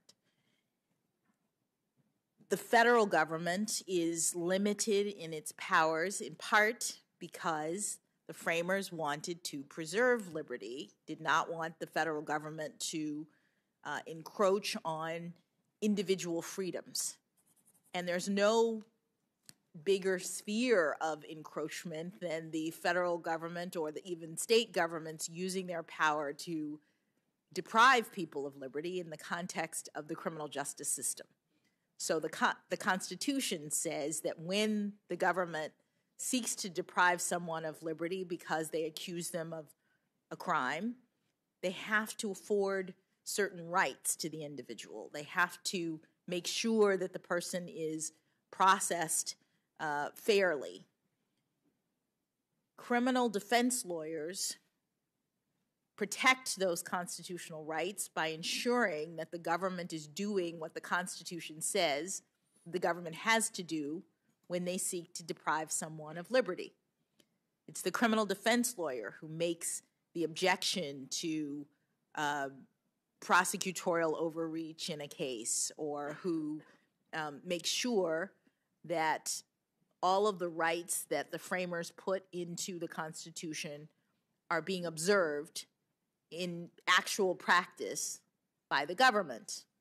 And it's also really important. One of the things that you said, the Miranda rights say, if you can't afford a lawyer, one will be appointed to you. The person who appoints is the court. The court is appointing lawyers for criminal defendants because the court, the judges, know that in order to be able to do our jobs, in order to be able to make sure that criminal processes are fair, we have to get arguments, not only from the prosecution, but also from competent counsel who is making arguments for the defense. So it's the court that appoints lawyers for people who can't afford them to make sure that justice is being done in the cases that come to court. And just as a follow-up, as much as we hope the process is always fair, doesn't mean that it's always understood. Now, you shared earlier today, and when you were in my office, you shared your observation from your time as a public defender, that many defendants going through the criminal justice process don't always understand what it is exactly that's happening to them. Can you explain what the impact of this is on our criminal justice system, and how your experience, through your experience, it affirms the need for a constitutional right to counsel through the eyes of a defendant? Yes, Senator. In my experience, one of the things that is important for our entire system of government is that people are being held accountable if they commit crimes. That's the point of the criminal justice system. And what I noticed as a federal public defender is that the process of ensuring that there's accountability, there's responsibility, there's rehabilitation is impeded if the people who are in the system aren't actually understanding the process. That one of the purposes of punishment, one of the goals of our system is to ensure that consequences are handed down for criminal behavior, and then as a result, that people stop committing crimes. And so the obligation to make sure that people understand what's happening, I've seen, aids in that goal, that the person who is receiving the punishment is more likely to be able to reflect on their own contribution, to be able to realize that they made a mistake, that they committed a crime, that here are the consequences, this is a horrible thing, and I'm not going to do it again, if they understand the process, that this is justice in our system. If they go through and they don't understand, if people aren't explaining, if they feel they haven't been heard in the process, it's my experience that instead they feel bitter, they feel victimized, and are less likely to be rehabilitated in the long run. And so as a judge, I took that observation and tried to ensure that not only that criminal defendants understood what was happening, but that they understood the harms that they had caused, with an eye toward making sure that rehabilitation was happening in the long run as a result of my sentences. Thank you. And I'd share that I think it's part of the comprehensive work we need to do to buttress the confidence in the justice system as a result. Now, our criminal justice system is imperfect and too often unfair. But when we talk about the virtues and the promises of our criminal justice system, we include the constitutional right to an attorney. Just in closing, Mr. Chair, we include the constitutional right to an attorney, talk about Miranda rights, and the right to an impartial jury of one's peers. We talk about the Fourth, Fifth, and Sixth Amendments. And through the lens not of a particular case or defendant, but the system as a whole, the work of public defenders is not just the work of defending the accused. It's the work of upholding the fundamental legal principles that make up our Bill of Rights. So anybody who may criticize Judge Jackson for providing a constitutionally required defense to any individual accused of a crime, I suggest that the criticism is not of Judge Jackson, but of the Constitution itself.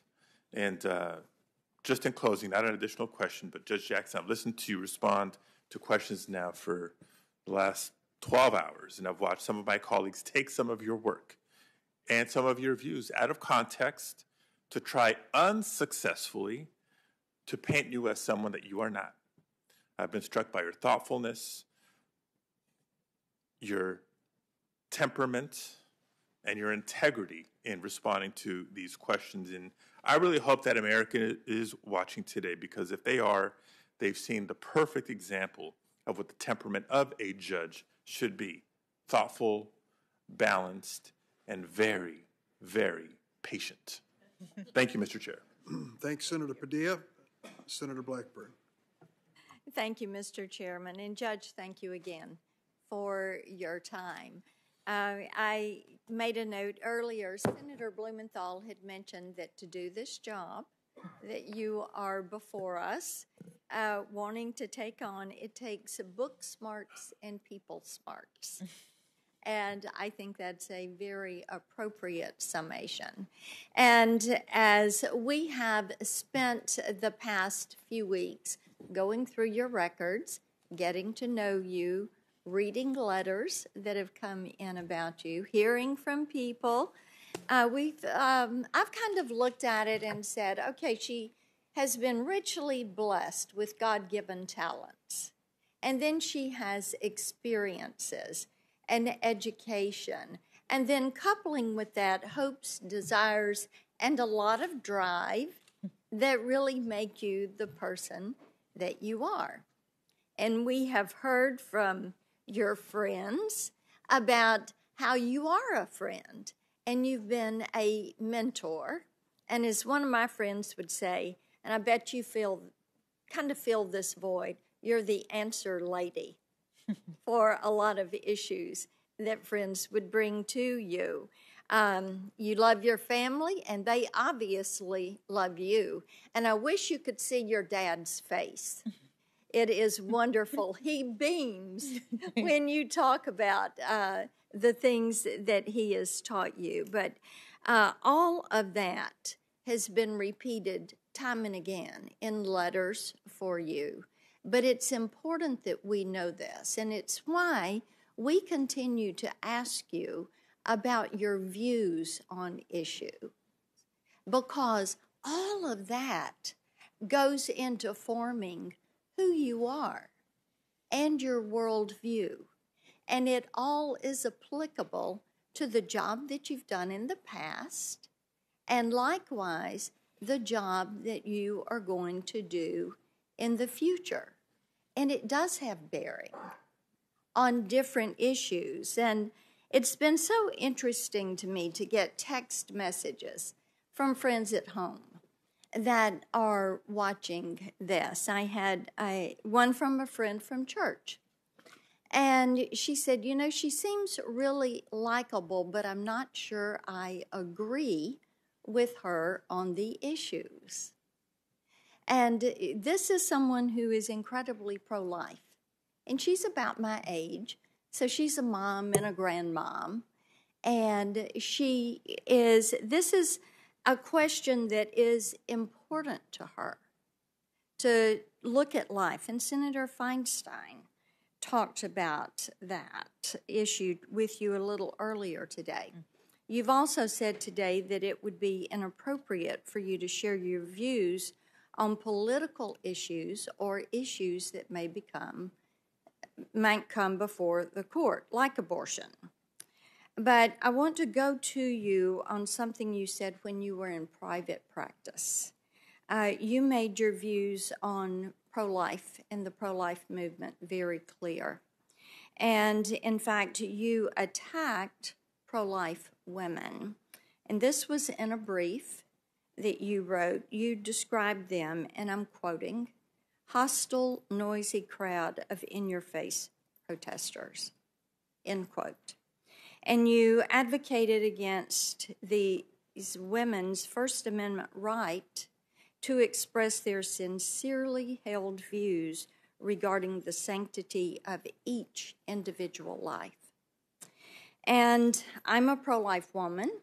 79% of the American women support restrictions of some type on abortion.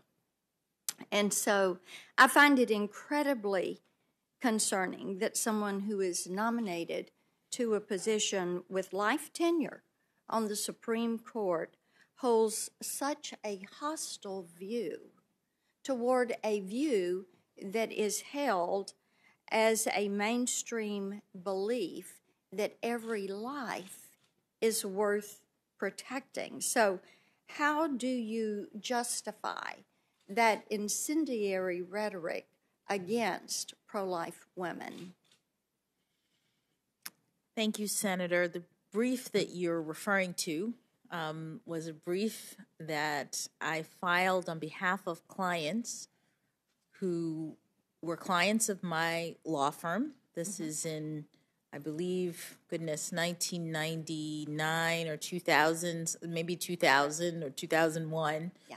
I was an associate at a law firm, and I had appellate experience because I had just finished my Supreme Court law clerk position.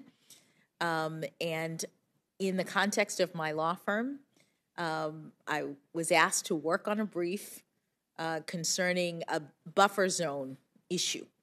In Massachusetts at the time, there were laws protecting women who wanted to enter clinics, and there was a First Amendment question about the degree to which there had to be room around them to enter the clinic. Right. And I understand all of that. I'm asking about the rhetoric. Senator, I drafted a brief along with the partners in my law firm who reviewed it, and we filed it on behalf of our client. Okay. In to advance our clients' arguments that they wanted to make in the case. Let me ask you this. When you go to church and knowing there are pro-life women there, do you look at them, thinking of them in that way, that they're noisy, hostile, in your face? Do you think of them? Do you think of pro-life women like me that way? Senator, that was a statement and a brief made Okay. An argument for my client. It's not the way that I think of or characterize people. All right. Thank you for the clarification on that, because I think even zealous advocacy doesn't allow that type of rhetoric on a free speech issue. You know, Roe v. Wade, let's talk a little bit about that. It's come up touched today. In my opinion, that was an awful act of judicial activism and has cost the lives of over 63 million unborn children. And nearly 50 years later, this shameful ruling remains binding precedent, but the battle is being fought in the courts. And as you know, and as we discussed when we visited, the Supreme Court is reconsidering whether the Constitution protects the right to an abortion in Dobbs. And if you're confirmed, you will be in a position to apply the court's decision in Dobbs, whatever that decision is going to be. And you've talked about following precedent and what the court decides. So do you commit to respecting the court's decision if it rules that Roe was wrongly decided and that the issue of abortion should be sent back to the states? Senator, whatever the Supreme Court decides in Dobbs will be the precedent of the Supreme Court. It will be worthy of respect in the sense that it is the precedent, and I commit to treating it as I would any other precedent of the There's Supreme one other thing. One of the central issues in the Dobbs case is about whether the Constitution protects the right to an abortion. So let's talk about that. Can you explain to me on a constitutional basis the court's decision in Roe, and where is abortion protected in the Constitution? Senator, abortion is a right that the Supreme Court has recognized is one of the kinds of rights that is unenumerated. Okay. It is in that same category of rights that the Supreme Court has recognized. But the text of the Constitution does not mention abortion. That is true. That is true. That is correct. So you agree that the Constitution does not mention the right to an abortion, and yet, through one of the most brazen acts of judicial activism, our Supreme Court created the right through Roe v. Wade. This is why Americans, this is why so many women that I've talked to are really concerned about who sits on the federal bench. We need a justice who will adhere to the text of the Constitution. You've talked a little bit about that today as you talked about historical context. And they don't want justices who are going to invent rights out of whole cloth to serve a political interest. Let's move on. I want to go to when you were at Harvard, your thesis entitled "The Hand of Oppression: Plea Bargaining Processes." In that piece, you argued that judges have, and I'm quoting, I brought this up yesterday, personal hidden agendas that influence how they decide cases. So what personal hidden agendas do you harbor, or do you think other judges harbor? Thank you, Senator. That line, to the extent it appears in my thesis, was written by someone who had not gone to law school and was senior in college, who had spent a summer at an internship working in making observations in the context of a criminal justice internship. It is not a view that I hold. Then what led you to that belief? I'm thinking back, it's been 30 years, but the summer before my senior year, I interned at a public defender's office in New York. And I was part of a team of, there was lawyers and interns on this team, and they were handling misdemeanor cases. And So it was from an internship experience? Yes, before I became a lawyer. All right. Let's go to something else. Senator Cruz was discussing with you, and I think this is important. It's something that parents all across the country are worried about, and that is the progressive indoctrination of their children and the pushing of critical race theory in the schools. And you told Senator Cruz that as a board member of the Georgetown Day School, you didn't have any control over what was taught at the school, no control over curriculum, and you weren't aware that the school was pushing CRT. But I would think that there would have been parents that came to you and said, have you seen these books? Are you aware that this is being taught, being on that school board? No, Senator. No one ever mentioned it. Georgetown Day School is a private school. It's not. It's not a public school. I'm fully aware. And you mentioned that you said that you meant you thought he meant that critical race theory isn't being taught in public schools, correct? Yes. Okay. But we know that's not the case. We know that CRT is being pushed in our K through 12 schools. And I've got a letter here, Mr. Chairman, that Senator Tuberville and I wrote last year to the National Education Association on this issue. I'd like to submit that to the record because it's relevant to our discussion. Without objection.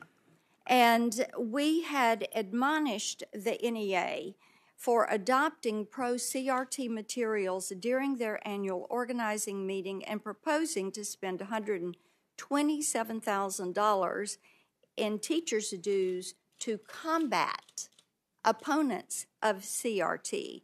And there are countless reports of CRT being pushed in the public school system. And a lot of parents that I work with every day, every week, don't have the funds to send their child to a private school. They're relying on the school systems, the public school systems, and it is important to them to have a Supreme Court that is going to protect parental rights to teach these children as parents see fit to have their children taught.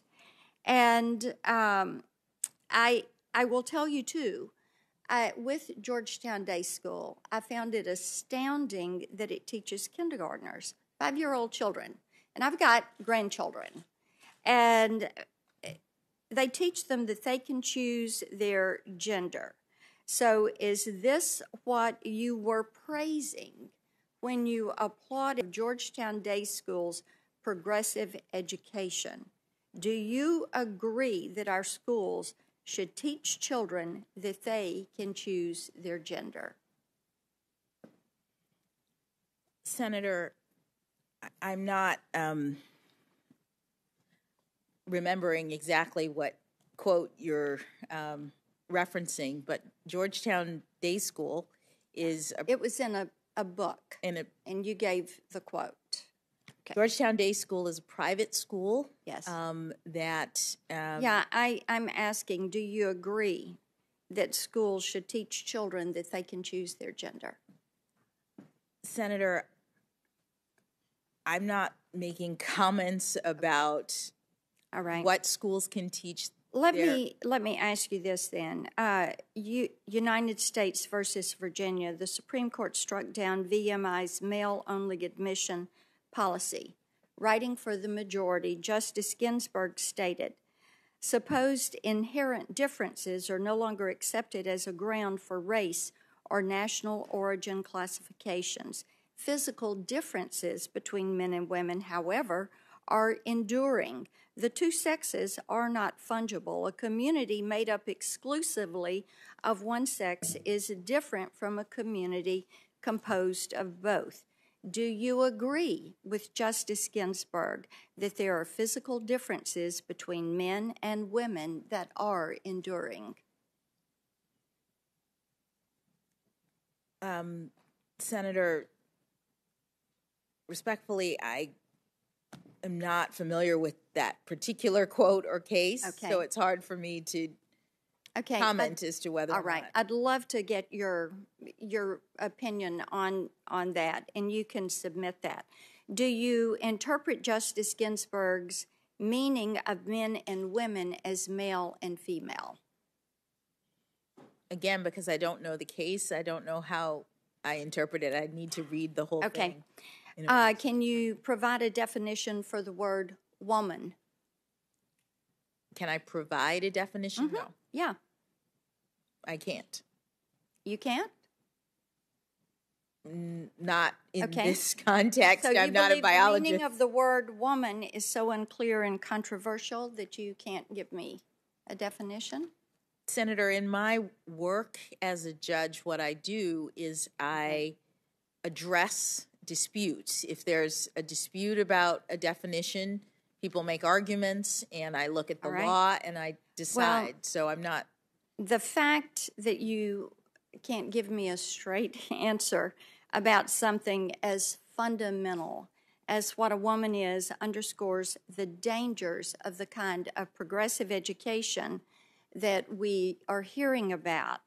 Just last week, an entire generation of young girls watched as our taxpayer-funded institutions permitted a biological man to compete and beat a biological woman in the NCAA swimming championships. What message do you think this sends to girls who aspire to compete and win in sports at the highest levels? Senator, I'm not sure what message that sends. If you're asking me about the legal issues related to it, those are topics that are being hotly discussed, as you say, and could come to the court. So I'm not able to. I think it tells our girls that their voices don't matter.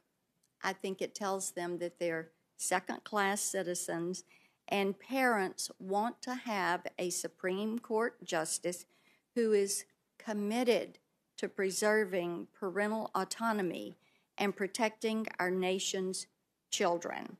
So let's move on. I want to go to the child porn issue, and I know that we've discussed this today on several different times. What's troublesome to me is your consistent pattern of sentencing these predators below the sentences recommended by the government and the sentencing guidelines. And Senator Cruz, Senator Hawley have laid out some of these disparities. I know Senator Blumenthal mentioned the Kids Online Safety Act that he and I are working on. You have talked about how horrifying it was to get some of that information.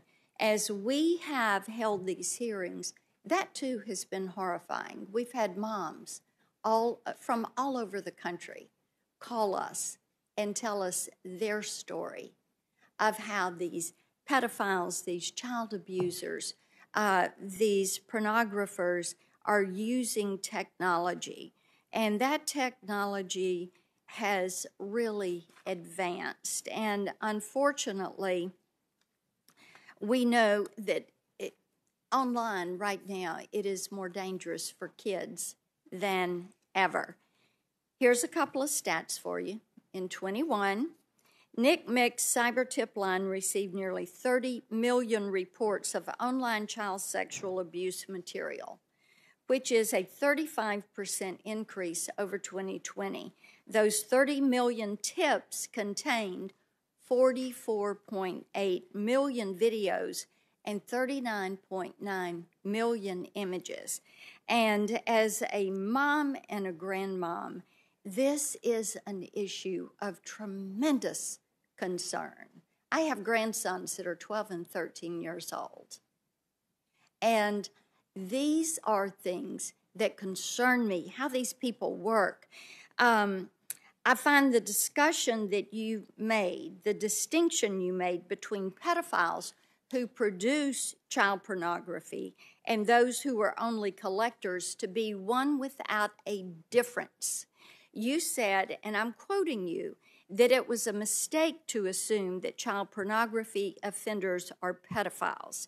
Do you believe that it matters to the children and their parents who suffer abuse what motivation those abusers had? Thank you, Senator.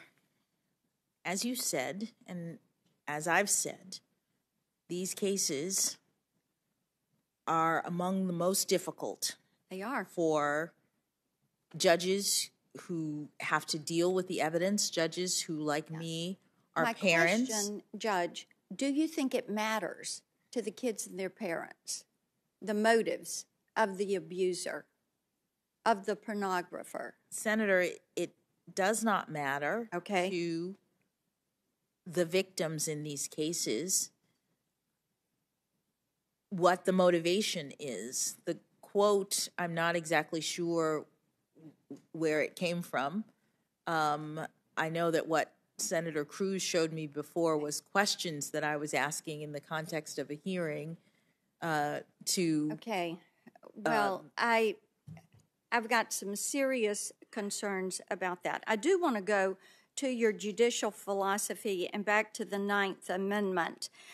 President Biden said he was looking for a judicial nominee with a judicial philosophy that is more of one that suggests that there are unenumerated rights in the Constitution and all the amendments mean something, including the 9th Amendment. You told Senator Lee that you didn't discuss this statement with President Biden, but I want to know whether you agree with it. Do you share the judicial philosophy that President Biden is looking for? And Senator Kennedy tried to walk through some of this with you. Do you believe that the 9th Amendment is a source of unenumerated rights? Senator, the Supreme Court has not found any unenumerated rights that derive from the 9th Amendment. And so that's not the precedent of the court, and there aren't any rights that have been established under that provision of the Constitution.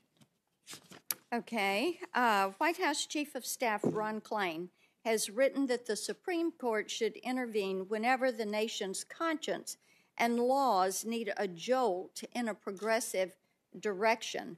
Presumably, that is what he and his boss, President Biden, expect a justice to do. So do you believe that the role of the court is to intervene whenever we need a jolt in a progressive direction? And would you do that through the unenumerated rights? Would you do it on issues like abortion or any other issue? Senator, the role of a judge is to decide cases and controversies based on the facts and the law, mindful of their obligation to rule impartially and to remain in consideration of only the law and their constraints under the Constitution. Okay. A lot of special interest groups have come out in support of your nomination. One of those is Demand Justice, and they are a progressive dark money group that has launched a $1 million ad buy to push for your confirmation. Demand Justice is also pushing for radical changes to the structure of our country and our Constitution, including a demand that Democrats pack the Supreme Court. One of Demand Justice's board members has urged Senate Democrats to add 10 more justices to the court. It's clear that Demand Justice believes that if the issue of court packing were to come before you on the Supreme Court, you would rule in their favor. Are they wrong to believe that you would rule in their favor? Senator, it's very unlikely that the issue of court packing would come before the Supreme Court. That question is in the province of Congress. It's a political question. Okay. Let's see. I want to follow up on this Make the Road New York issue that has come up a couple of times today.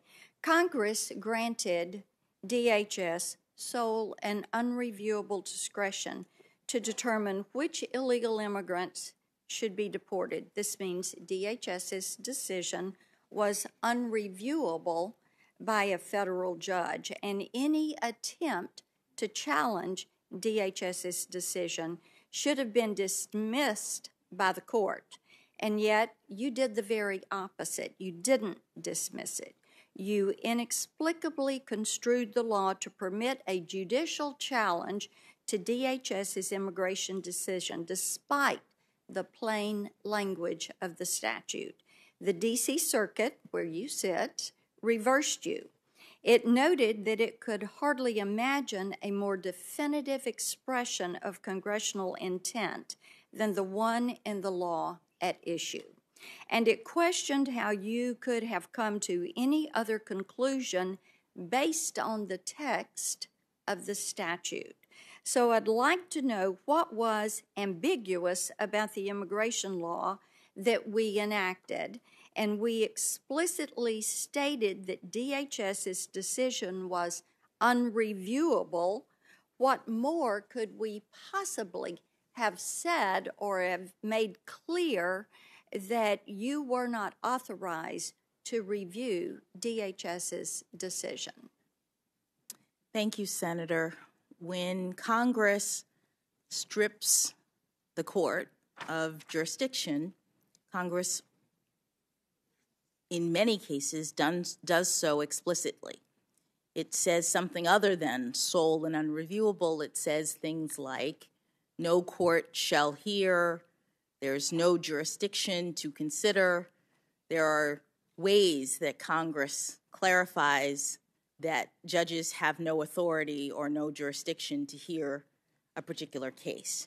The D.C. Circuit considered jurisdiction with respect to this statute and this dispute and determined that the court did have jurisdiction, and the question was whether there was a cause of action to proceed. What I determined in looking at the statutes at issue in this particular case is that sole and unreviewable meant that DHS had the sole power to make a decision about... Not to interrupt you, my time is going to run out, and I want to be respectful of getting you out of here tonight.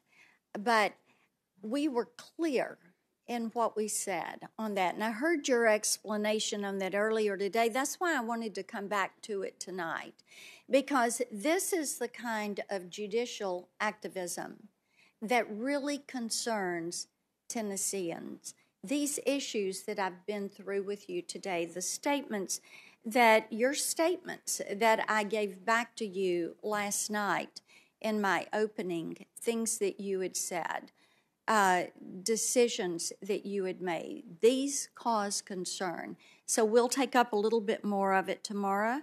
Thank you for your graciousness, Mr. Chairman. Thank you for the time. Thank you very much, Senator Blackburn. I want to thank Judge Jackson for this long day and part of it under tough circumstances. You were a model of grace under pressure. At times, things were said about you which turned out to be inaccurate. It was said you called President Bush and Secretary Rumsfeld war criminals. That didn't happen. It was said you also always sentence criminals too lightly. That's not exactly true. It was said you apologized to a defendant in a child pornography case without any sympathy for the victims, and that wasn't true either. The truth is you've been a judge for nearly 10 years. You've sentenced more than 100 defendants, some to decades in prison. And even the child pornography cases my colleagues continue to raise over and over with you, your sentences were in line with the recommendations of the government or probation office in the vast majority of the cases that you heard. We invited a number of people to come here today, and one special guest was a lady who cleans our office at night. She works the midnight shift, but she wanted to be here today to see you and hear you and stand by your side. And she said afterwards that it was a great moment for her to be in this room today. But she asked me, or she asked my staff, why are some people so mean? Well, I have to tell you, the overwhelming majority on both sides of the aisle were not mean. They were constructive and positive and really raised the important questions that we all care about. Some are always going to be a little disappointing. That's the nature of human life. Tomorrow morning, we're going to gather at 9 a.m. for John Ossoff and Tom Tillis. I don't know if America is ready. I know this committee will be ready, and thank you very much. And this meeting of the Senate Judiciary Committee will stand in recess.